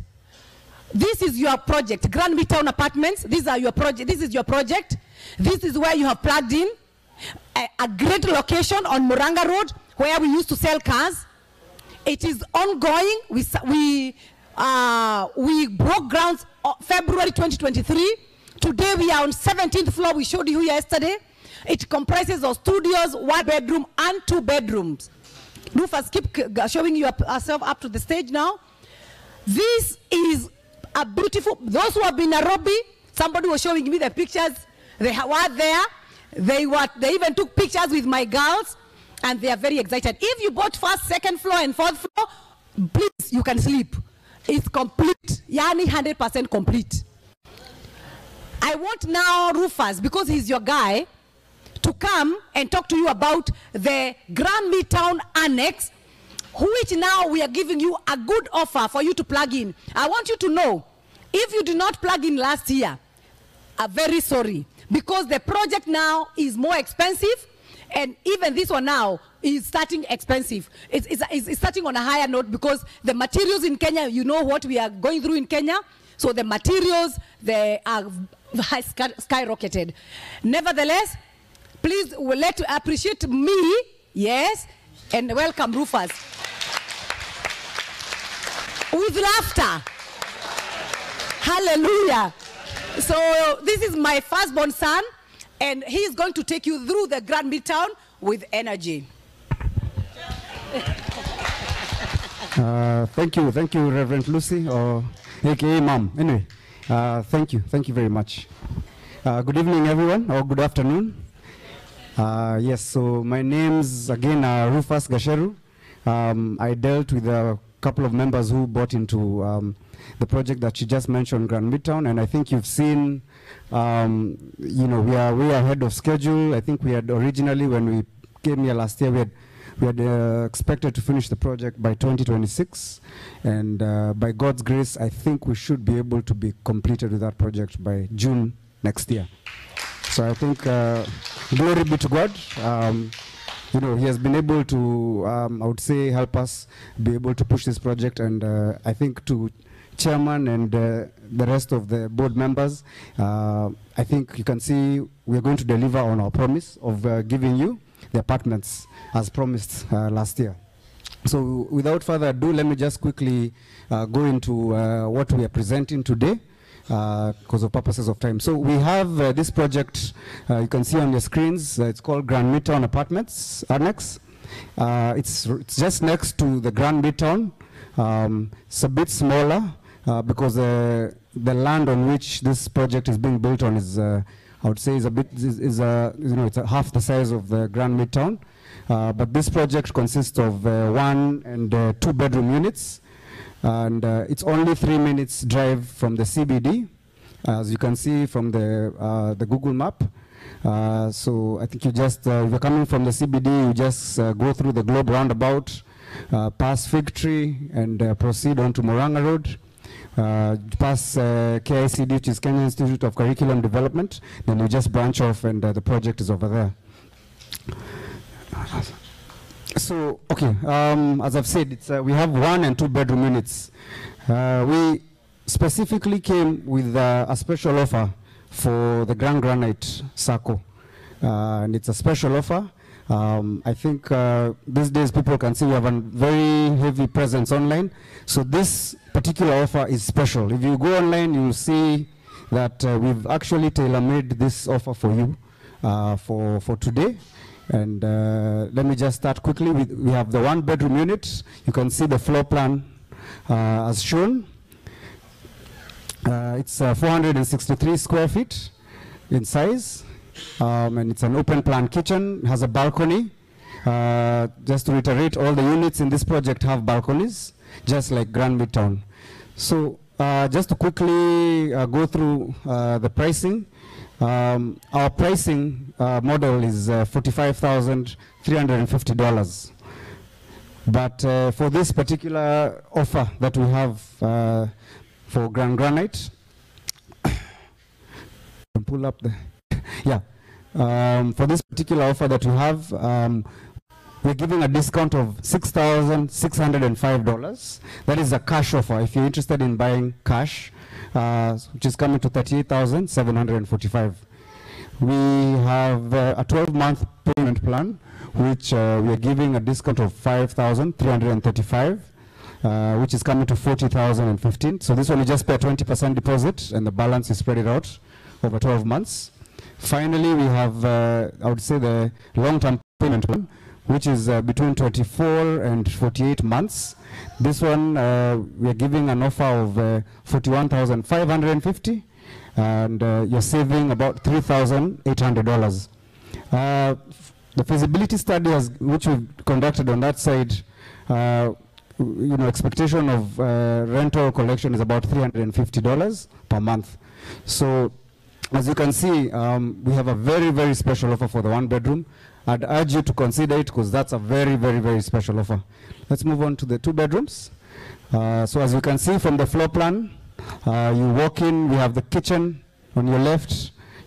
As you now go into the living room area space, then the balcony at the end. Then we have the two bedrooms with the master bedroom being an ensuite. This one, the cash offer we are giving is at $52,260, discounted from $60,700, a saving of $8,440. So that's a massive saving. We have the 12-month payment plan option, which we're selling at $53,800 from $60,700, and this one you're saving about $6,900. Finally, we have the 24 to 48 months payment plan, which is $56,900 from $60,700, and there you're saving about $3,800. So it's quite a very good offer, and I'd urge you to really consider taking up this unit. Now, the size of this unit is about 700 square feet, and projections on rental, because if some of you will probably just do it for investment, the ones who are interested in investment, you'll be collecting on an average of about $400 USD per month. Okay, so now we just have a quick table over here just to detail so that we can give you how much you'll be paying in installments. So the one bedroom unit, and let me just go back.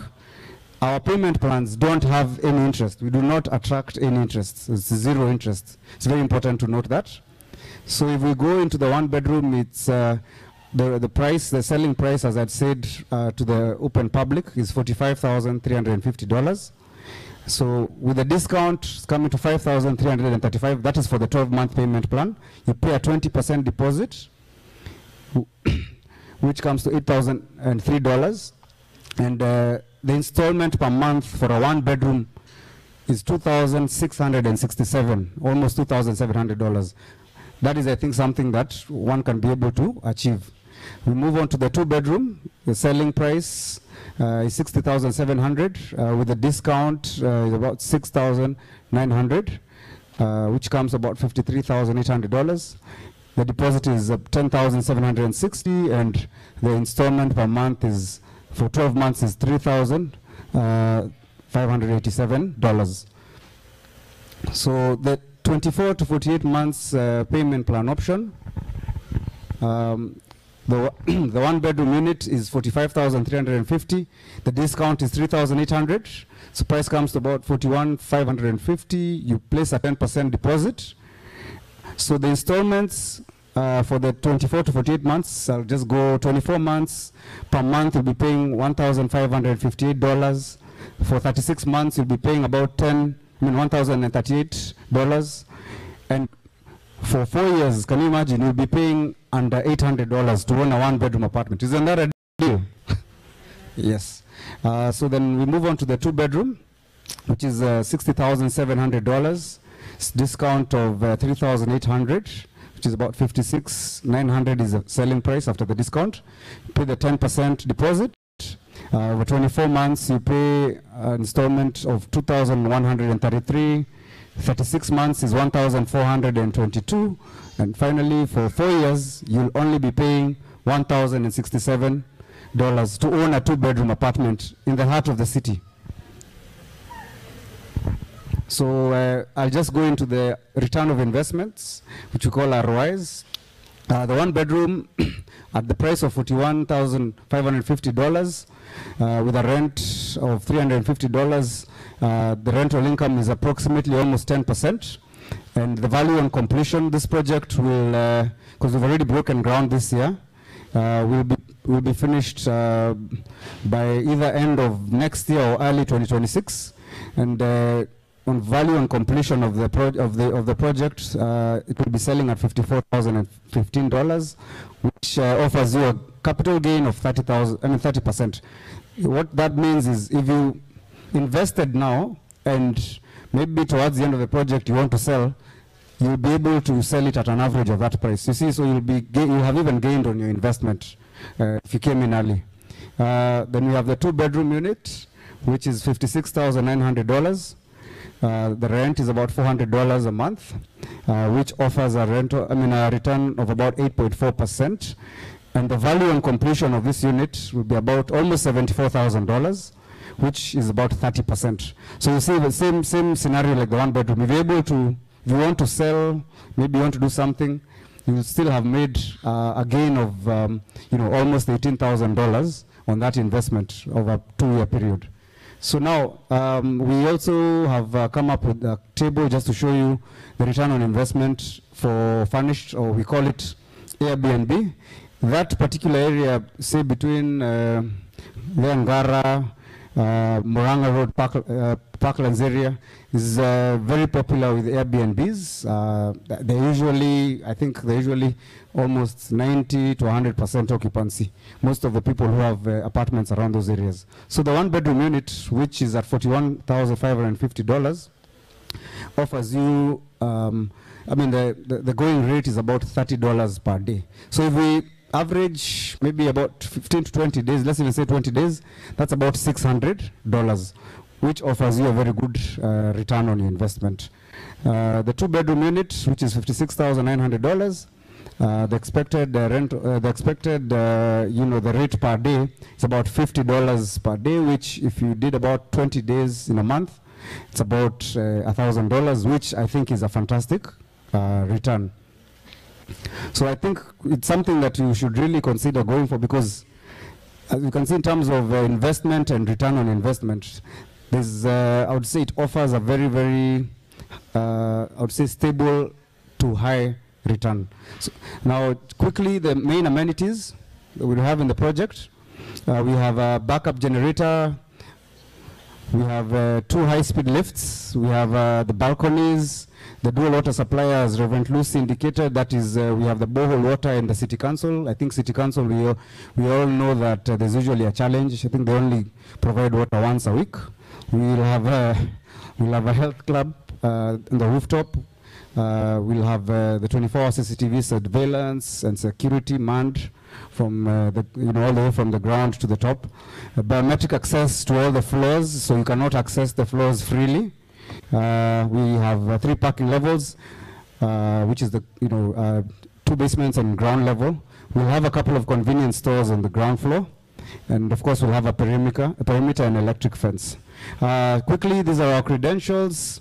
The name of the project is Grand Mitton Annex. We are the developers, our architects, scope design systems. We have our services engineers called Spectra.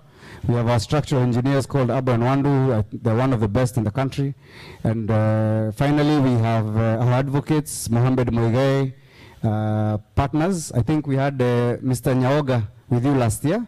Unfortunately, he couldn't make it this year, but he passes his greetings to all of you. Yes. Finally, I'd urge if you can just scan to receive the brochure for more information, and kindly ask you to also visit our desk so we can also be able to give you additional information regarding this project. Thank you very much. I'll hand over to Reverend Lucy to conclude. Thank you, Rufus. Appreciate him. We are leaving a legacy. We are having a legacy. You know, I tell people, And I told you last time, I don't know whether you remember, aspire to inspire before you expire. Hallelujah. Can we say together, aspire to inspire before you expire? So before we expire, we are inspiring these guys in what we are doing. So I told you, you commit yourself with the 500, Niko Nazel, utume pesa pale 500. I want you to commit yourself, because if you don't commit, money not committed is not money at all. So you can scan that QR code, you will get the whole of that brochure. Scan that QR. It's not the other one was for Midtown, those who want Midtown. This one you'll get the whole of your presentation, specifically tailored for granite. But let me tell you, in fact, we are selling, we have already sold a lot of units with the original.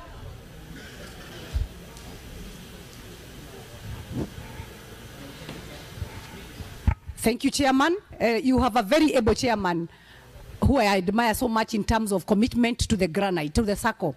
He's reminding me, you who are at home, how can you get involved in this project? My number, the one I can remember offhand, is 469-954-2873. 469-954-2873. You can get in touch with me. We are here. We are still in Dallas. We have a couple of events to attend. I need to show them around. So we are. You can get in touch with us. And by the way, if you want one-on-one, we are in Richardson, 2220 Glenville. We are in Richardson. You can get us, and I will buy you coffee. I am very generous, by the way. But do I say? Please, I want to play you Naivasha. I want to play you Naivasha. It's only 2 minutes, so that you can see what we are talking about. That is our project that we really love, and that many people are coming on board.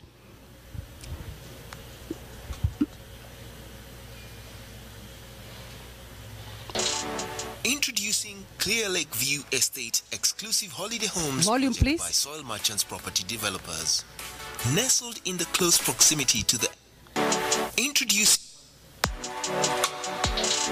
Introducing Clear Lake View Estate exclusive holiday homes project by Soil Merchants Property Developers. Nestled in the close proximity to the enchanting Lake Naivasha, these incredible 3-bedroom holiday villas offer breathtaking views of both Lake Naivasha and the majestic Mount Longonot. With parking space available for 2 vehicles, convenience is just a step away. The interior showcases elegant tile flooring, a spacious lounge, and a charming dining area, thereby providing ample space for relaxation and entertainment.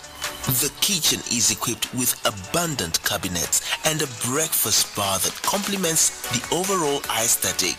Going upstairs via stairs fitted with guardrails for safety, you will find fully ensuite bedrooms that offer the ultimate comfort and privacy. You'll note that the villa boasts of elegant tiled flooring throughout, setting a luxurious ambience. To top it off, the rooftop terrace provides a peaceful and a luxurious dream getaway for relaxation, gazing at the calm night sky, the enchanting Lake Naivasha or Mount Longonot, while entertaining family and friends.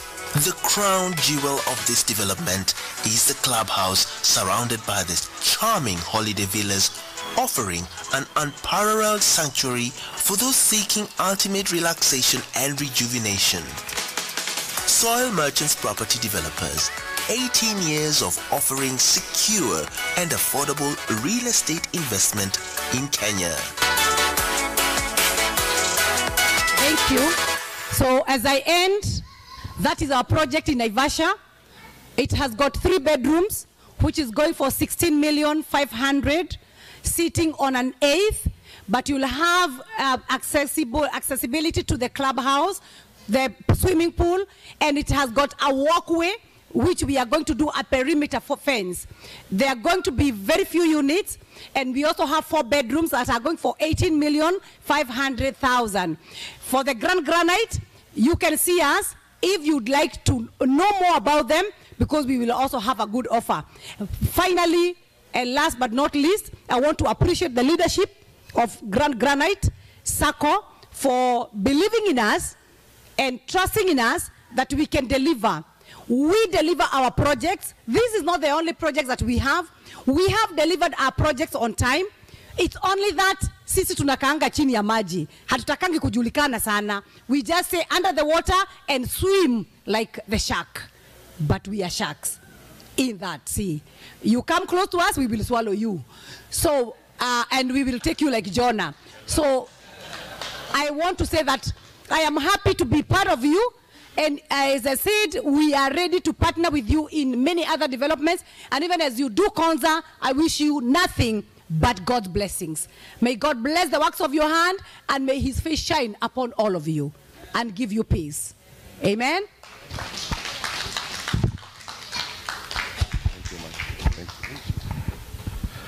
Thank you, Madam Reverend Lucy. I keep on calling you Reverend Lucy. Hey, thank you, Rufus. I didn't know you can be a very good orator, so I can see now you have the skills. As Madam said, if you don't train somebody to take your position, even people will be fearing who they can promote to take higher leadership. So we believe you move higher as you train those ones who are coming after you. Architect Taurino, if you can be ready to come on board here, and then there will be diaspora insurance, follow after that, and then finally we'll have Mr. Nganga, African Welfare Association, also stand by. Juliana, I still remember you. I know you are within Nairobi. You get a chance to present. If you are online, I know you are still online.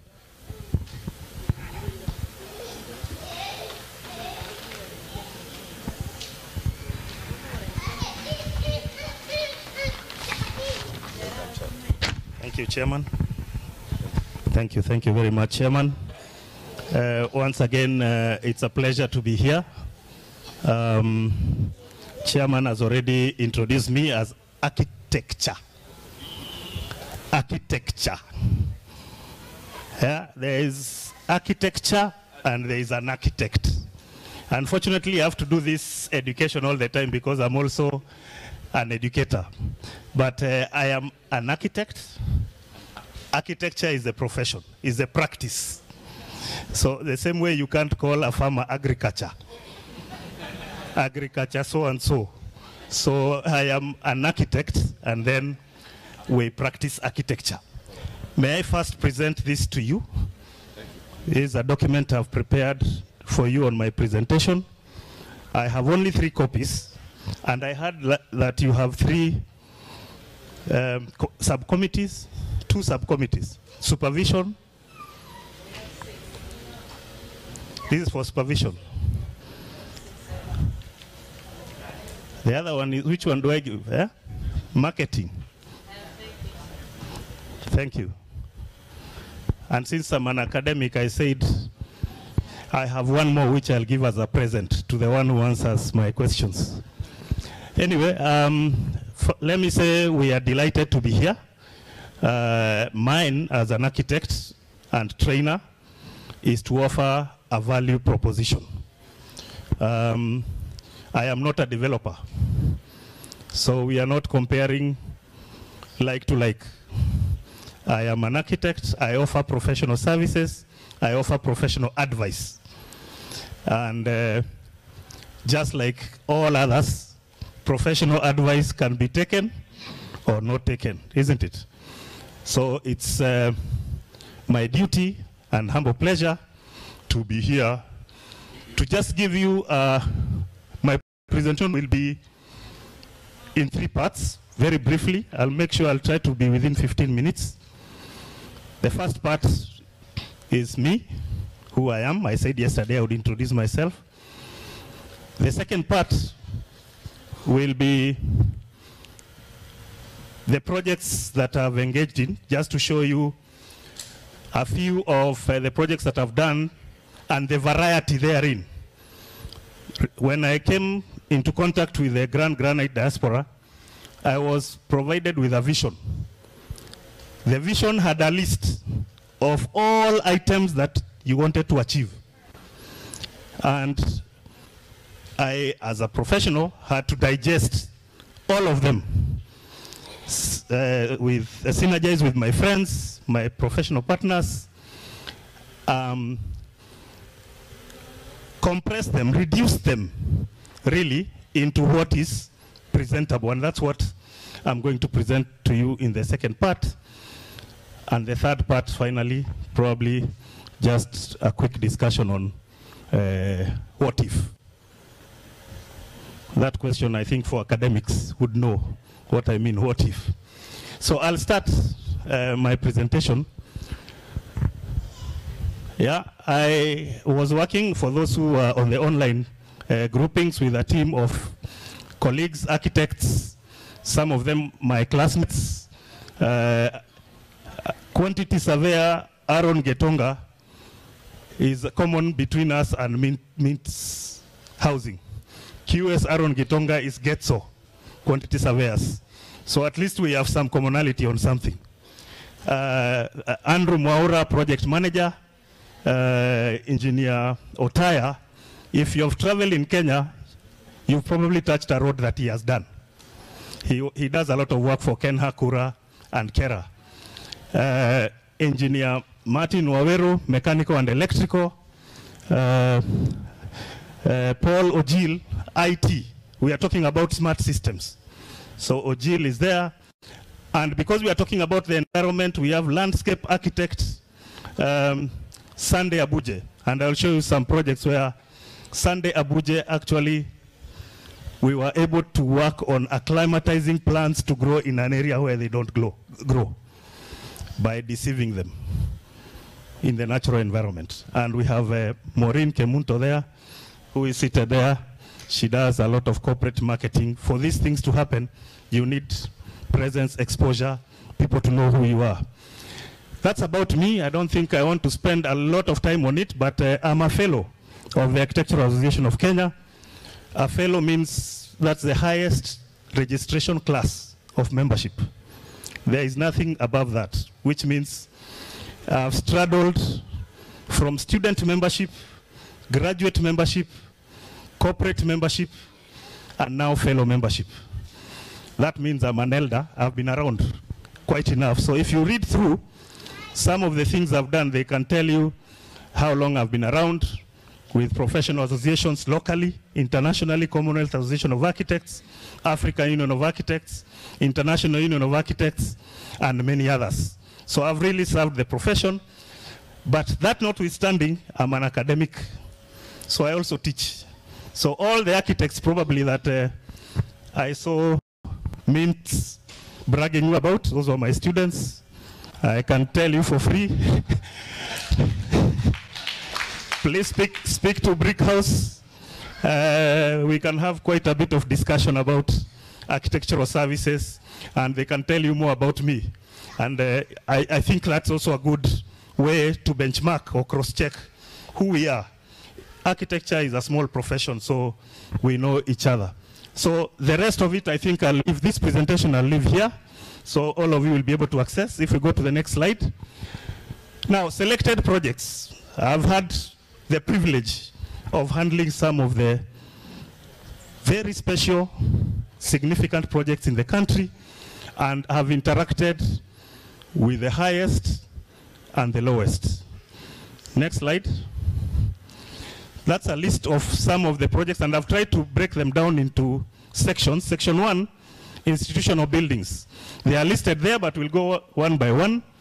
Number 1 there, as you can see, Pausti Hostels. Pausti is a campus of the African Union, Pan-African University of Science, Technology, and Innovation. This is funded by the African Union through the Africa Development Bank. It only does postgraduate studies, so it's a hostel for postgraduate students, masters, PhD, visiting professors. So if you look at the legend down there, you'll see the units are broken down into shared spaces, female, male, There are some which are being shared by institutions, family units. When a visiting professor comes, will probably be accompanied by a family. So in one development, we've been able to incorporate most of those. And this development is now at approval stage in Addis Ababa. It requires the committee of commissioners to sit and make some decision on it. But Africa Development Bank has already provided the funds.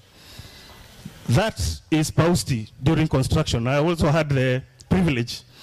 The project you saw me presenting to the former president was actually this project in 2013. That's when it started. PAUSTI is Pan-African University has 5 campuses: North, South, East, West, Central. The East African one is this one. And I had the privilege to design and implement. As you can see, if you go to the previous slide, design stage on the left, that's what we promised. To the right is the construction process. Next slide. And then as completed, you can see even the interiors, and we went complete up to furnishing of this development, and the campus has been running. If you Google PAUSTI, you can see how it's been graduating postgraduate students from, it offers scholarships from across Africa, only for masters and PhDs, sponsored by the African Union. Next, modeled on the United Nations University. That's what the African Union has done. I've also been privileged to prepare, develop the master plan for the Dedan Kimathi University of Technology, DECUT. It's called SDP Master Plan, Science, Technology, Science, Technology Park. It's supposed to promote innovation, prototyping, upscaling to industrial production. So this is a master plan we have completed, and Dedan Kimathi University is already benefiting. Quickly, so that you can see that's how what you are seeing on the layout of the master plan, how it was imagined to look in the third dimension, complete with the buildings to scale. Landmarks are part of a design of an urban environment to improve quality. That's why we have monuments there. Another typology of development that you'll find that we have handled is renovations, improvements, expansion. In this project, we were asked to remove asbestos roofing sheets. It's a condemned roofing material. And we made a proposal to the institute that removing the roof is not enough. We could actually extend it vertically. So we made a proposal to cut through the walls down into the foundations to create columns in order to lift 2 floors above this. So we did not lose all the accommodation that was present on the ground floor, but we ended up creating 2 more floors above, a project that was funded by JICA. That's the versatility that we have. So if you go to the next slide, you'll see the completed product and how we managed to bridge and incorporate the old and the new. You would never tell that the existing is there. Next. Another project that we did with JICA is an extension of the agricultural laboratory lab. To the left is the new wing, the one that has more floors. And that was the promise on the left. On the right is the construction process. Next slide, you'll see the completed project. Of course, we do a lot of site inspections and meetings in supervision to ensure that we deliver the product. I talked about value proposition. Next slide is a small laboratory. These are small, I call it small, done through a project grant proposal by a professor for food science. What do you call it? These things we see in food nowadays, adding vitamins. Fortification. This is the only food fortification lab in the country, and it does all the food testing for Kenya Bureau of Standards now. It's located in JKUAT, funded by the European Union. I had the privilege to implement it. That was the promise, the construction process, and as completed. We rarely move away from the promise when you look at what we have proposed and what we have delivered. Another interesting exercise we did for Taita Taveta University College, we were invited to try and increase their accommodation. So we found some works already ongoing. So this was already limited by the foundation. And we had to develop some hostels to accommodate students at Taita Taveta University College. And this opened a lot of doors, because then if you go to the next slide, we were commissioned to do the swimming pools, the sports pavilions. If you go to the next slide, we were also commissioned to do the assembly hall. We have inbuilt acoustic science and lighting and sound and thermal environment design capabilities. Next. This was another, I put this here because it was a quick project. We were supposed to deliver some offices on a site for a small institute within 30 days. Within 30 days, which means you have to understand materials, construction technology, and bring them together to create quite some level of aesthetics. And we were able to deliver that within 30 days. It's near Kianda College, Westlands. And on the same campus, we also did the master plan of that campus, which is still awaiting implementation. Back in the village, as a CSR, this is a project I did for Nduru Girls. Those who know Nduru Girls High School in Kisii, this is for CSR. This project is now complete. Next is commercial developments. Quickly, we did a proposal for a fish market for Naivasha. The concept is a fish eye. If you want to eat fish, lazima muonane ana kwa ana. So what you see there is a fish eye. You can see the presentation to former Governor Kinyanjui, and the development that you can see in the next slides, construction ongoing. Again, versatility of materials, lightness of structure to create space. A market space is actually an open space. Next. And then after that, we were commissioned to do a wholesale market for Ruai, to move the market from a city center, the one that we call Marikiti, those who know Nairobi, to try and decongest that area. There is a proposal to do a market far away out in Ruai, so that all supplies can take advantage of the bypasses, so that there is no food supply that comes into the CBD. Food supplies are outside the CBD, and then distribution in small vehicles to the markets within the city. So this is a proposal that is with the State Department of Housing, and very soon you should be seeing things happening. If you are a frequent user of Ngong Road, you will be able to see Signature Motors showroom. To the left was the proposed design, and to the right, to my right that is how it came out when completed, a project that we did for a good client of mine to improve an open ground into a showroom. And again, you can see the difference in materials, usage of light structure steel, aluco bond, cement, we call it cement boards, and others. Next. Residential buildings, these will be many, but I think I just sampled a few. This one was in Meru for a confidential client. He prefers to remain anonymous. But why I put it here is because this client had no limitation of budget. We were doing, if you just wait. If you look at the detailing of the stone blue stone was picked from Narok. Some other stone was picked from Lukenya, including the attendant cost of transportation. The chonga, the guy who was chongering the stone, came from Kakamega and lived on site, stone by stone. So cut a piece, chonga it, we fix, and he only left there when we fitted the last stone. That was the bit. It was a very enjoyable craftsmanship. This is more craftsmanship. If you zoom in, you will not see any cement mortar joint. We call it a zero joint detailing. So that's another capability that we have attempted. The final product, as you can see, it's in a semi-arid zone. This is where the landscape architect actually did plant acclimatization, including, you can see some palm trees.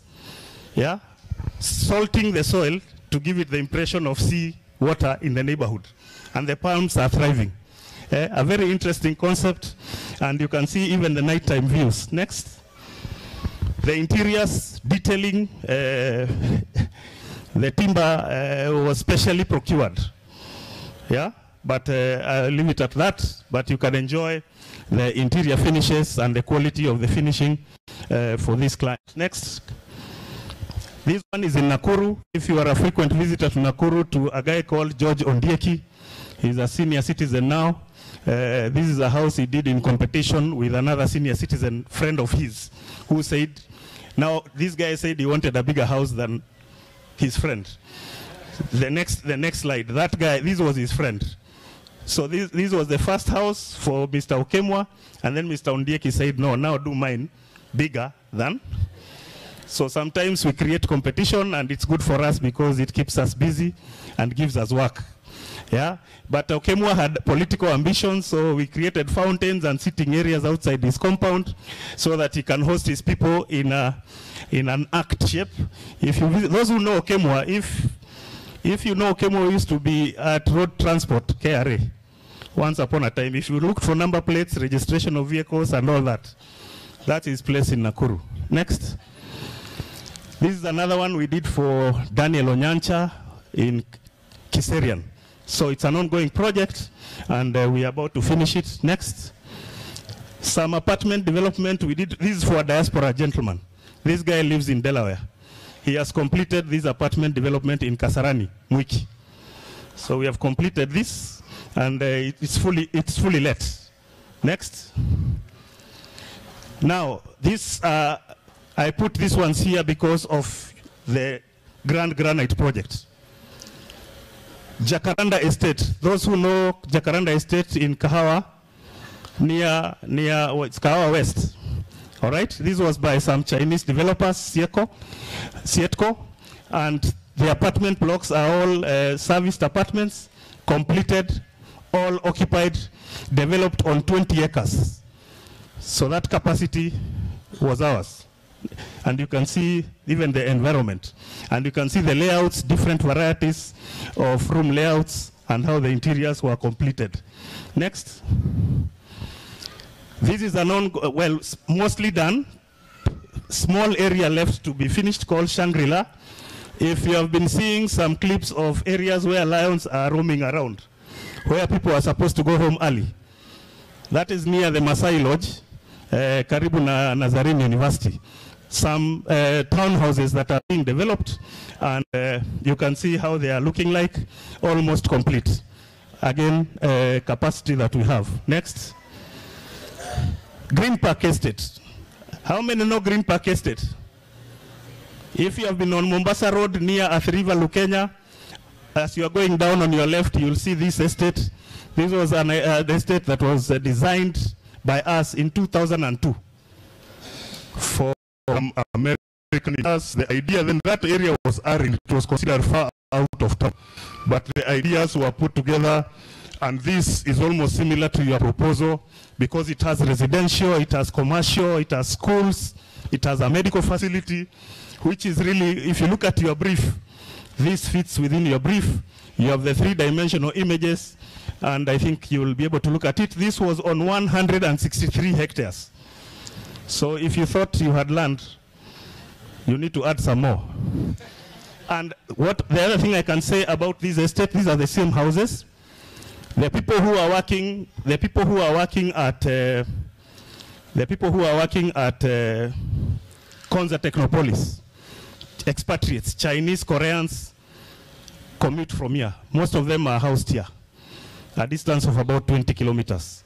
So if we can do the Grand Granite estate, then you are saying you are providing accommodation. If you don't go there yourselves, you already have a catchment of people who can take up the space. Next. Now this is a project that is ongoing. I also saw it with him because of Getso. Getso is our QS. This is called Enkang. If you are on Gong Road, opposite the Jamhuri grounds, you may have seen these apartments. 3 of them are complete, 4 of them actually. The three big ones in front plus the small one are complete. That's phase 1 and 2. Phase 3 are the 3 blocks behind. That is still ongoing.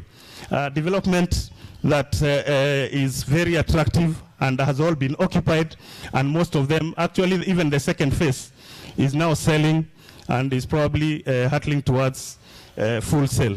So these apartments are also on offer. If any of you is interested, you can engage us. That's the layouts. You will be able to see the 3-bedroom units. It has 2-bedroom units, and it also has studios.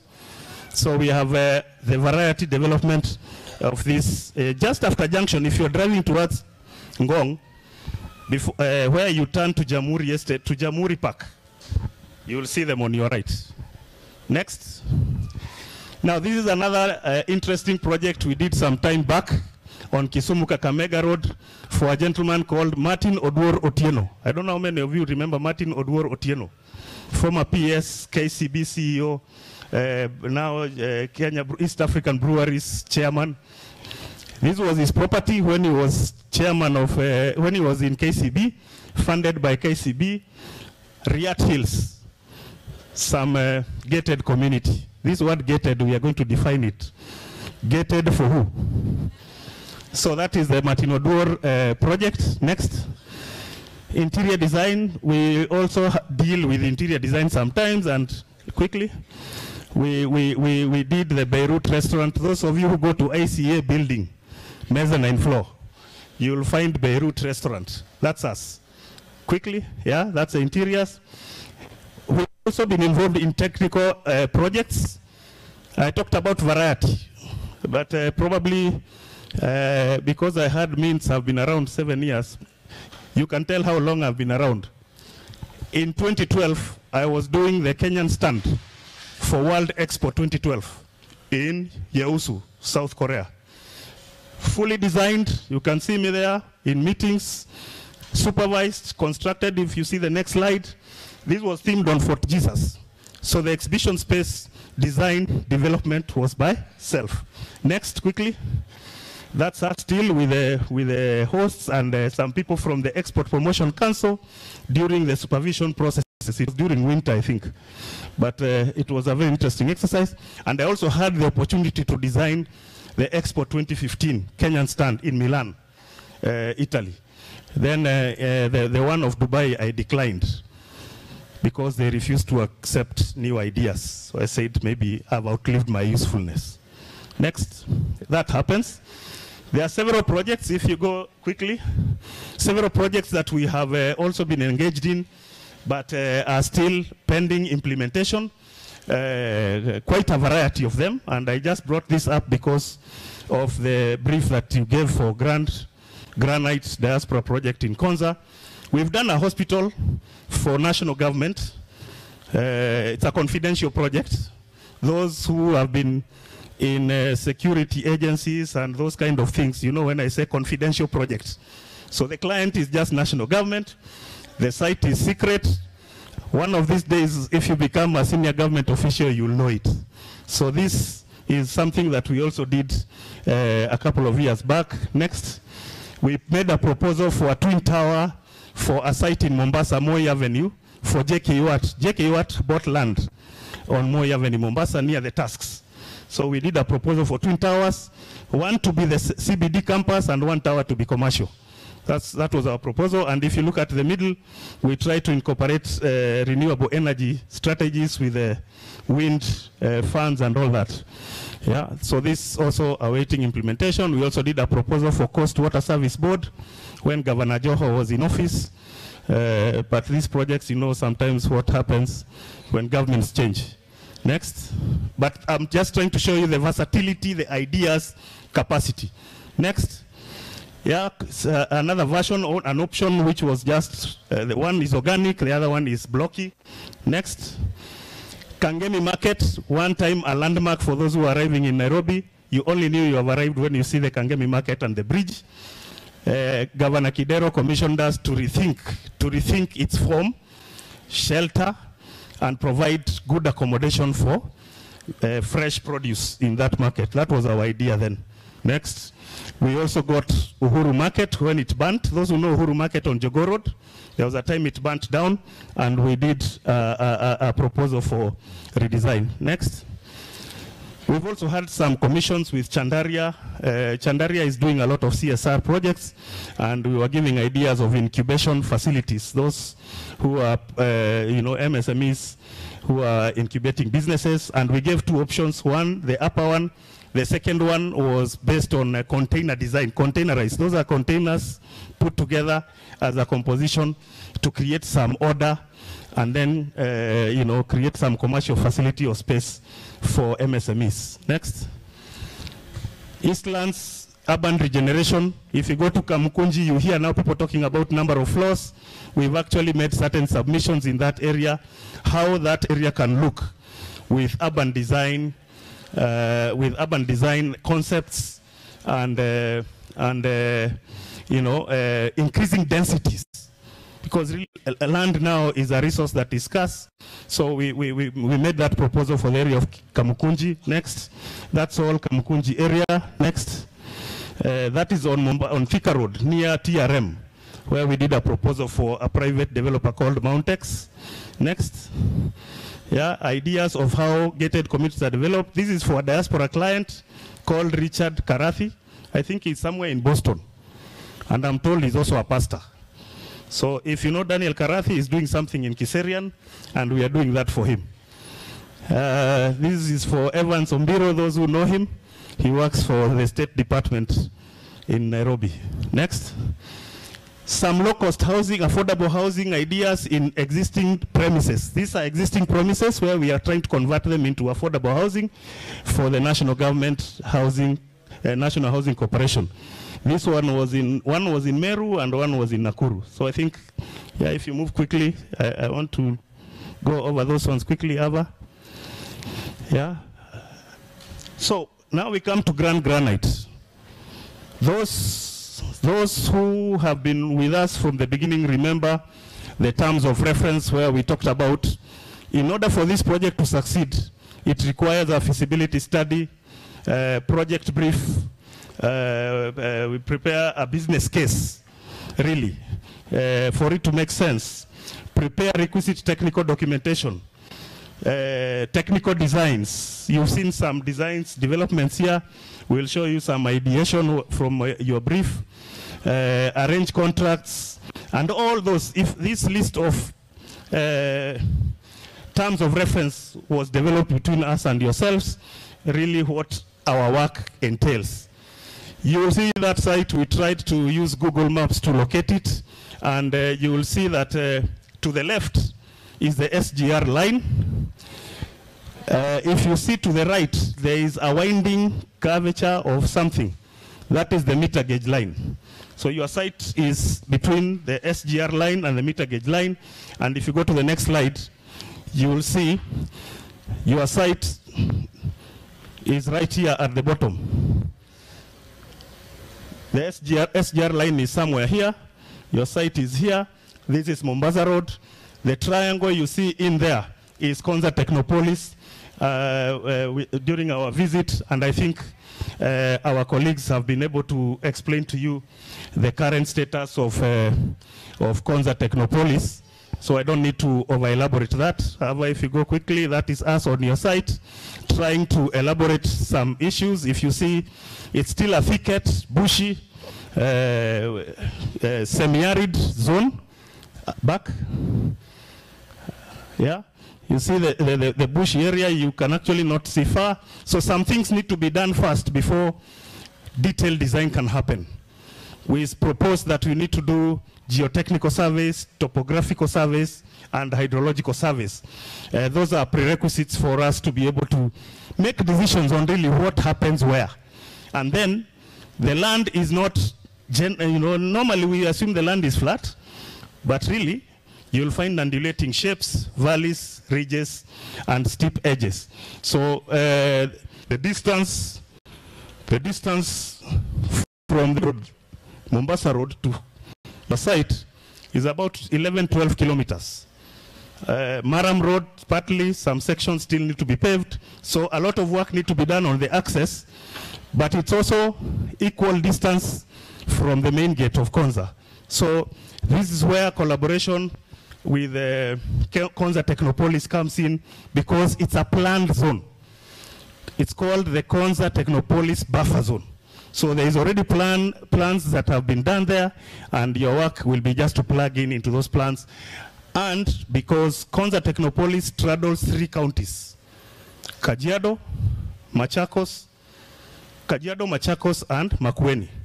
So there is an intergovernmental committee that is formed to deal with planning matters and quick approvals for decisions that require development in that Konza Technopolis. Next.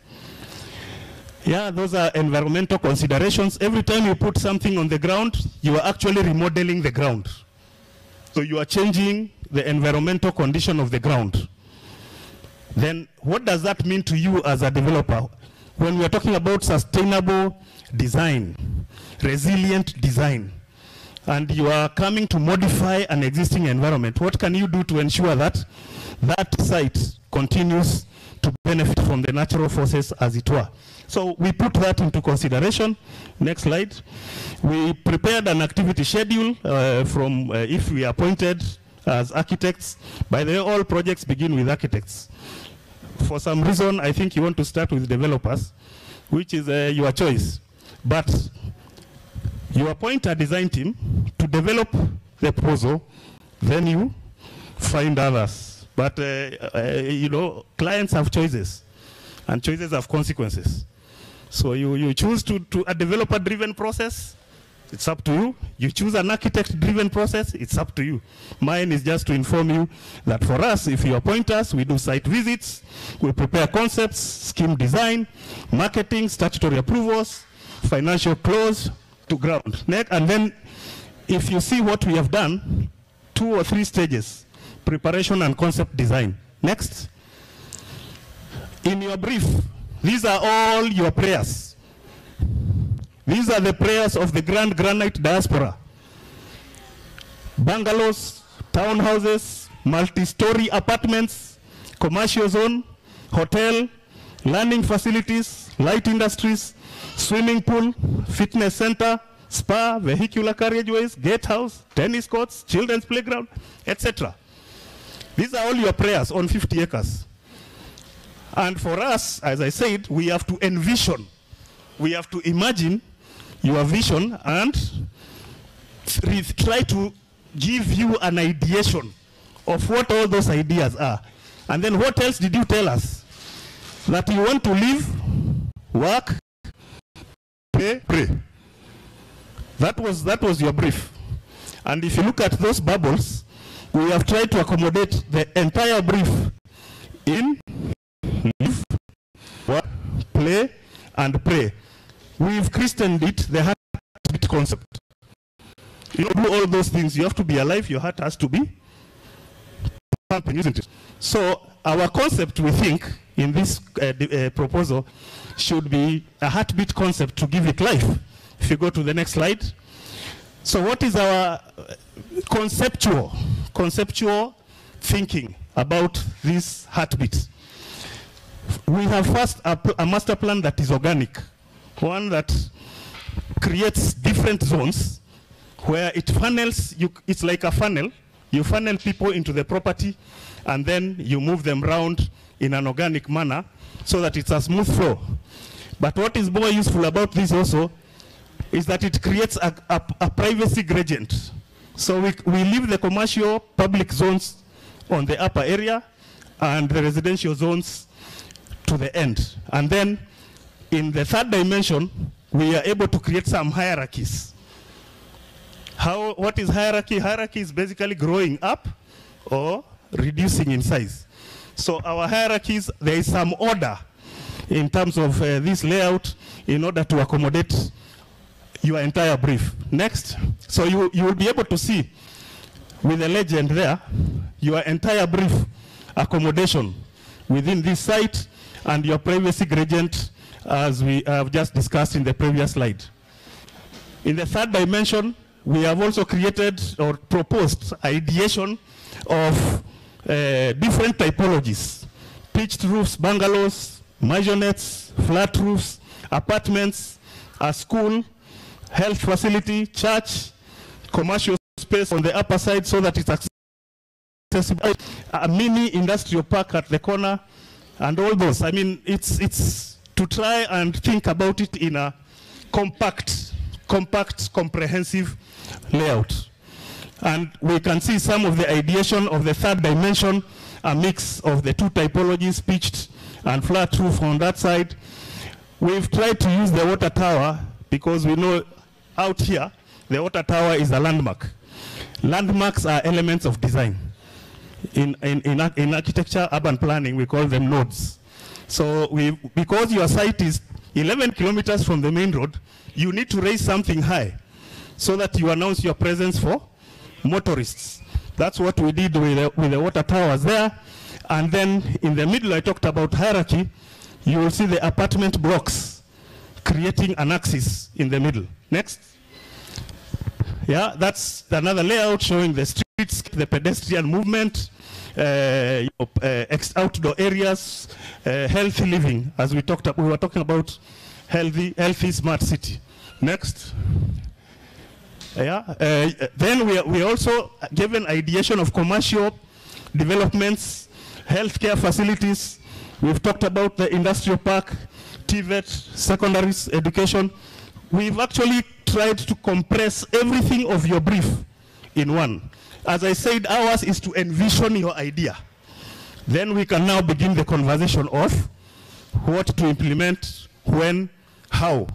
Do we have the capacity as Grand Granite Diaspora to do everything at once? Or what do we do first in order to magnetize others? You don't just send people to a bare ground and tell them to put up homes. What will magnetize them? Now that is where we put our intellectual capacity, so that we bring people from the neighborhood to also come and benefit here. And then we call that looking inwards. And then we have to look outwards from inside. What do we want to offer the outside? So that there is a symbiotic relationship between the developments in the larger Konza Technopolis, the buffer zone, and the entire neighborhood. Believe you me, if you do that, the county governments will very quickly grant you planning approval. If you look inwards, you will be seen as, closing yourself in, away from the others. If you do both, in, out, you win. Next. We've also done another proposal, just another option. The difference between the first and the second is you'll notice the hut is still there in the middle. That's where we have all the recreation facilities, but this is more rectilinear. Yeah, it's more straight lines, and it gives us different typologies. The legend is down there. Next. And of course, we have tried also to show the three-dimensional spaces that have been created by that kind of planning. And of course, the different typologies of water towers, the gates, etc. Next. Yeah, that's just the commercial zones, the public recreation area. If you can now quickly play a quick video of option 1. It's only 1 minute. Only.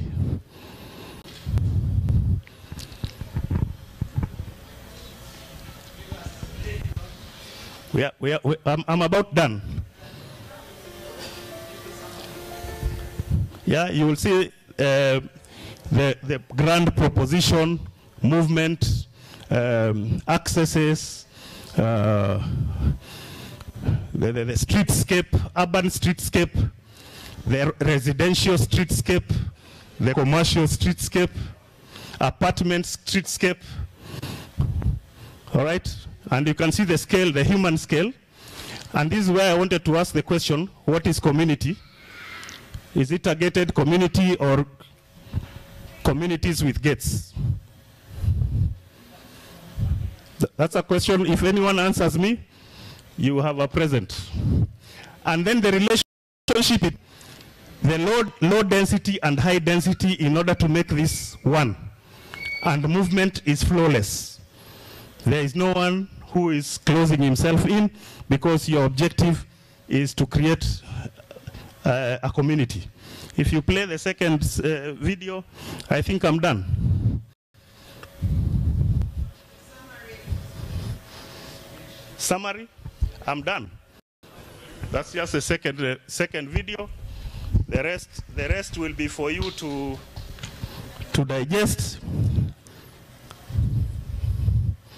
and probably then give us directions. One of the things I think I want to summarize on is the things to be considered. Number one, so that I don't, this one you have to probably put into consideration before you even start planting a house on the ground. Before you start planting even 1 unit on the ground, please look at the Planning Act under the Physical and Land Use Planning Act. What does it say about land subdivision? In order for land subdivision to be approved, what is required? There are requirements that have to be done, and they have to be done by a planner before even architects come to the ground. The Urban Areas and Cities Act, because now we are talking about urban areas, again, gives that definition. Part development plans. COTDA Act, Konza Technopolis Development Authority on special planning zones, because that is a special planning zone. And intergovernmental relations. And then, of course, there is that Konza Technopolis buffer zone, intercounty physical and land use development. Thank you very much. Thank you. You corrected me. I can't even remember. Architecture and architect. Okay, got it. Thank you so much. Diaspora insurance, and then African welfare. And we will have Vicky and Julian finish up.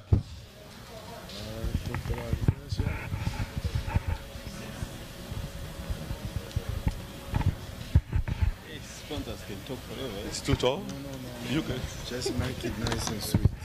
You don't have a presentation. No, I will just talk here. No, we'll just talk.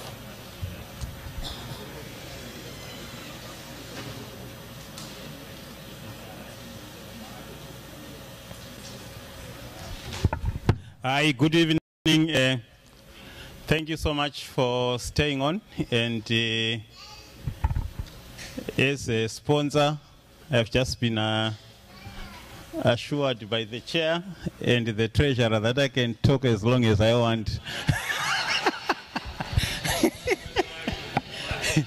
Money talks, money talks.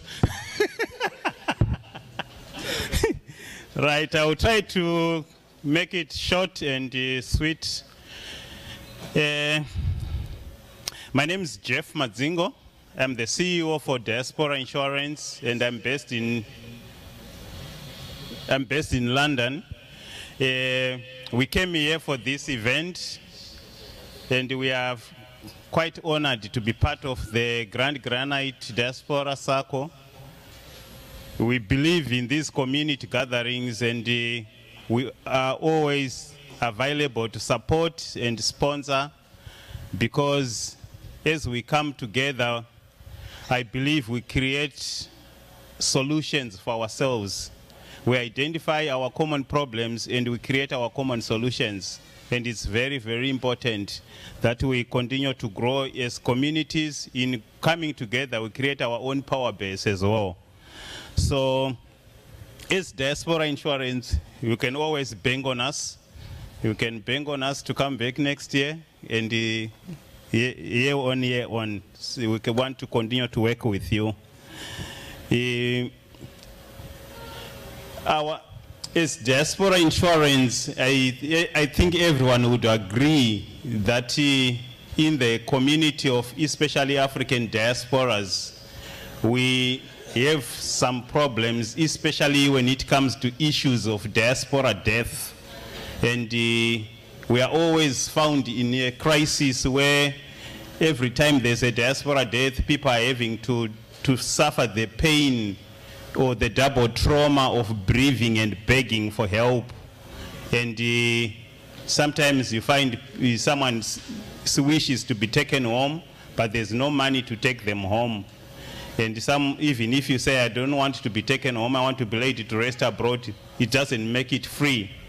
So the point is that when we come to pass, like I said yesterday, as we toil day in, day out, we are writing our life story. And the final chapter of that life story is how we are sent off. And if things go wrong, you may end up being remembered for the pain that we suffer trying to raise money or bearing you using credit cards. And that's not how you want to be remembered. So as diaspora insurance, we exist basically to guarantee and deliver peace of mind to diaspora communities, especially African communities. And diaspora, this year, we are celebrating 12th anniversary of delivering that peace of mind to the diasporan community. We currently cover 19 African nationalities wherever they are in the world. So 19 African nationalities wherever they are in the world, and that includes Kenyans worldwide. So on the diaspora insurance, if you are from Kenya originally, you qualify to be covered on a guaranteed acceptance terms. You qualify to be covered. And to date, diaspora insurance has paid to bereaved families in excess of $5 million in terms of cash handouts to bereaved families. And we offer a product called Diaspora Funeral Cash Plan. Diaspora Funeral Cash Plan, which is, like I said, a guaranteed acceptance policy, no medicals on application, no medicals on claim, and it's a worldwide protection without borders, and you are covered in hard currency. So people in US, you get covered in US dollars. People who are in Europe, they get covered in euros, in pounds, for people in the UK, Australian dollars for people in Australia. So it's a cover available to every Kenyan worldwide. Wherever you are in the world, you qualify to be covered. And it's a cover for life. The other beauty of it is that once you are on the policy, you are allowed to cover family back home. So you can imagine the financial inclusion that comes with the policy, that your mom or your brother who doesn't even know what insurance means in rural somewhere in Kenya or in rural South Africa, they are on the cover on the world's biggest capital markets. And God forbid something happens to them, you get immediate financial intervention, and that money you can use it for anything. The key question that always arises is, why do we do a funeral policy which is cash denominated? Traditionally, funeral insurance has always been offered as a goods and services policy. When you come to pass, we'll give you this type of casket, we'll do this transport and everything. That speaks to the yesteryear solution, where people were fairly localized. People lived locally. You grow up locally, you work locally, you come to pass locally, you get buried locally. So it was okay to say we'll give you a casket, we'll give you transport. But you and me, we are transnational citizens. We are people who belong to more than one society, more than one nation. We want a solution that speaks to our reality and a solution that speaks to our needs. And our solution should be able to say, as I speak today, if I come to pass, God forbid, if I say I want to be taken home, the same solution should work for me. If fast forward time 10, 20 years from now, I say, there's no one who matter to me back home. I'm now a grandparent in the diaspora, in the UK, in Australia, in Canada, in USA. I want my policy to work for me in the USA. The same policy should work for you. How that then works is that we give you a cash cover. The cash, you use it for anything, whether you want to use it to be taken home, or you want it to use it to be laid to rest abroad, or even if you say, I'm going for an African way, I'm going for cremation, you can still use the same money. So that's the essence of a cash policy, that it gives you that flexibility. And it also speaks to the issue that your policy, as a policy holder, your location is not fixed, your choices over time are not fixed, but the need to cover end-of-life expenses remain the same. And all you need is financial intervention to be able to cover those end-of-life expenses. Also, why we give cash is because when a bereavement happens, there's a lot more expenses that comes with that. You find yourself with things like church service, flowers, videography. If it's a case of losing someone back home, traveling back home, after the send-off, you also find yourself planning for memorial service, tombstone ceremony. All those things would need money. And it has left a lot of bereaved families in very difficult financial situations. And also, as you travel, as you deal with the bereavement, there is an opportunity cost that you are not able to work. And the work who get paid per hour.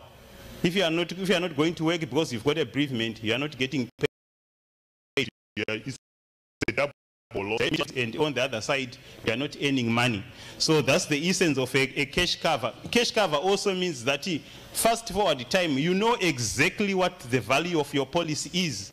If you take your policy for 20,000 now, give it 20 years time, you still know that my policy is 20,000.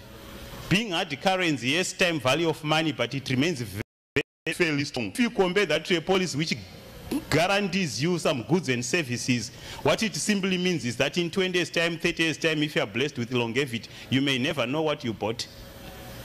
You may never know what you bought. You were told to give you this, but what you were told to as a benefit 20, 30 years ago is out of fashion.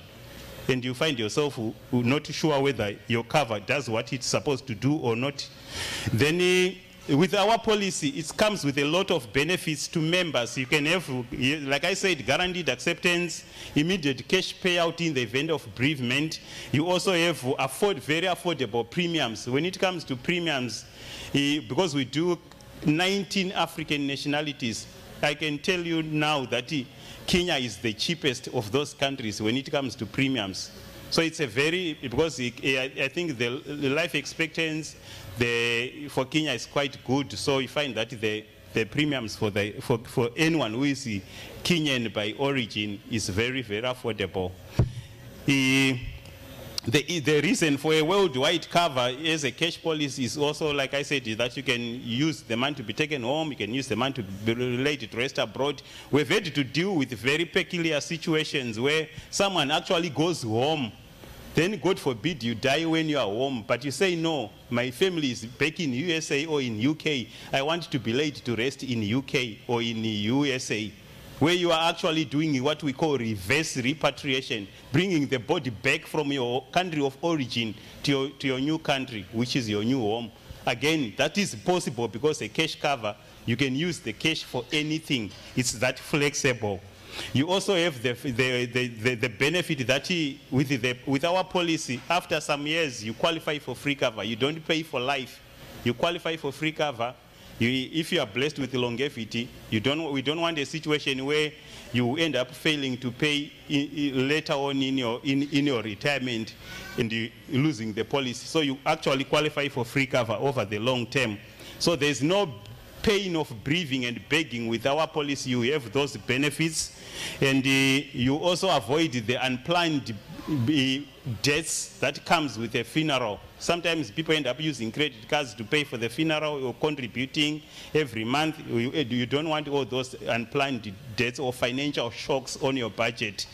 So working with the Grand Granite Circle, we are looking at a scheme where we can have all the members covered. That helps not just the members, it also helps the Grand Granite Circle because it removes the financial shocks that comes with losing a member.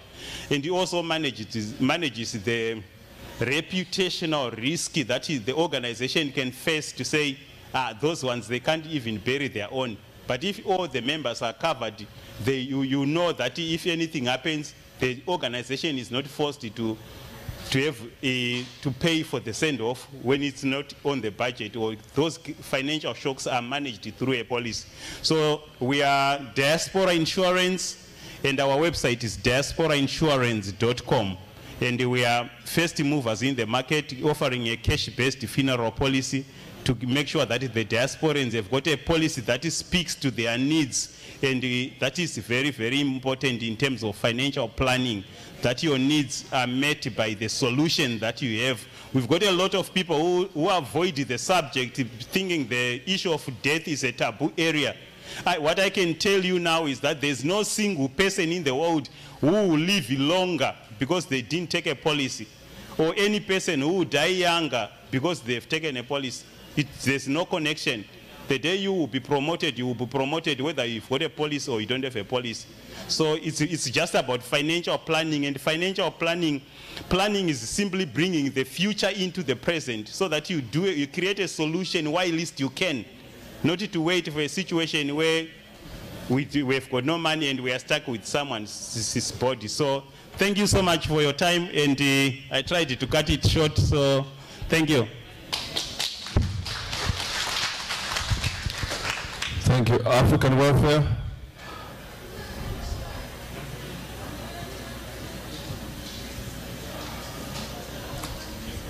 Thank you. Thank you, Diaspora Insurance.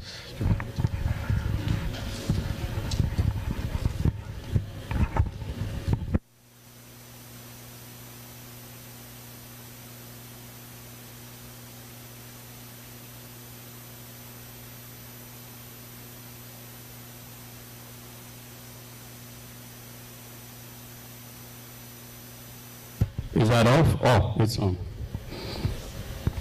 Good afternoon. I'm Jambo. I'm going to speak for 15 minutes because I had people who are being told to hurry up. So you will excuse me if I hurry up. I have a little too much bass, right? I can hear myself.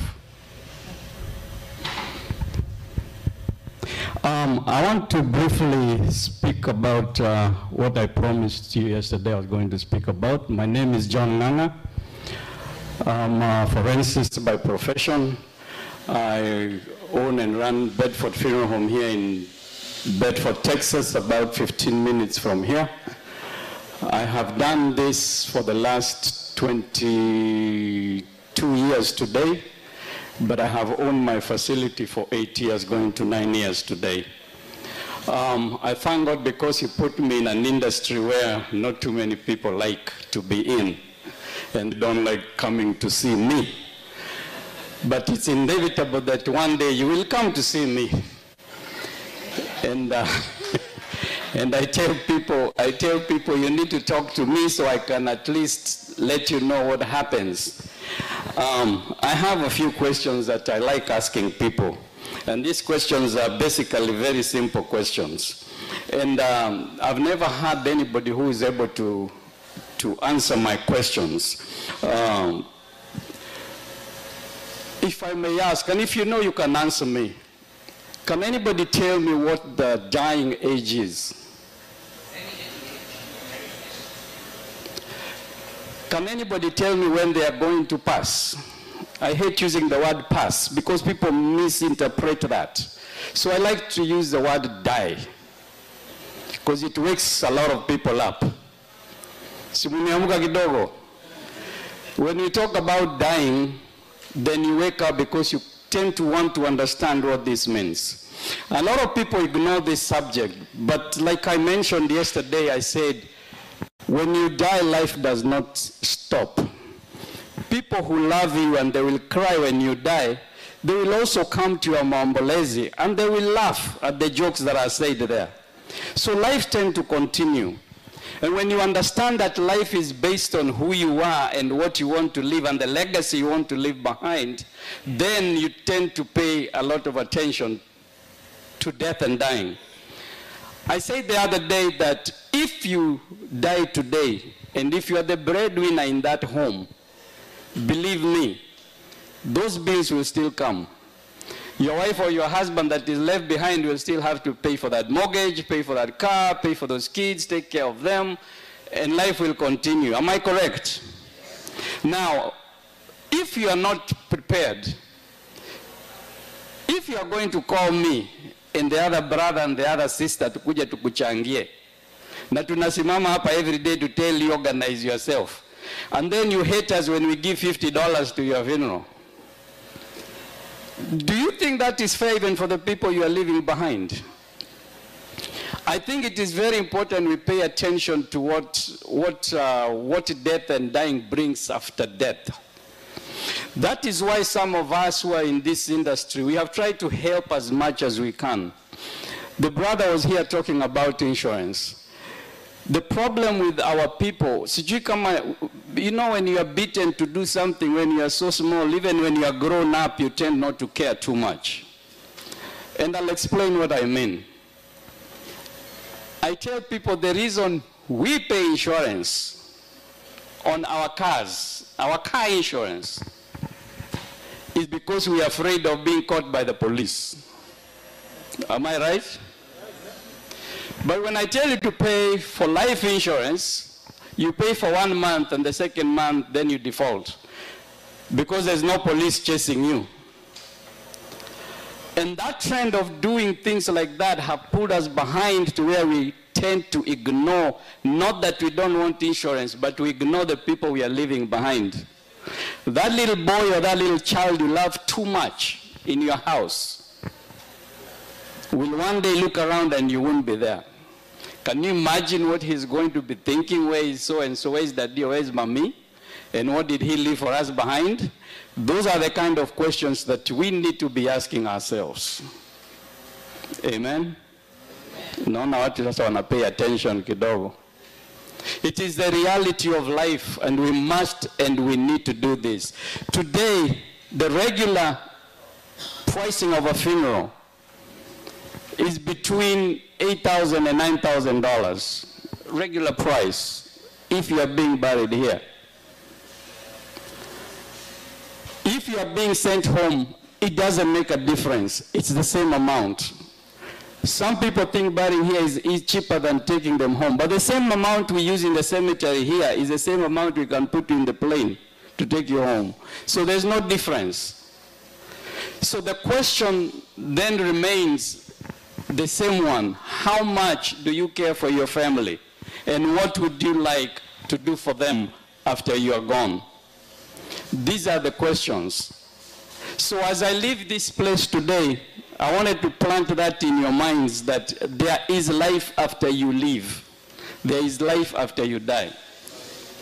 So our brother has spoken about insurance. I have shared a bit about what funeral is all about. Because of people not being able to pay for insurance on time, we have developed a payment plan on an insurance policy called African Welfare Association. Please stop back there on the last table over there and pick up one of these brochures. They are very important for you to understand what life is all about. Very affordable. And I'll mention one or two things that are on this brochure that will make you pick up this brochure. For a single individual between 18 and 75, your payment will be $165, $62 a year. A year. Did you hear me? If it's you and your wife between 18 and 75 years old, your payment will be $280 a year. $280 a year. And if you are a family of, let's say, 3 or 4, it will be $325 a year. You can afford that. That will cover up to $50,000. That will take you to your burial place or send you back home for only $200 a year. This is the thing. I ask you, do you know the age of dying? Nobody knows. But if you take this cover today and pay this $100 or $200 a year, if you pay it today and something happens to you 6 months down the road, you'll be taken home for that $260 you have paid. Tell me if you can beat that. That is the best that we can give our people. So we don't only come here and make noise, we come here and offer something that nobody else can offer. And I guarantee you, if you find somebody who can offer this, what we are offering, I will pay for it myself. And I am so sure you will not find any. If you find one, I'll pay for it. Because this is the best we have offered, it's the best we have found. Now, you do not pay us You do not make payments to us. When you sign in, you can go to our website, AWA. You can sign in there, fill your information there, and you will send the paperwork and the payment to them. You're going to be hooked up with one of very reputable insurance company like Cigna or Blue Shield or whoever it is. So musifikiri you are bringing pesa to Nganga. No, I'm not the one. So you'll be paying this to an insurance company. We have just had this underwritten the way, by the insurance, the way we believe our people can be able to afford it. So, did I present this well to you? So, I believe this is the best you can do, and you cannot ignore this. This is life. It will save you and save your kids. Lastly, any insurance can be written in this country. If you have a mortgage, and it's between you and your wife, you can have an underwritten agreement whereby if something happens to you, you can put a payment where that house is paid off by the insurance if one of you dies. So they don't have to worry about payment. It might be a little high, but it will solve a lot of your problems. Did we understand that? If you have a bank account, go to that bank account and make sure there is a beneficiary in that bank account. This is not Kenya. You don't need an administrator or anybody like. Here you can put somebody's name that when something happens to you, they can walk there and take the money and pay or keep it or do whatever they have to do with it. And a lot of people don't do that. We've had people come to the office, somebody has 20, 50,000 in their account, and the wife don't have money, and the wife cannot be given that money. Because the bank assumes that he did not want to leave it to her because he didn't put the name down.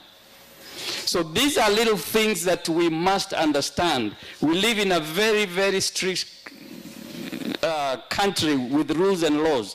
You cannot bypass them. So pay attention to these small things we are talking about.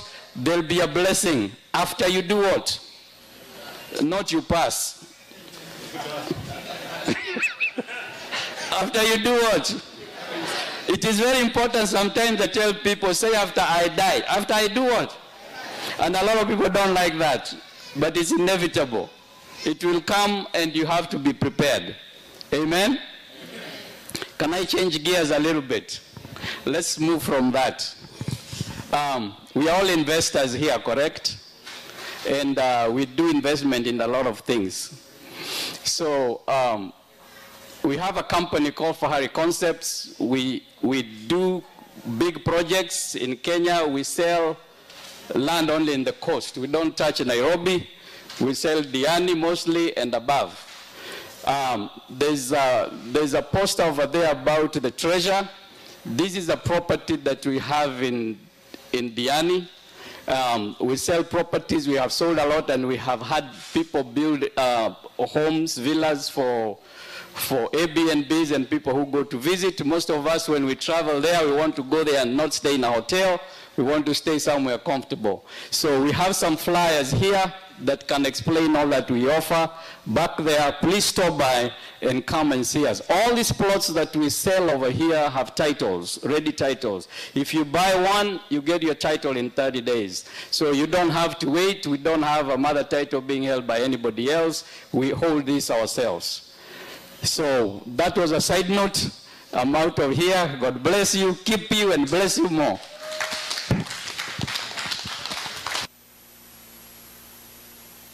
Thank you, thank you. Fiki, unataka tufanye aje? Wewe unajua nilikuwa nangojea wewe watu wakikula alafu tufanye hiyo sampling, si ndio? So wewe ndio nataka uwe wa mwisho ufunge ukiwa sample wakikula. But give me 5, just give me 5. There's somebody waiting online. Just 5 minutes and then we start having the last one you serve them before they have the dinner, right? We agree? You know, Fikis is also a politician. Sometimes I fear politicians. If you give them 2 minutes, they will talk forever. Julian, are you online, Julian? Are you able to bring out? Julian?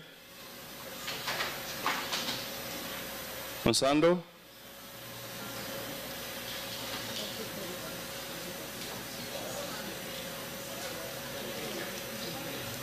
Okay, thank you.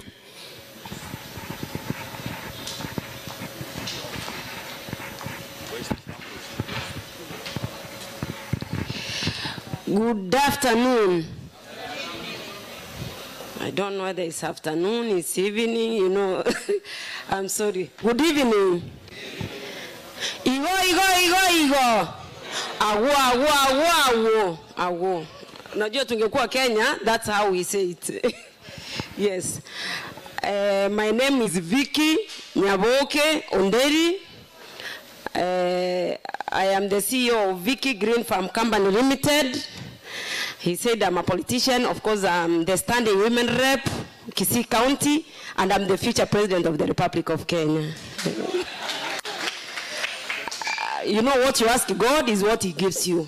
And I know that I read that country one day. That's why I'm here today. So, thank you again. Let me take this opportunity to thank Grand Granite for the invitation to come here and present the Sovita wine, the banana wine, the only one in Kenya and East Africa to the diaspora. And it is here for whoever who has not seen it, and today you are going to test it. That's why they said I will be the last one, so that once I finish, you have to test our banana wine. As you can see, I'm here with my partner Charity. Also, let her introduce herself. Good evening, ladies and gentlemen. My name is Charity Murioki, and I am an accountant by profession. I'm a retired civil servant. I retired a few months ago, but I'm not tired. So I joined Vicky as I was working. So as one presenter said in the afternoon, that she gave us 5 questions. So as for me, I had decided that once I leave that job, I will continue with Vicky. So I had started earlier. I'm continuing to do what I intended to do. Okay? Yeah. Thank you very much. As me, I'm called faster, and I'll not take your time. Like 5 minutes, I'm done. So as you can see, my company is called Vicky Green Farm Company Limited. That's Vicky, that's me. We are together with my director here, Charity, and we do agribusiness and value addition. Our vision, let me take this first section for Charity to go through, and I'll finish the other section. I think I will go near I can go near this one to lead our vision. And before I read the vision and mission, I can say that a vision is a far-reaching dream. A dream which Vicky had many years ago. This company has been there for 10 years. So the vision had been there before you started to implement. And now the mission in a layman's language is how to reach there. My sister, you have already started. May God bless you. We go back to the vision. Vision, about the vision of the Vicky Green Farm is to build a multi-billion shilling company. And the mission is to see our local products, especially bananas, to make byproducts which for many years we have been importing. See, that is a good idea. Yeah, so we will have our own products, and then we will talk about the value of the company. This company, we started 10 years ago. Currently, total assets value is Kenya shillings 100 million plus goodwill of 50 million. Seeking partners to upscale since the demand is too high. We have demand for this product, even in Nairobi, in parts of Mount Kenya, in Kisii itself, and now we have brought it here in the US, looking for market. We have the product, but what we need is funds to continue producing more. The market is there. Then seeking Kenya shillings 100 million hard cash from investors. The demand is too high for our product. So here we are looking for maybe grants for those who are willing to join us. We are open and we are hoping that you will assist us to reach where we want.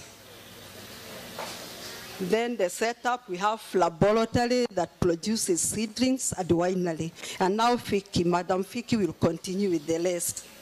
Thank you, Charity. Yes, as you can see, Madam Charity, thank you very much. If you want to join our company, you can join through buying shares, through grants, or also by getting us market.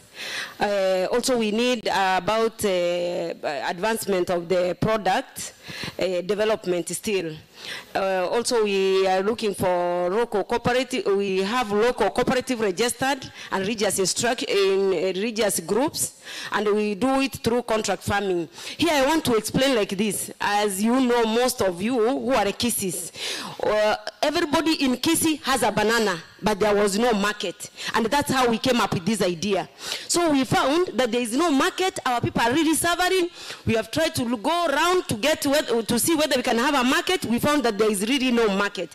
And we said, let us have first a laboratory. And that's why we have the laboratory, which you have seen, a tissue culture laboratory. In Kenya, we have only 4 laboratories in Kenya.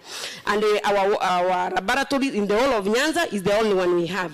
And this laboratory, we produce certified clean materials. People were asking me, is it GMOs? I said, no, it's not GMOs. It's clean materials. Like, for example, it's not existing. So we want to bring them back. We have the Uganda green. Uganda green, it is not there. We have now ngombe and nusu ngombe. Those are cooking varieties. These ones, which we are talking about, the chips and crisps. And also these ones. Also, we have the other variety of the bananas, which we call Williams, Grand 9. These big ones, the big bananas. If we are going to give our farmers, for example, the seedlings, like 10 of them, they plant 10. That is like, and we are going to buy like 1,000 from them. You know, that's a 10,000 from every person. And that's why I'm happy that we are here. In Kenya, we had to form 10 cooperatives. And thanks to Obonyo, our commission of cooperatives, who really supported us. We have done it 9, I registered 10 cooperatives. We have 9 constituencies in Kisii, so that at least every constituency is going to have a cooperative. And we used the religious institutions, Catholic, SDS, Lutheran, because religious institution is easier for their structures. We are not going to reinvent the wheel. We work with what they have. Already we have done it. I'm happy. When we did the laboratory, we found that there is no market. We went to value addition.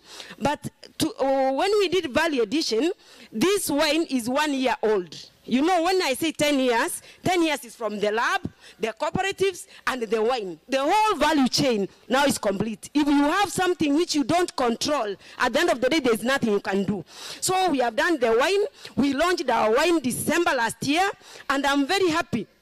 When we launched this wine in December, the Ambassador Stella, who is in Germany, was there present. We had national government, we had county government, because as you are aware, agriculture is a devolved function in Kenya. So you cannot work minus governors. And again, another thing we did, when we were talking about the products, where are we going to take them? I'm happy that I organized 17 governors from Kenya. We went to Greece. Why we went to Greece? Because Greece is the hub of the South Europe, as Kenya is the hub of East Africa. We went with these governors so that as we are going to do this aggregation and all these products, when we take one economies of scale, it's going to be easier. We went there, we wanted to have a Kenya house. And my prayer is to our national government, also we need to have like Kenya houses. other than even embassies. Yes, embassies are okay, but Kenya houses will assist us to get markets for our products. I hope we have also our ambassador here in US. I don't know who is that, but we need to get the national government to assist so that we can get market for our products back home.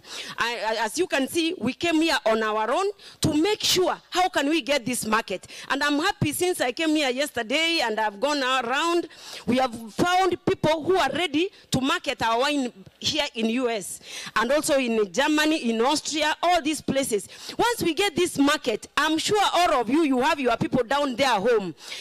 As we are going to buy this banana, for example, 1,000, we are going to support your people back home. Apart from that one, we are going to make aggregation centers. As I told you that we have 9 constituencies. As we are going to do at every cooperative, we are going to have an aggregation center. This aggregation center is like the buying centers of tea. So we are going to have for the bananas, and we are going to buy 1 banana at 20 shillings per kilogram. What we have done, as you can see, next. Yes. What we are planning, as I've told you that at the moment we have all these products we have done, we are working with the insurance company, Monarch Insurance, of Jared Kangwana. We are in the process of now, we are talking with them, because as we are going to give seedlings, we need to ensure them. Anybody who is going to invest has to know that if I'm investing in this, my money is well taken care of in case of anything, in case there is no rain, but of course rain is there throughout in Kisii. Then we are going to have, we are going to create employment, as I've told you that in the 9 constituencies, the aggregation centers, we are going to create employment for the young youths we are going to employ there. We are going to, there is a company from Australia we are working together with. They are going to make fertilizer from the pseudostem, from emegomba yamatoke. The pseudostems, they are going to make the fertilizer, and we are in the process of finalizing with them. Also, we are working together with other people they came from US 2 weeks ago, and they said we can work together with them on sanitary towels. You know, the sanitary pads. These are some of the things from the pseudostem still. Because from the fiber, we are going to get from the pseudostem, we are going to make sanitary pads. And the mats, you know, the mats we use in the houses. So these are some of the projects we are going to do already as we have done this. And the areas, the catchment area, already we are in Kisii, we are at Nyamataro. People were asking, where is the winery, where is the RAB? The RAB is at Nyamataro, Imperial, just 1 kilometer from Nyamataro in Kisii town. We are also going to Nyeri, Kiambu, Murang'a, Nyamira, Embu, Kirinyaga, Migori, Nandi, Bomet, Kakamega, and Narok. These counties, why people might ask, why these counties? These counties lasted a regime of our president, Uhuru Muigai Kenyatta. Mama Ngina is my good friend. We were doing the Big 4 agenda. We managed to give seedlings to all these counties. And you know, these are areas for the bananas. So this, as I was saying, that this is a 10-year vision, a 10-year project we started. We started by giving out the seedlings. Now we are buying the seedlings. We have formed the cooperatives, and that's why we have come to the value addition. It's a journey. It's not something of yesterday. It's a journey to reach where we have reached, even to be given permits from Kenya Bureau of Standards.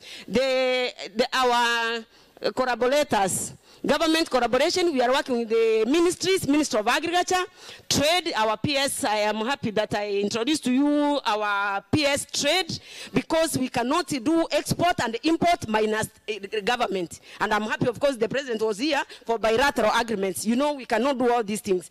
So the PS is aware, is seeing what we are doing even today. We are in touch, so that he's going to give us exports to bring these things here. So we are also working with the Ministry of Environment.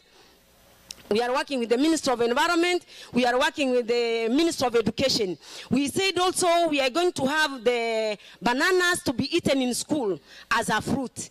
So already we are working with the Machakos, Kisii School, Sironga, Kereri. Those are the schools we are working. That's why I said Minister of Education.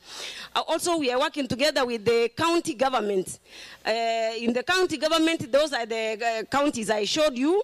We are also working with KEFIS. You cannot have a RAB minus KEFIS. KEFIS. KEFIS has to certify your lab. Carro, where do we get the mother stock? Because most people don't understand that the bananas are made in the lab. So these bananas, we get the root stocks from, they are called suckers, from the Carro. Carro is a department in the Ministry of Agriculture. Also, we work with the HCDA and also KEPS. KEPS is because of the wine, has to be certified. We have all these permits. It's not all that easy, you understand, to get all these permits in Kenya. You are Kenyans. I really thank God that where we have come from, it has not been easy.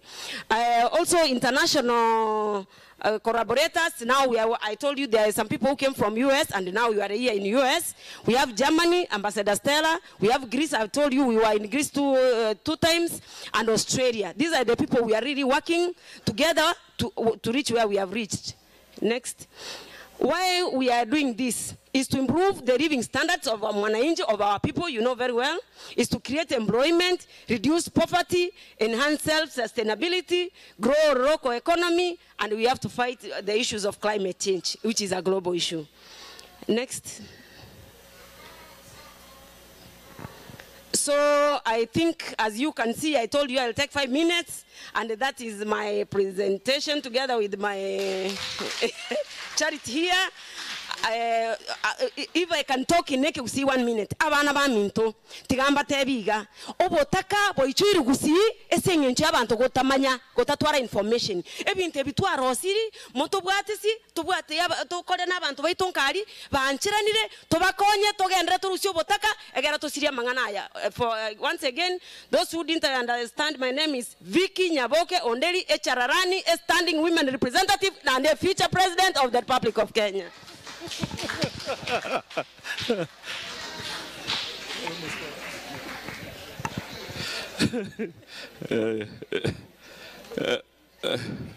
Maro lege ndana mata ibon. Kada moko echarani ego sona chianga kweli kweli. After this we'll have Julian will come on, and then we'll have our CEO on a different capacity for a minute or two. And then we will have a blessing and a vote of thanks from our Vice, Madam Vice, before we start serving the food. And we'll do the same as we did yesterday. Our sponsors first will line up and start serving. Julian? Julian, 2 to 3 minutes. Julian?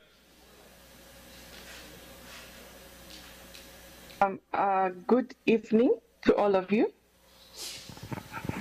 We can hear you. Okay. Thank you so much for this opportunity. I think I have been able to serve the Grand Diaspora Circle for a few years now, close to 3 years, as your relationship manager at Equity Bank. And currently, of course, I managed to move on to Stanbic Bank, and I just wanted this opportunity to still tell you that we are together, as we've worked before as a team.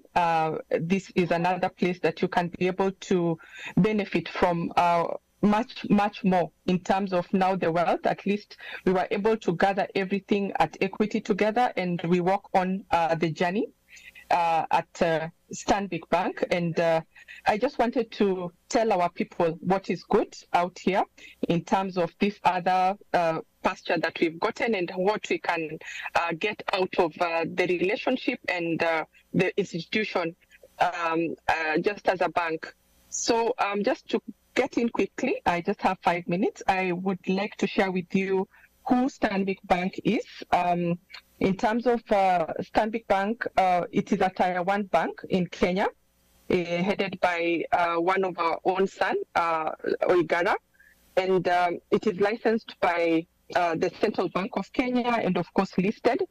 And it's also a member of Standard Group, the largest Standard Group. And as you've known, Standard Bank Group is an old bank with its origin in South Africa. So those of you who have traveled Africa, you have seen this bank solidly in the southern part of Africa, and its total presence of around 20 countries, which makes it actually the biggest bank in Africa. So it has been present, as I've said, for the last 160 years, and Standard Bank Kenya, of course, is part of this particular group. So we have a wide presence in the globe, as you've heard. And then in terms of what we are giving, of course, we continue with the personalized banking, and then, of course, our robust systems. It's a very digital bank. If you notice, the diaspora has been suffering in terms of comparing what we have to offer as banks in Kenya and what you enjoy here in the diaspora. So what we promise you as Stanbic Bank is basically a robust system, digital, and this you will realize from the onboarding process. There will be no paperwork to fill as a client, and this is available. If you go to our website, the onboarding process, opening a diaspora account, all this is paperless. And that also goes to the SACCO. If you were to come on board as a SACCO, same thing. You will enjoy the robust systems that we have created over the years as an international bank and giving you such standards. So in terms of currency, we of course have all the major currencies represented in our offering, and of course very good FX, and also partnership with the Kenya Mortgage Refinance Company, which I will dwell on a bit more ahead. So in terms of our savings, once you keep money with us, a very good rates to offer. We share our profits very well with the client, and you will see that our offering in terms of what you get in your returns is quite high. I will just give an example of 3 tires. Say you have 1 million shillings today and you put it on your deposits with us, it will earn you 12% right away, and that will be prorated maybe to the 3 months because it's an annual rate. If that moves to 3 million, we can promise you a rate of 13.5% for 3 months, and 5 million, we will promise you a rate of 14.5%. So you can see that we are not too far off from the T-bills should you want your money very close to yourself, because again, giving money to the government means forfeiting it for a while. But nonetheless, we also connect you to T-bills and bonds. So that is part of our offering. Once you get in, you have access to the 360 in terms of saving your money. Then in terms of the lending aspect, here I would want to also dwell on a few things that we do that other banks may not be doing. If you have a property already in Kenya, we are able to give you money on that particular property, which we call an equity release, up to 90%. We are also able to buy and build a property in the same particular offering, and you can build on your property. And apart from that, we have a very interesting product called the affordable housing. So here we give you, so long as the property you're building or your first-time residence is 10.5 million and below, we will be able to offer you a fixed rate of 9.5%, fixed for the tenure of the loan, which we are giving you between 10 and 15, and we can extend on that should we have a good case. And so that gives you at least a bit of saving given the current market rates in Kenya at 21%. So this is basically to encourage Kenyans, including Kenyans in the diaspora, to take a mortgage that is affordable and friendly. So that once, I think Stanbic, we are the first ones to bring that to the diaspora market, and it should be good news to our people out here. And say, even as a SACCO, if you organize yourselves and you have the land and the people come together, we can extend this offering to the individuals within the SACCO. So it is something good for you to think about. And then in terms of insurance, you have your loved ones back home, medical, last expense covers, all this we are able to provide to you. And in terms of wealth management, I mentioned government securities. We have a robust investment bank section, and we will take care of your stock market investments, advisory services, as well as government securities, and that goes to the SACCO as a whole. Then in terms of the home loan, that one I've already informed you about our affordable housing. Should you be doing construction, the commercial property, that as well, we shall offer, but at market rate in Kenya right now. So in terms of your documentation, we will not go into your tax returns as a bank. We will just go into, pay stubs and bank statements, and then you prove your residency here, and you give us a copy of the title of the property you're purchasing or you want to get money against, and that will be our security. So very simple, and that goes onto construction. You just add the construction requirements, which will include maybe the BQ certificates and maybe the architectural designs and the plans, so that we will be able to build a home for you together with analysis of your income back here, and we'll be able to support you in that front. So as a SACCO, we will be able to also take care of you and your needs. Given my experience in handling a SACCO from my years in the various banks I've worked in, cooperative, equity, and now here at Stanbic, it is just minds like us that now build onto whatever is existing in the bank's institution, and then we are able to now tell them that this is how we handle SACCOs and this is what we can do for you. So you're very much welcome as Grand Granite. I have enjoyed working with you, and it is very, very encouraging what you're doing as my fellow Abagusi.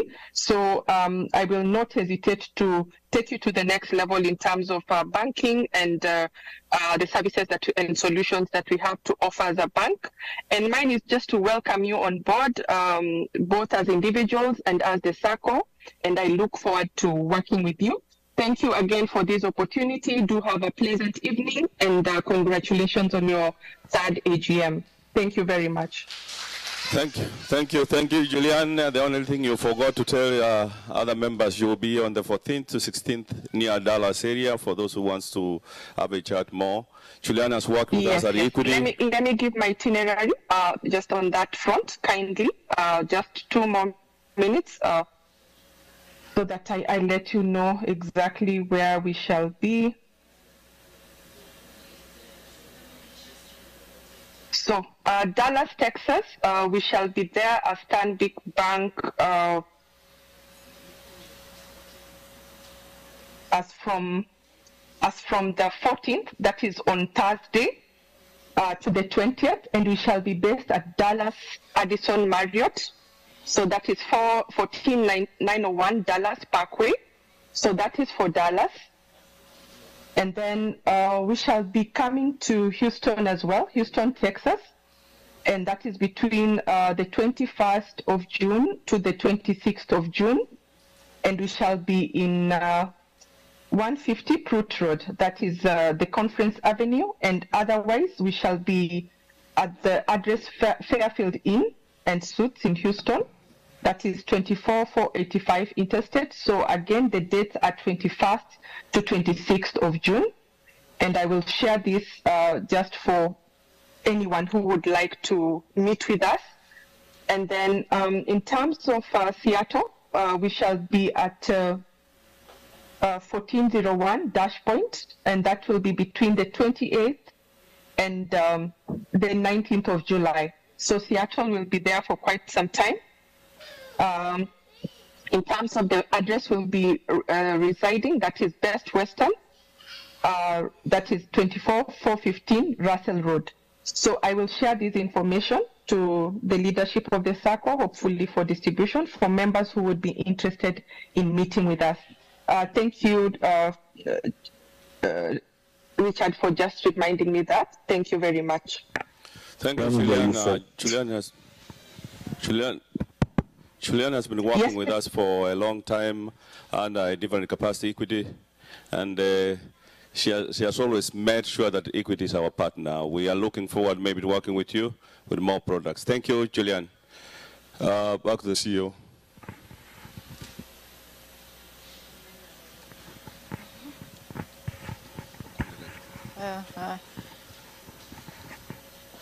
Mmechoka sana, sivyo? Kan bega van grotan ter die op zijn komst. Oh, sorry for that. So, on a different footing, I just wanted. Is it okay? You can hear me? Yes. So, on a different footing, I wanted also to market myself. CEO was that was on a different, footing. Now, on serious business. I'm a lawyer by profession. I've practiced for 20 years, and I run a law firm at Upper Hill, Nairobi. So I'll be sharing out my card. I'm appealing for you. You can hear me now? Yes, I think this is better. I run a law firm at Nairobi Upper Hill. I'll be sharing out my card. I'm appealing for your business. Sponsors, you can hear me. Soil merchants, business, munipatie. Mint Villa, mmenda wapi? Mnanihepa sahi, Mint Villa? They are not here. All right, other sponsors. I've seen other sponsors. They've worked out, but everyone here, my friends, the shareholders, the members of the circle, I do all kind of matters. I'm a merchant of all trades. So I do civil matters, criminal matters. Sasa ukitaka kupiga mtu ngumi sahi, fanya tu hivyo, niko hapa, no one will arrest you. Don't try that. You're so, sorry? Yeah, you'll not be, even if you're arrested, I'll work your way out, but don't try that. So I do civil matters, I do criminal matters, I do insurance matters, I do family matters. So I'm at your service. So kindly, Ontiri, give me work, contracts. Nani anakusainia contracts? Kuja tafadhali. Architect Oino, your business, I need it. You people need to see me. You need to see me so that we can do serious business. Unataka kununua shamba, wacha kufanya hizi mnaandikiana kienyeji, si ndio? Let us do agreements that are legit. I know you fear lawyers from Kenya, but I've come to tell you that I'm the only legit lawyer in Kenya. On a light note, I could be sued. I'm one of the legit lawyers in Kenya, so msikue na wasiwasi.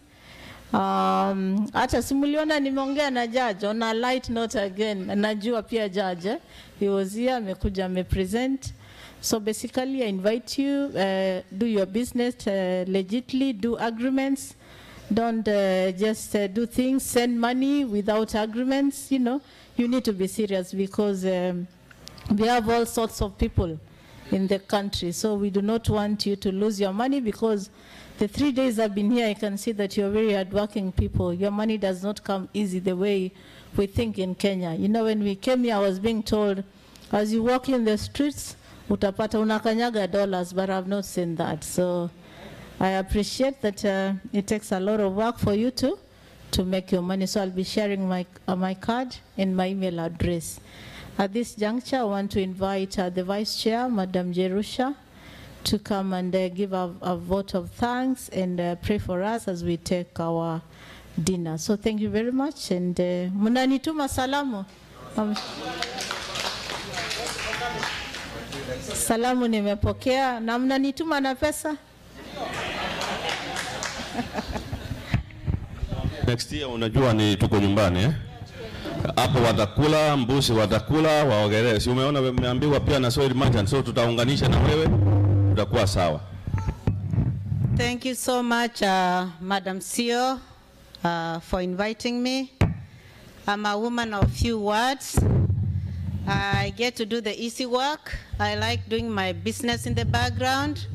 So that's why I get to speak last.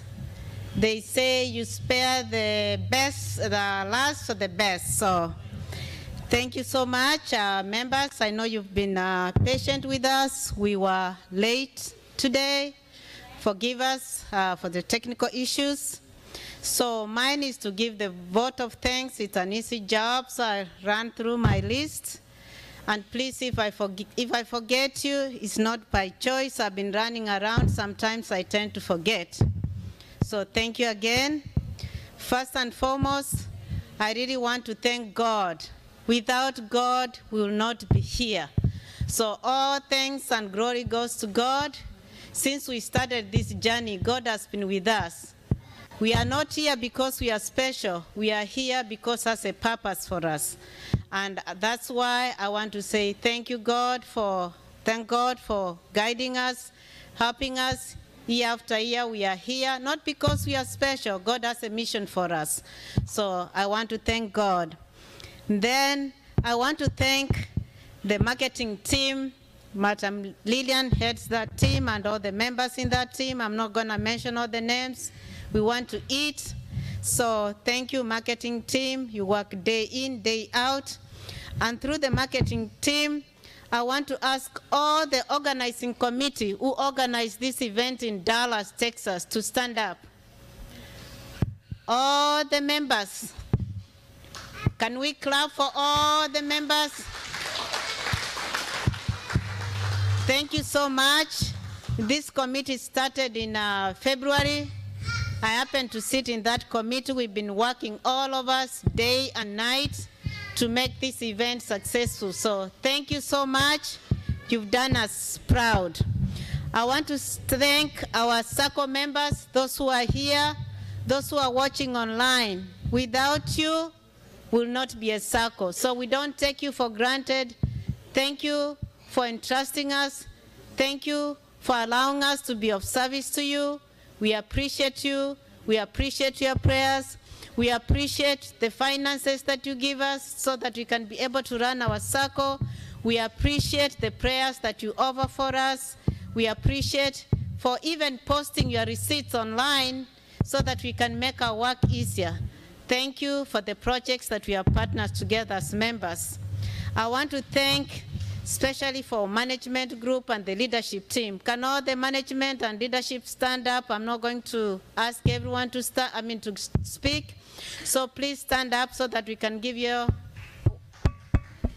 Please, can you stand up? Thank you.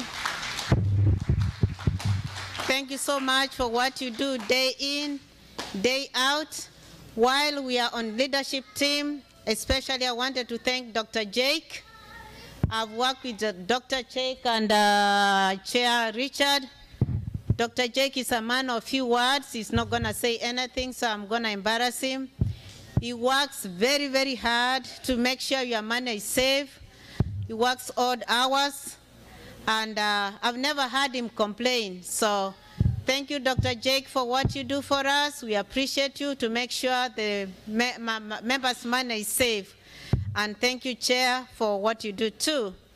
I want to thank the local community here in Dallas, Texas. Thank you for welcoming us to your ground. We appreciate you. We've learned one or two things, and we appreciate for the preparation that you made.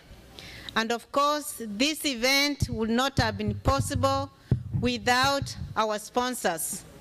Thank you, our sponsors. Thank you, Soil Merchant.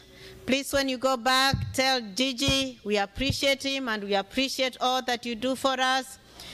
I've been to Kenya and I was spoiled. If you want to go to Kenya, please make sure you stop at Soil Merchant. If you get to see the owner, the CEO, Gigi is very generous. He will take you to lunch. So thank you. Thank you, Mint Villa, for sponsoring us today. We appreciate you and thank you for coming on board with us. Thank you, of course, Equity Bank, for coming and sponsoring us.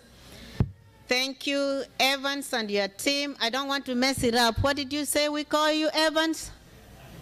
Architect Evans Oino.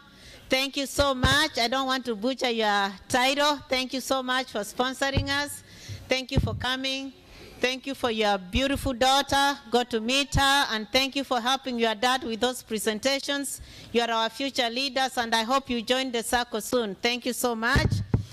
Thank you, Diaspora Insurance, for sponsoring us. Thank you, African Welfare Association, for sponsoring us. Thank you, Ekulu, for coming. Thank you, our vendors. Thank you, Minto, especially the president of Minto, Sister Rispa. Where are you? Please stand up and wave. Thank you so much for setting this venue for us. Thank you for organizing the meeting we went to on Friday.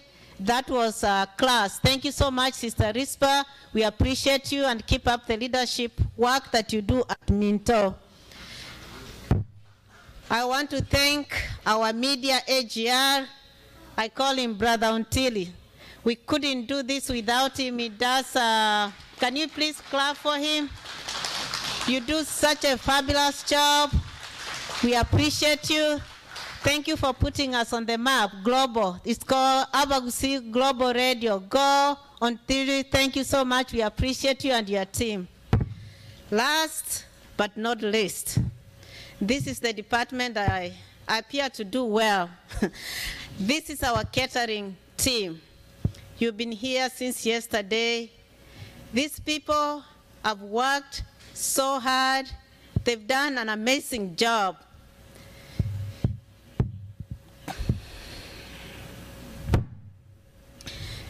These people, when we ran into a snag, they were willing to step up and help us.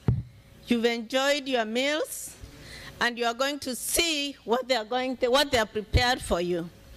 I want to take this opportunity to thank my friends who really worked an extra mile, and I want them to stand up, and I want you to clap for them.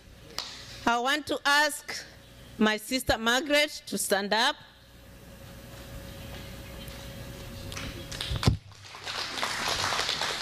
I want to ask our niece, Winnie, to stand up. I have a special son that I adopted. He didn't want to be here. He doesn't like the crowd. I love him as my own son. He was in New Hampshire with us, so I adopted him. His name is Makori. He works so hard. He's a young kid.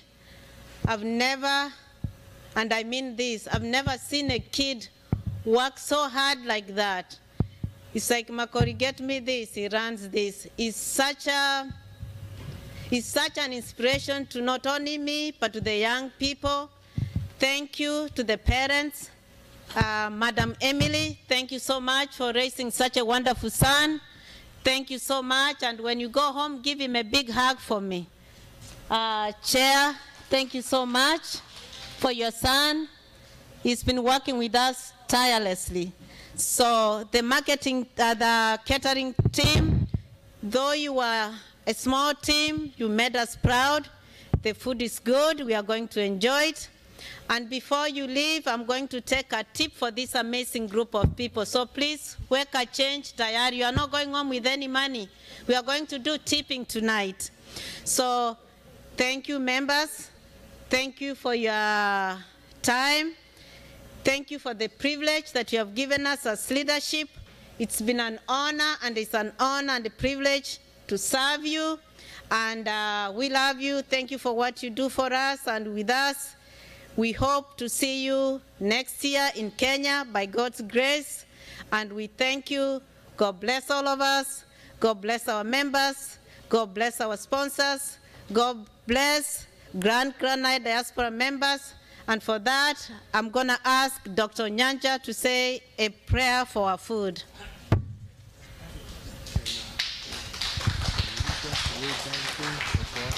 Well, before we pray, I just wanted to appreciate my sister here, Jerusha.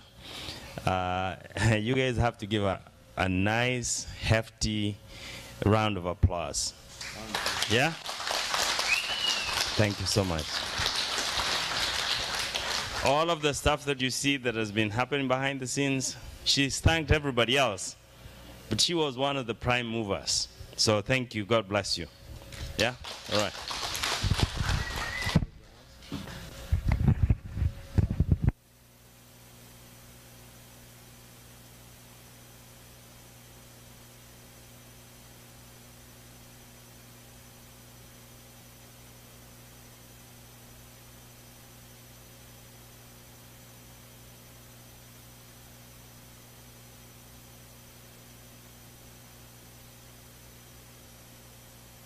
Okay, shall we pray together then as we get ready to eat?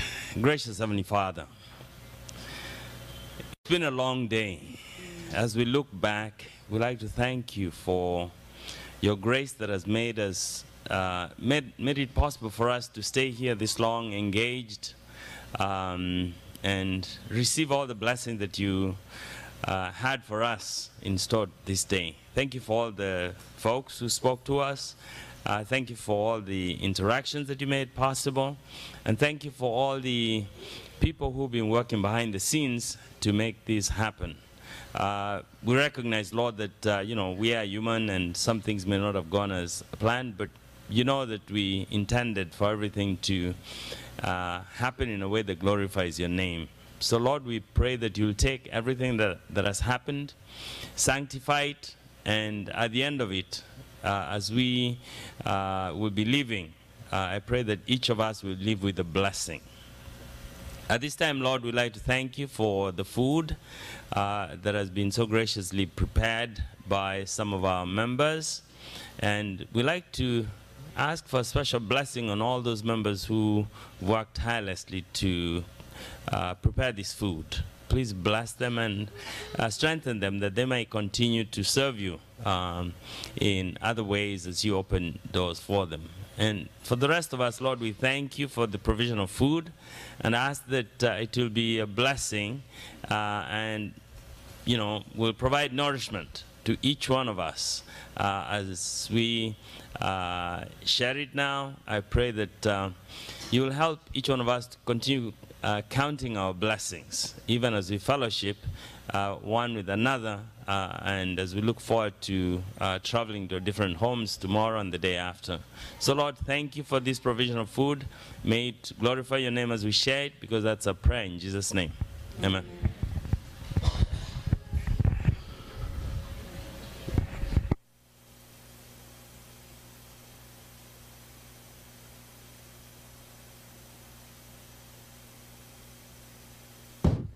For 1 minute, I don't know why the schedule, we were landing late a little bit. We kind of forgotten one of our sponsors too here. Ekaru, are you guys here? Could you take 5, please? Could you take 5 as we prepare to start serving?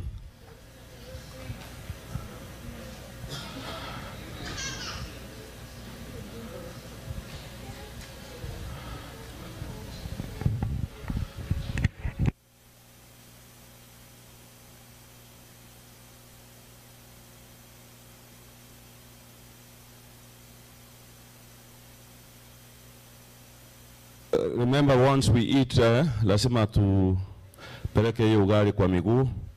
Ongengo and the other team, they are just behind here. Remember, they are coming out. After tukikula, lazima to enjoy kidogo, si ndio? Ekaru?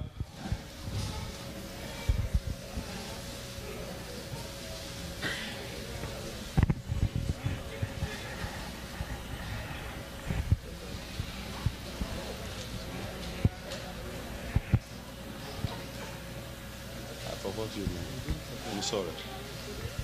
The last one is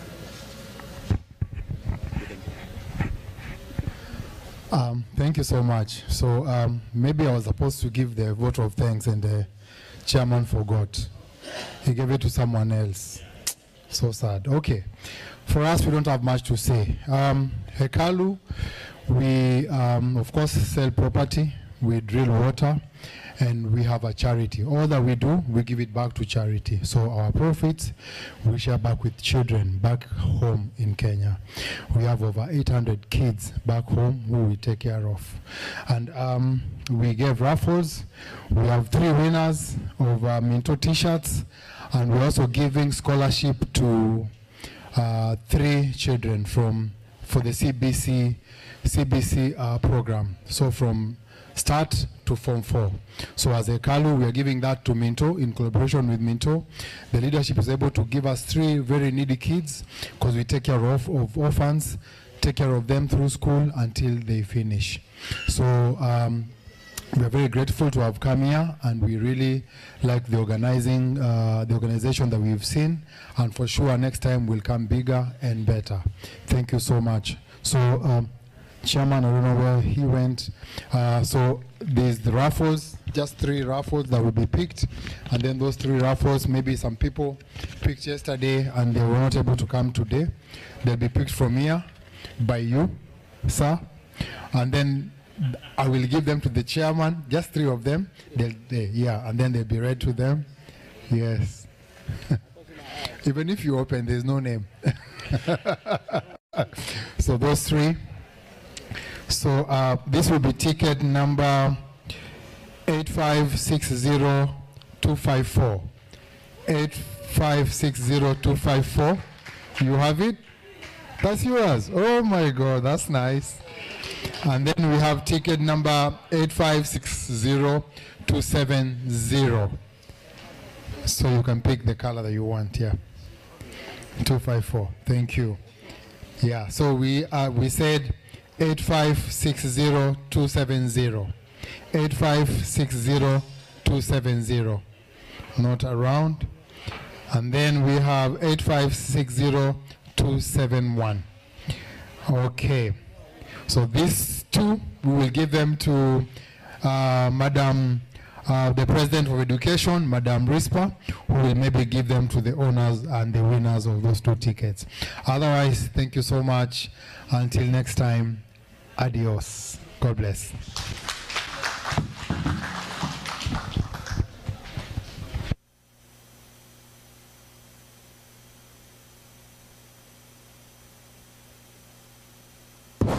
I think the sponsors, the visitors, you can just be able to get to line up to eat. And then the locals, we can just come second so we can give them a chance. Otherwise, we are very appreciative and thank you all.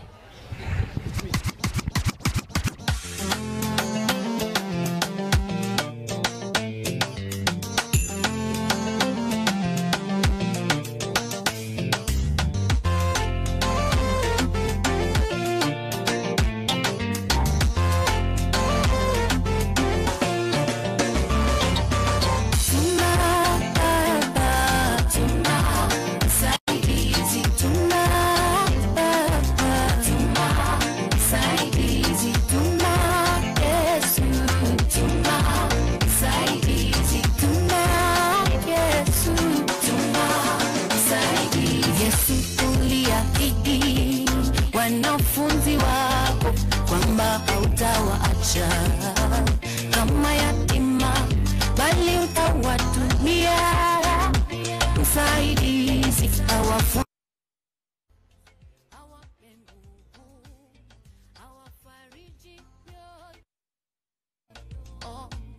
Nami najaa mbele zako, Baba, niko mbele zako, naomba unitumie msaidizi, anifunze, anipe nguvu, aniongoze kwa kazi yako Baba, tuma msaidizi.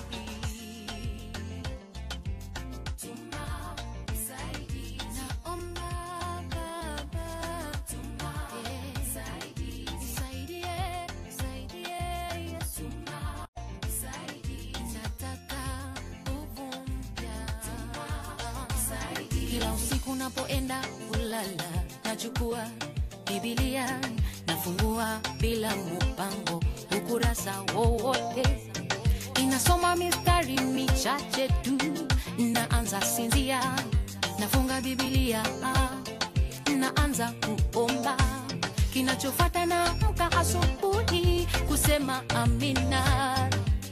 Baba nisaidie, tuma nguvu zako, tuma uwezo wako, tuma roho wako ndani yangu Baba. Tuma msaidizi, naomba tuma msaidizi, nataka nguvu ya kufunga na kuomba, nataka nguvu ya kufanya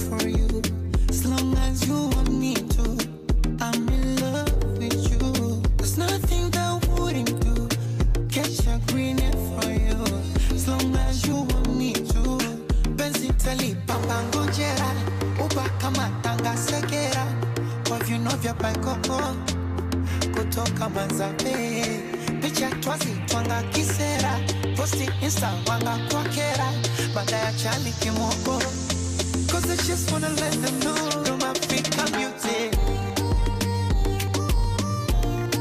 African beauty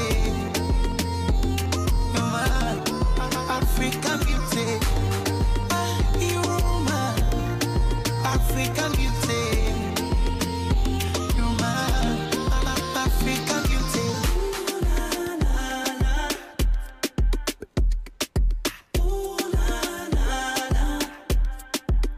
round the world, girl, I've been looking for you.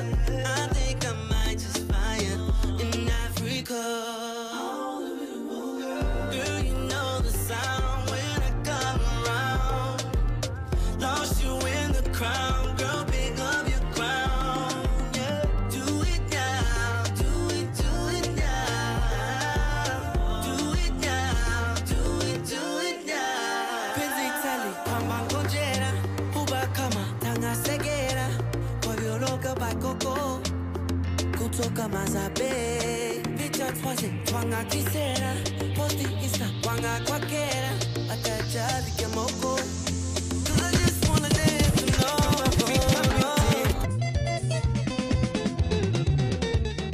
When I was teasing, I walk a caravan and go in your eye.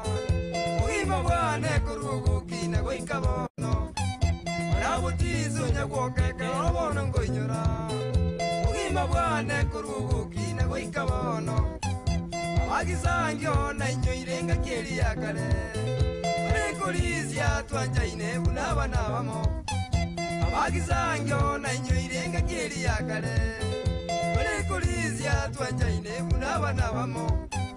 Bariguzambe bituma saiga tukurumanya. Omenye tebu ya tuzika ino monene no moke. Bariguzambe bituma saiga tukurumanya. Omenye tebu ya tuzika ino monene no moke. Sae numu ya ulionge tubugima bwa boza. Eligo akana na endeta kwa tupa kuzi. Sae numu ya ulionge tubugima bwa boza. Eligo akana na endeta kwa tupa kuzi. Na ende ngira nente byaba ibulimbu ya mono. Ukandera buya mugangine za majiko. Na ende ngira nente byaba ibulimbu ya mono. Ukandera buya mugangine za majiko. Jose kumbuli tongi. Amona ndugu yangu Richard Omenge. Abasani abaya. Abagisani amona basani. Kurwezukuru na nyoire buna twasiganete. Iraneli buya sabali mubata somete. Kurwezukuru na nyoire buna twasiganete. Iraneli buya sabali mubata somete. Agisangya amona basani munyiwete. Batera kwane nkubulia ngai mukamenyete. Agisangya amona basani munyiwete. Batera kwane nkubulia ngai mukamenyete. Beno muri Kenya guze mungu mukale. Nagingokora abana bamito tororane. Beno muri Kenya guze mungu mukale. Nagingokora abana bamito tororane. Yamwa beire mubuto igwa gwetera mariogi. Iyo negazi yaitogotera ntukieti gotiga.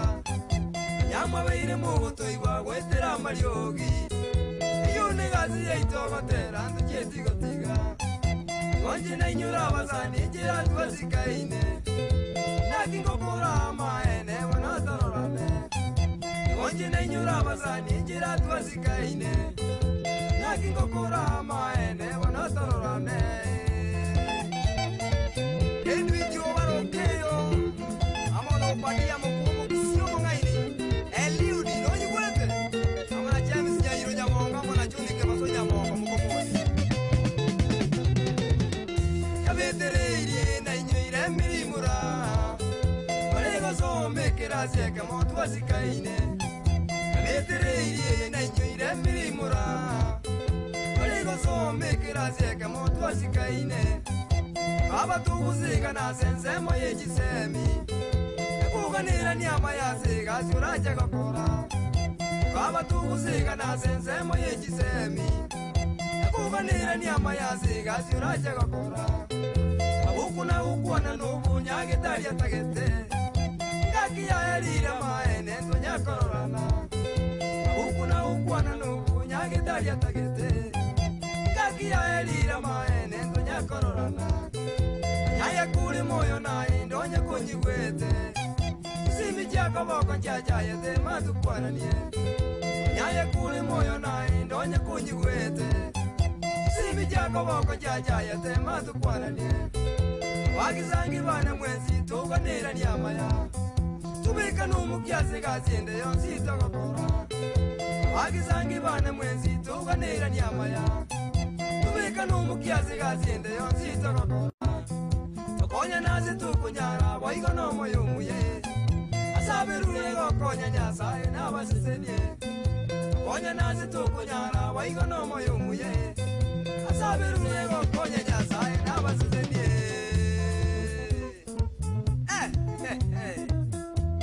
Mujukuru sababu Awasangi yokira tunyurane Roja zimisati mwenye Amainga Amainye, mwalimu wa mwana Ggds.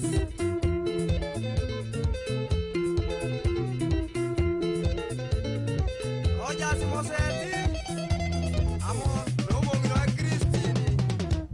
Amo na bana una Vincent amo na Wycliffe, Minnesota USA. Abasani moko konya.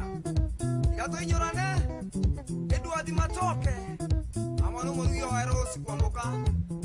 Yani kasombo yoka Uwariye kano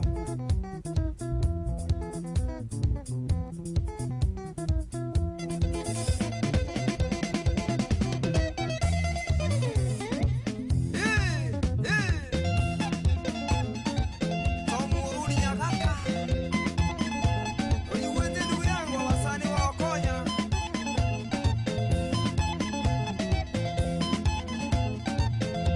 Simeoni Uruwaru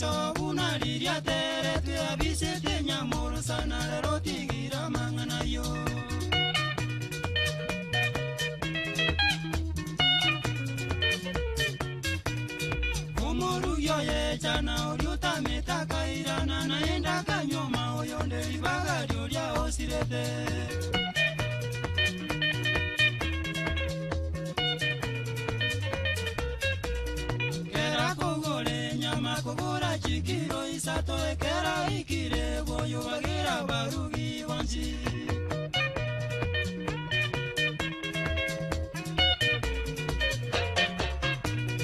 Konyoro liro busukwa bagaka bakamosekera gembe kobya yayo mutwe lindo byogenda muino.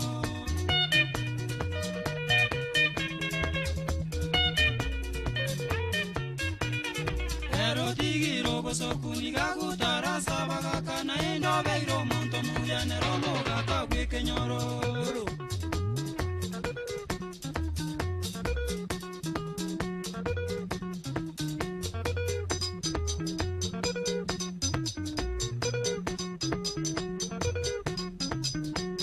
Koroma oh so undi bikwanira ote bigusiyo si bitundu byonsi unakwa bego mu byasi yabita.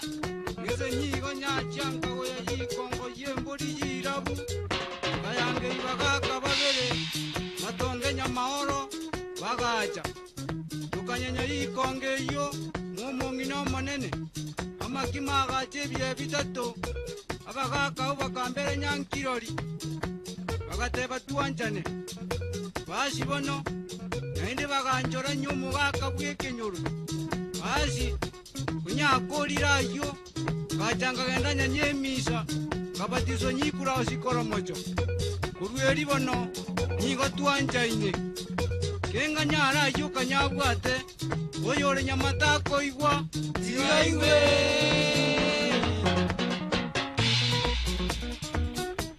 aye tata yoko ligenchara kokonya mose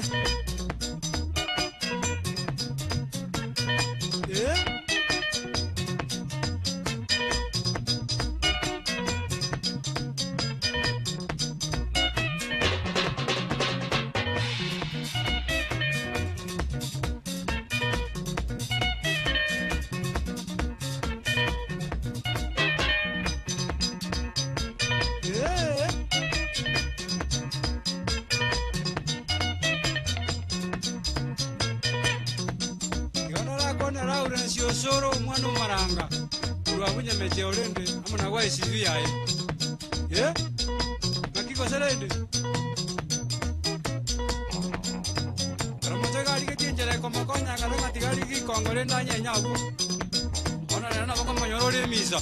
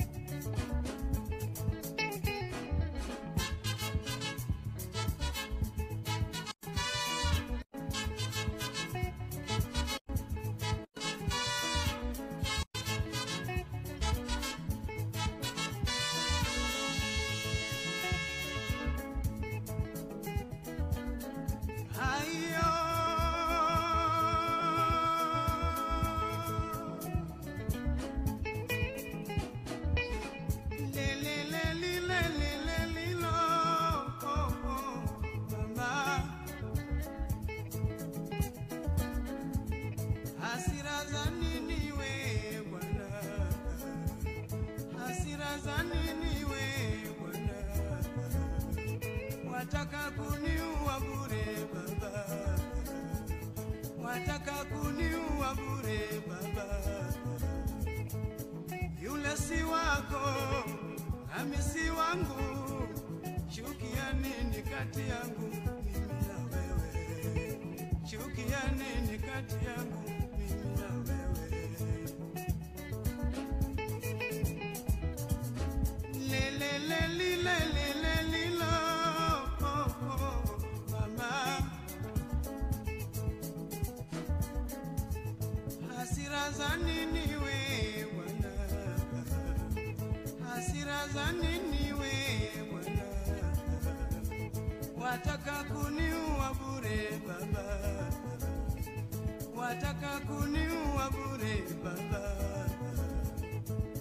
Kwako hayuko, kwangu hayuko, chukia nini kati yangu mimi na wewe? Chukia nini kati yangu mimi na wewe? Le le le li le le le li lo, oh, oh, mama. Hasira za nini we Bwana? Hasira za nini we Bwana? Wataka kuniua bure Baba, wataka kuniua bure Baba. Wewe una wako nyumbani, nami nina wangu nyumbani. Chukia nini kati yangu mimi na wewe? Chukia nini kati yangu mimi na wewe? Nasema sina makosa we Bwana, sina makosa we Bwana. Aiyo,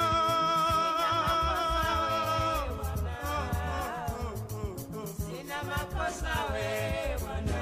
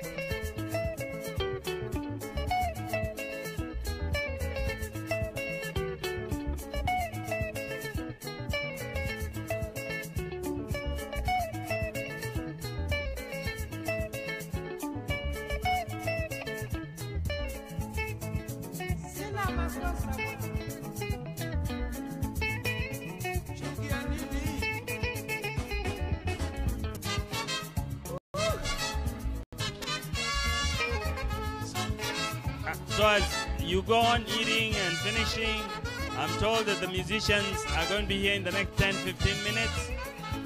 So if you want to just chill a little bit, get a little more food, that would be nice, okay? Migi and Ongengo are going to be here in about 10-15 minutes, okay? So get yourself some more food as we wait.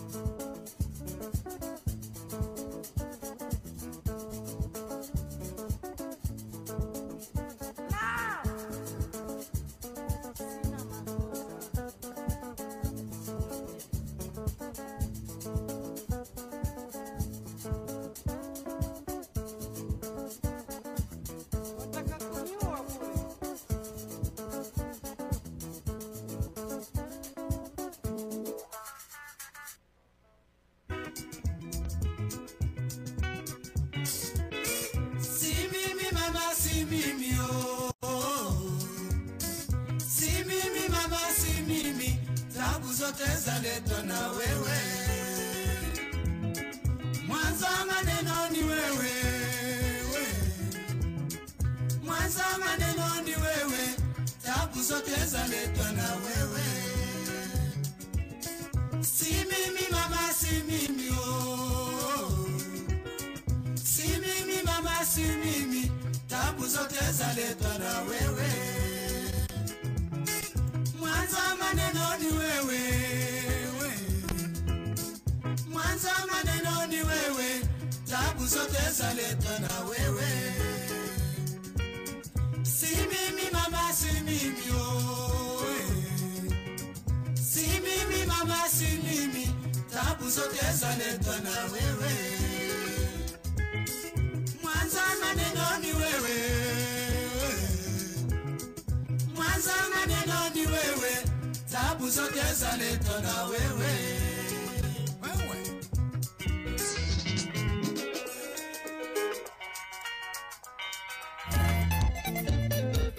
Amintaba alimu n'abaya, idubikubura.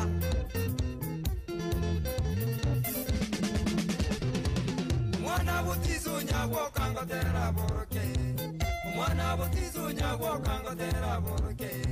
Mine tyabalimu jiva kituli chikiye, mine tyabalimu jiva kituli chikiye. Tukwana maeno ndetali obweto mwalimu, tukwana maeno ndetali obweto mwalimu. Kakyabalimu n'abaye asigazi yabo, kakyabalimu n'abaye asigazi yabo. Abantu twenzi togoteba kuyaza abalimu, abantu twenzi togoteba kuyaza abalimu.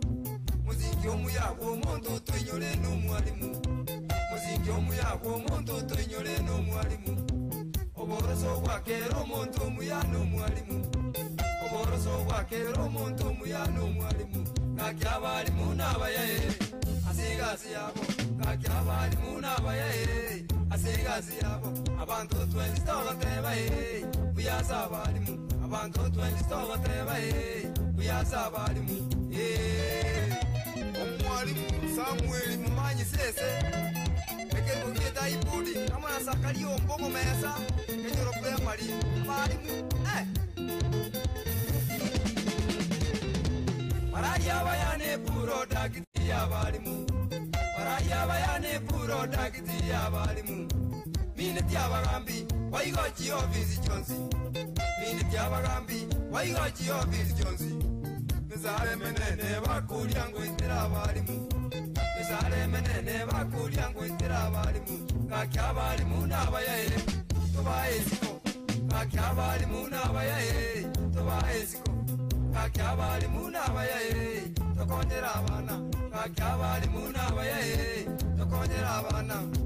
Obugima obuyano bw'abantu bakyetekerasi, obugima obuyano bw'abantu bakyetekerasi. Niyero obusokwonye tokwira omwana esikuru, niyero obusokwonye tokwira omwana esikuru.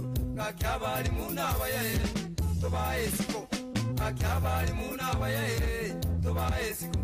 Kakyabalimu n'abaye tokonyera abana, kakyabalimu n'abaye tokonyera abana. Omwalimu Ruto Birio Nyengo amona mada mujane kinyabuke n'abana muna Frank ya muna befi abatanga basoma n'okuya tubwata abalimu belitanga niba mulimu, tubwata abalimu belitanga niba mulimu. Mine tyabaiboli abalali baitu twensi, mine tyabaiboli abalali baitu twensi. Abo batukine tyamo nago toire sikuru, abo batukine tyamo nago toire sikuru. Kakyabaiboli n'abaye onyeko bakwate, kakyabaiboli n'abaye onyeko bakwate. Kakyabaiboli n'abaye onye bali moyo, kakyabaiboli n'abaye onye bali moyo. Temakwabagolera kende no nyane sukali, temakwabagolera kende no nyane sukali. Abaibuli baituna bengi kubale moyo, abaibuli baituna bengi kubale moyo. Kakyabaibuli n'abaye onye kuba bwate kakyaba ibulina abayaye kuba bwate kakyaba ibulina abayaye onye bali moyo kakyaba ibulina abayaye onye bali moyo omwali ali mubendi ke baso ali kibirigo ani ukwata amayi ng'omuzikidamu obasondekera galya amona David Mukujo ogoza bawitunyasa asizeni abalimu ogoza bawitunyasa asizeni abalimu mineti pongesiye asegaziye ino mineti pongesiye asegaziye ino asokwiro mukwiro abana bayeta amatemwa asokwiro mukwiro abana bayeta amatemwa kakyabali munabayaye asegazi yabo kakyabali munabayaye asegazi yabo abantu twenzitorotebaye kuyasabalimu abantu twenzitorotebaye kuyasabalimu wegabakoliye gasine komiti yesukuru wegabakoliye gasine komiti yesukuru tubwaterane n'omoyo muyatokonya bana tubwaterane n'omoyo muyatokonya bana kakyabali munabayaye asegazi yabo kakyabali munabayaye asegazi yabo abantu twenzitorotebaye kuyasabalimu abantu twenzitorotebaye kuyasabalimu irinde wa abalimu n'ekifakitori bwana Thomas Maina Maruba amona iPhone change mubakanyabiba amona mada mulineti musikuli ali nyamusi abalimu n'ekifakitori kigiya Thomas Maina Maruba amona shemwa chungo mwega amona tomuigo amona Charles Orunyo kuyo egitai pudding Nicolas Njoro amona Madam Dorika Fairline ya ku ekerenyo Anthony Lagoni ole kurwali juni bwana university yeah. Naonekana mmeshiba kweli ha. Habari wangwana. Sasa ni wakati ule. We want to test the product of Gusiland. A wine from Gusiland out of bananas. I do have here Sovita. May not be able to feed us. Madam Vicky Chararani, can you stand here when we do that, please? I need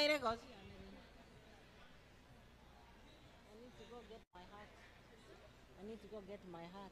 Oh, yes. Yeah. Yeah. You're doing the wine testing here.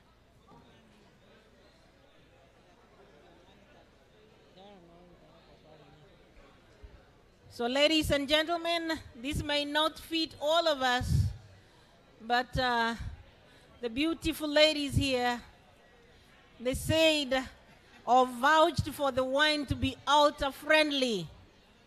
Umolisi nara testing anebe kwe toliemesa. Ngayaba lisi bale nyomba gago somo dikonesi.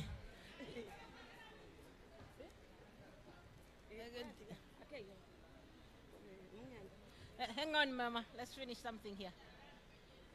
Oh, yo. This is his product. Omolisi yako somo dikonesi nale nyombeye. Omo yaudi. Inchuango to tebinga neisa ine kogenda se. Alta. Ay que to yoko ba namba ibere. Ay namba ibere. Aya, inchubona. I know assistant pastor nchuo. Yes.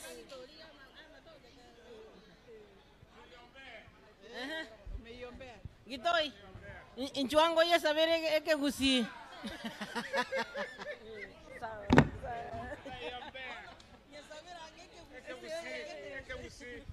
Igongo boete sana ngangango jakobwata nalengeri kondeli nalirigiri. How are you, everybody? We're here in the house. This is the product. I'd been willing to start from this one, but finally we're here. This is banana. Let's talk. Only mama in the village is going. She is going to get paid because we are going to sell this product. A product which has everything.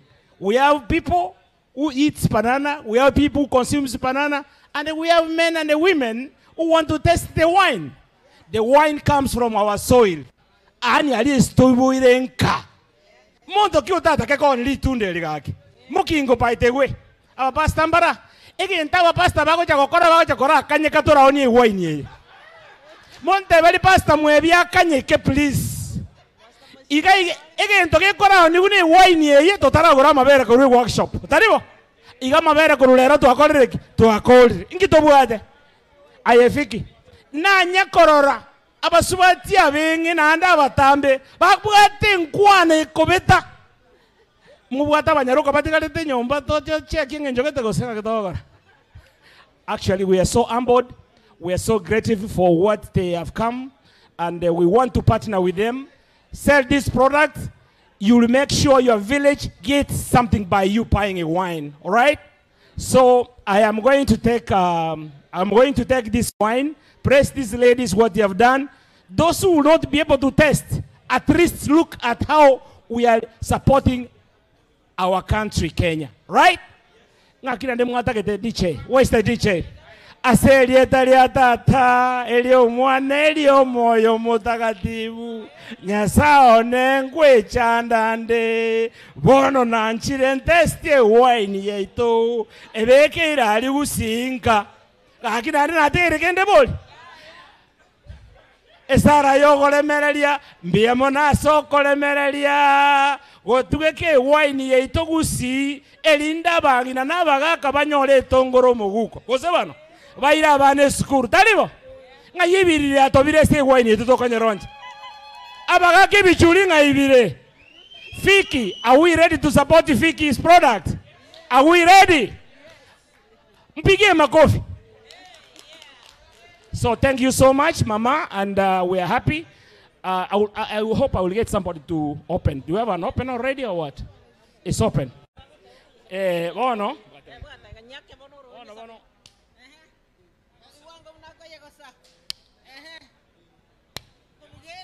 Ayababa Fiki. Imbi yemona sokolete product yeye. Nani nyasago sesenie.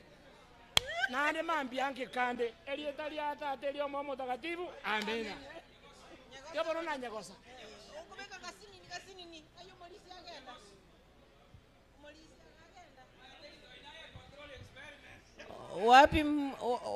Wapi mchungaji ameenda wapi? Omo Yahudi ngaiwaja. Yeah. Ayoma ya ole. Omo Yahudi njuango. Ayone kekebeka. Yeah, today, yeah. Twende. Yeah.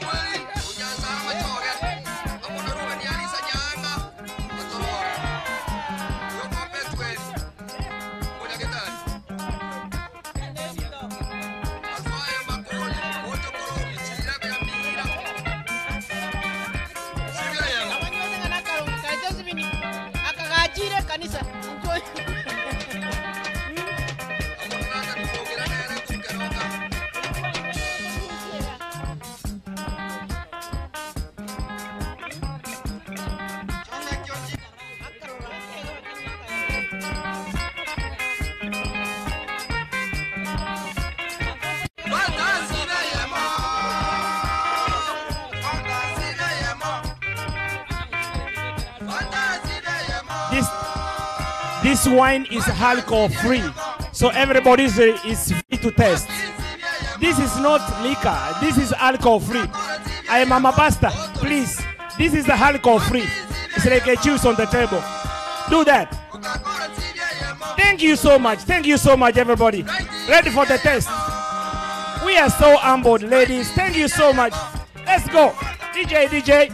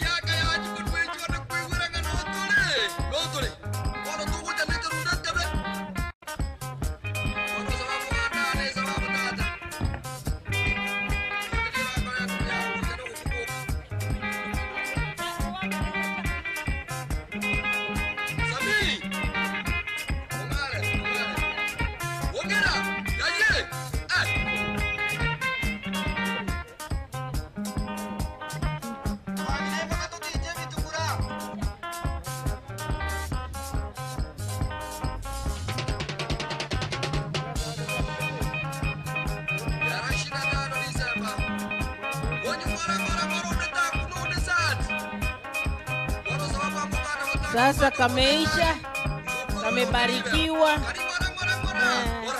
So what's the way you missed that? Chibango kwa souvenir.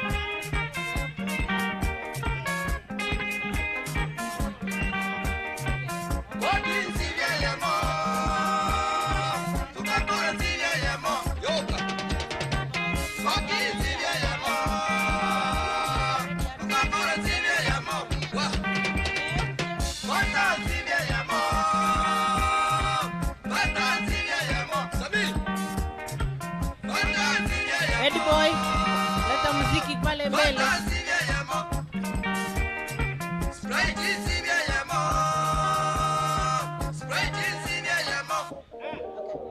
Oh, imekuishia.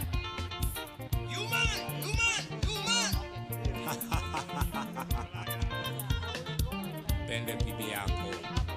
Love your wife.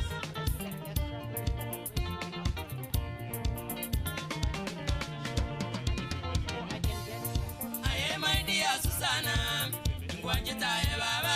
Aye my dear Susanna, ngwanje tae baba.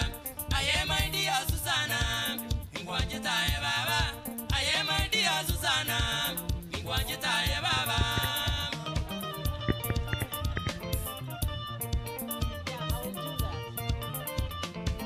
Mama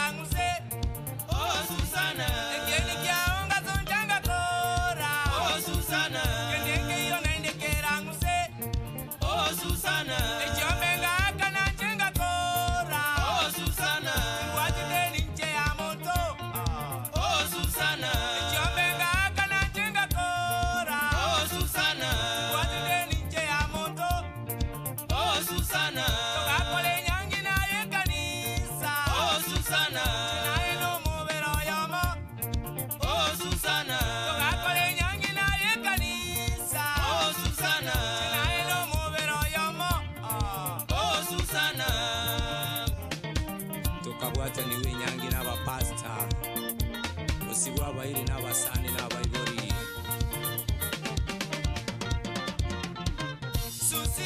Susi enaba maene jengwa jete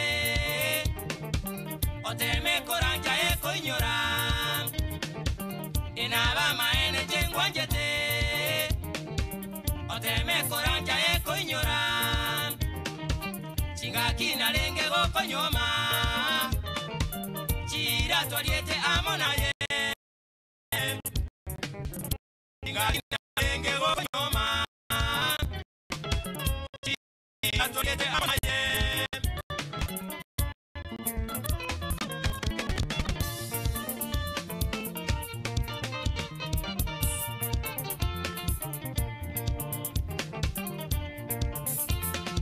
Abagengimba teme gukungaina mama Oh Susana Abagengimba teme gukungaina mama Oh Susana Susana tubaise kuya bwatia mama Oh Susana Ogenkimburigo konya kende mama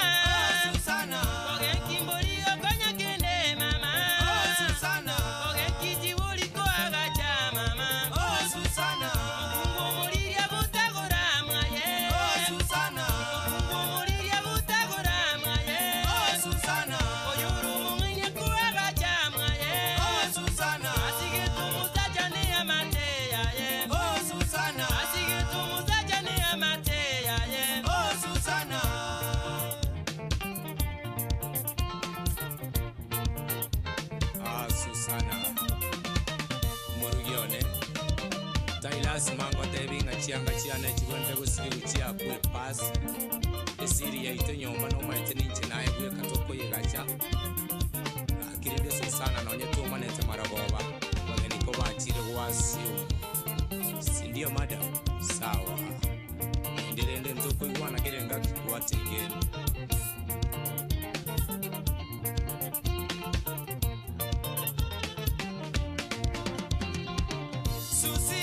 Susi enaba maene jengwa jete oteme koranja ekonyora chingaki nalenge gokonyoma chira twaliete amonaye chingaki nalenge gokonyoma chira twaliete amonaye